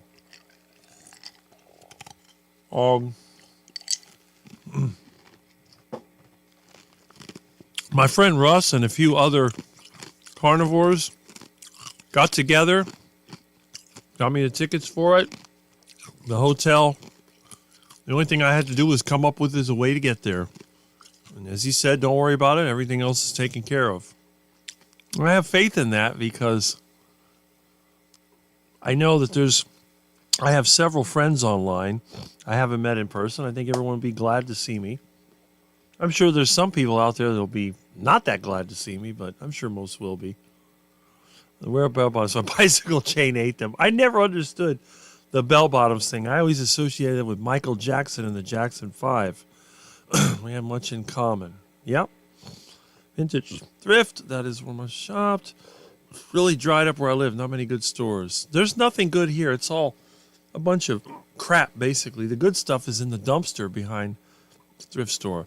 Pork chops and applesauce. I think that was W.C. Fields. Oh, okay. Thrift has moved online, but it's not the same. I like to see it. You got some good for... Yes, I do, and I'm going to find out on the weekend. I'm looking forward to that. Is Mitch Saturday Night Live? Yes, he is going to be on tonight. So if you get bored with my live stream, you can make up for it later on tonight when Mitch is on. It seemed to be popular last Saturday. I missed it because I wasn't here. I was actually working. Fairy clothing. Huh. When I could fit in them. Okay. That's good to know. Oh. Cheap coffee, tiny cups. Pretends it's Turkish. Most of them couldn't handle the real stuff. Okay. Good, everyone? All right. Well, glad you were here, and I look forward to next week. You guy rides Viscid. I'm not a subscriber to Mitch. So I snooze and lose, I suppose. Okay. Well, that's fine. If you see Carrie there, he's open carrying Carrie Cold Butter. All right. There you go. What do you put on a pork chop? I just eat it. I'm eating it with sauerkraut. That's about it. I don't have a problem with boiled foods. I eat boiled meats of all kinds, including boiled iguana. I cook the meat to eliminate parasites. I don't cook it to try to get some kind of special flavor. I have no problem with boiled meats. I really enjoy boiled pork shoulder more than pork chops. Yes, we like that. I like remission. Field show, yeah, classic signs of alcoholism. Red face and big nose, too. You notice that older people that are metabolically unhealthy tend to have a large nose. A lot of my friends, their nose has grown over the years. Mine really hasn't changed. I still look about the same as when I was a kid. But that seems to be one of those things that dominates. I'm Ellen. Renaissance 2. SCA people have the best chainmail, though. Okay. Pork chops and applesauce was the banter between Alice and Carol the Brady Bunch. Okay, so you are male. That is good. I wore what my mom gave me. There you go. They might have been flare leg. My sister's rock bell bottoms. Thought you were a lady because of the bride. Didn't think you looked like a lady. Phosphoric acid darkened the metal a little bit. I dipped it in the clean strip and metal prep. It's steel, not aluminum. It should not get darker. I mean, it may be a little bit depending on how rusty it is. If it's steel, I would go with the muriatic acid first to clean it. The darkness may just be the rust dissolving. If you leave it in there long enough, it'll eventually strip the rust. So it just takes longer. I want the bell bottoms also called elephant bell bottoms. Okay.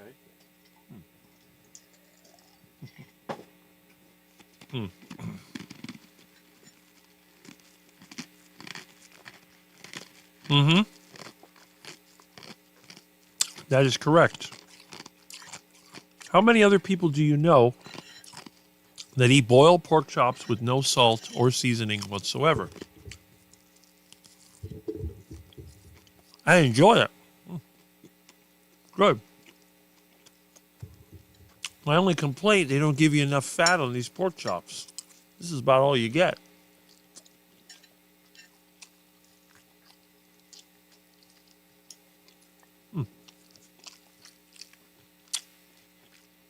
Oh.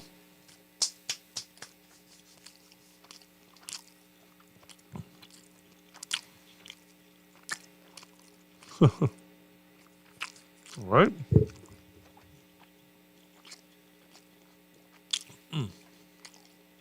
Rubber bands are on a press to keep them out of the chain. There you go.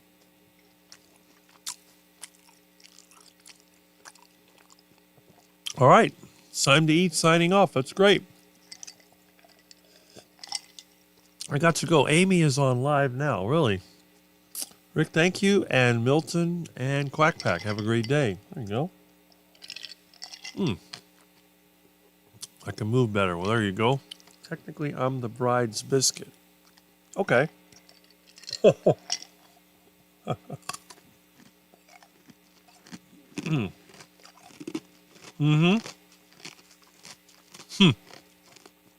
Elephant pants.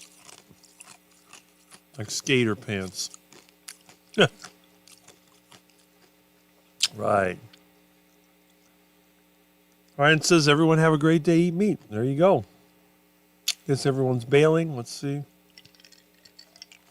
Leg elephant pants.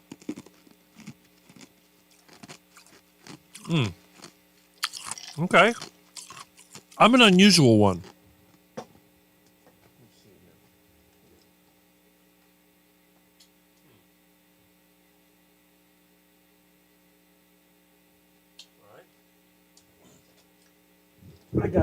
I gotta get those cameras fixed. I'm tired of having to stand up and look.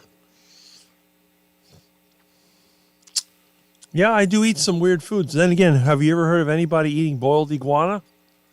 How long you boil? About half an hour. You got to go to Motown. You had to go to Motown to purchase elephant bells. Okay. I'm going to try it. Oh, okay. That's what I thought too. I'm a fashionista. That's what bacon and pork belly are for. Yes. We don't boil bacon around here, so. My dog Julia, same time. Had a pair in high school. I think I called them elephant ears. Fire plus meat, eat then repeat. That's the Rick way of eating. Saggy pants is the worst. Yes. Up shows when people are running with their pants falling off. So lame. Yeah. Food, fire, salt, eaten as much food at once. Uh-huh. Elephant pants, wide leg in the stores. Make a Milton cam for when you're done. I'm going to have to do that. I'm going to have one in the room so I can see him when I'm not here. Wake my fast as well. There you go. I've never heard of eating out of dumpsters either. Guess I'm weird. Well, that's how homeless people live. Eats out. There we go. Wide leg flare. All right. So someone said that Amy was having a live right now. I know Thomas usually has a live.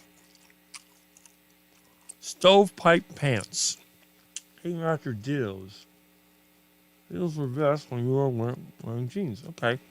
I remember the Ditto machine. I didn't know they had Ditto pants. Here's some bone marrow. That's good.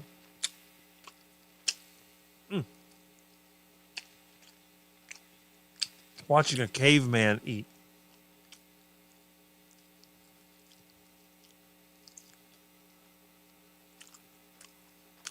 I have terrible manners. Who else would go online, multiple people, and eat in front of them and talk? That's not good. Definitely not proper 1950s. But, of course, back then they used to smoke, which I don't do. I hate cigarettes. I hate them like you wouldn't believe. I tell people, if you're going to start smoking, get a pipe or a cigar. Don't smoke them nasty cigarettes. All right. Okay. Well, looks like the comments have slowed down. Let me see who else is live. I think when I start eating, everybody gets hungry or they just get disgusted. All right, let's go for the scene here. And let me hit YouTube. There's me. I am down to how many? 30? 33, that isn't bad. 33 is not too bad. Let's see who else we got here that is watching. Whoops. I need to get this other monitor hooked up the right way. All right, let's see.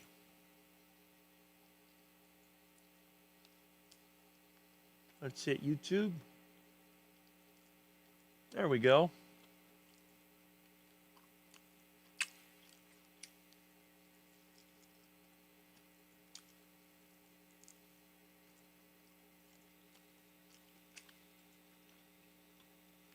Oh, it's Dustin. Okay. I shouldn't be competing with my friends. Dustin and Amy are live right now. Other things that happened, and I'm going to be careful. He started 14 minutes ago. I tell you what, because you guys are my friends, let me go ahead and let me wrap up these comments so you can participate in their live stream, because they don't do this every day. And again, both Dustin and Amy are my friends. Let me go over here. Uh-oh, where'd my comments go? There we go. All right.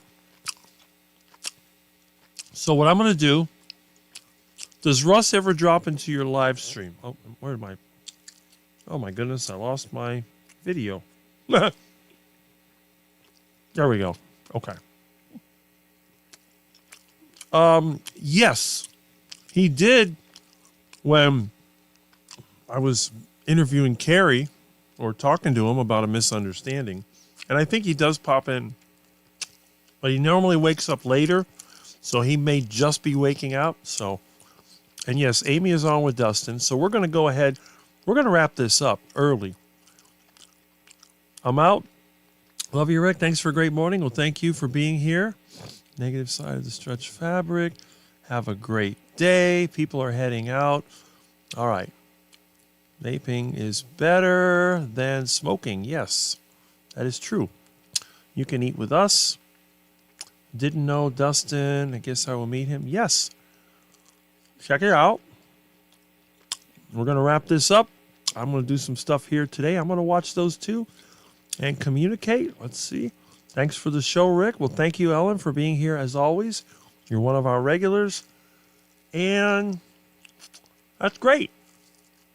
So let's go ahead. We'll wrap this up. I'm not going to play any outro. I'm just going to cut it off. And I guess I'll see you over there with Amy and with Dustin.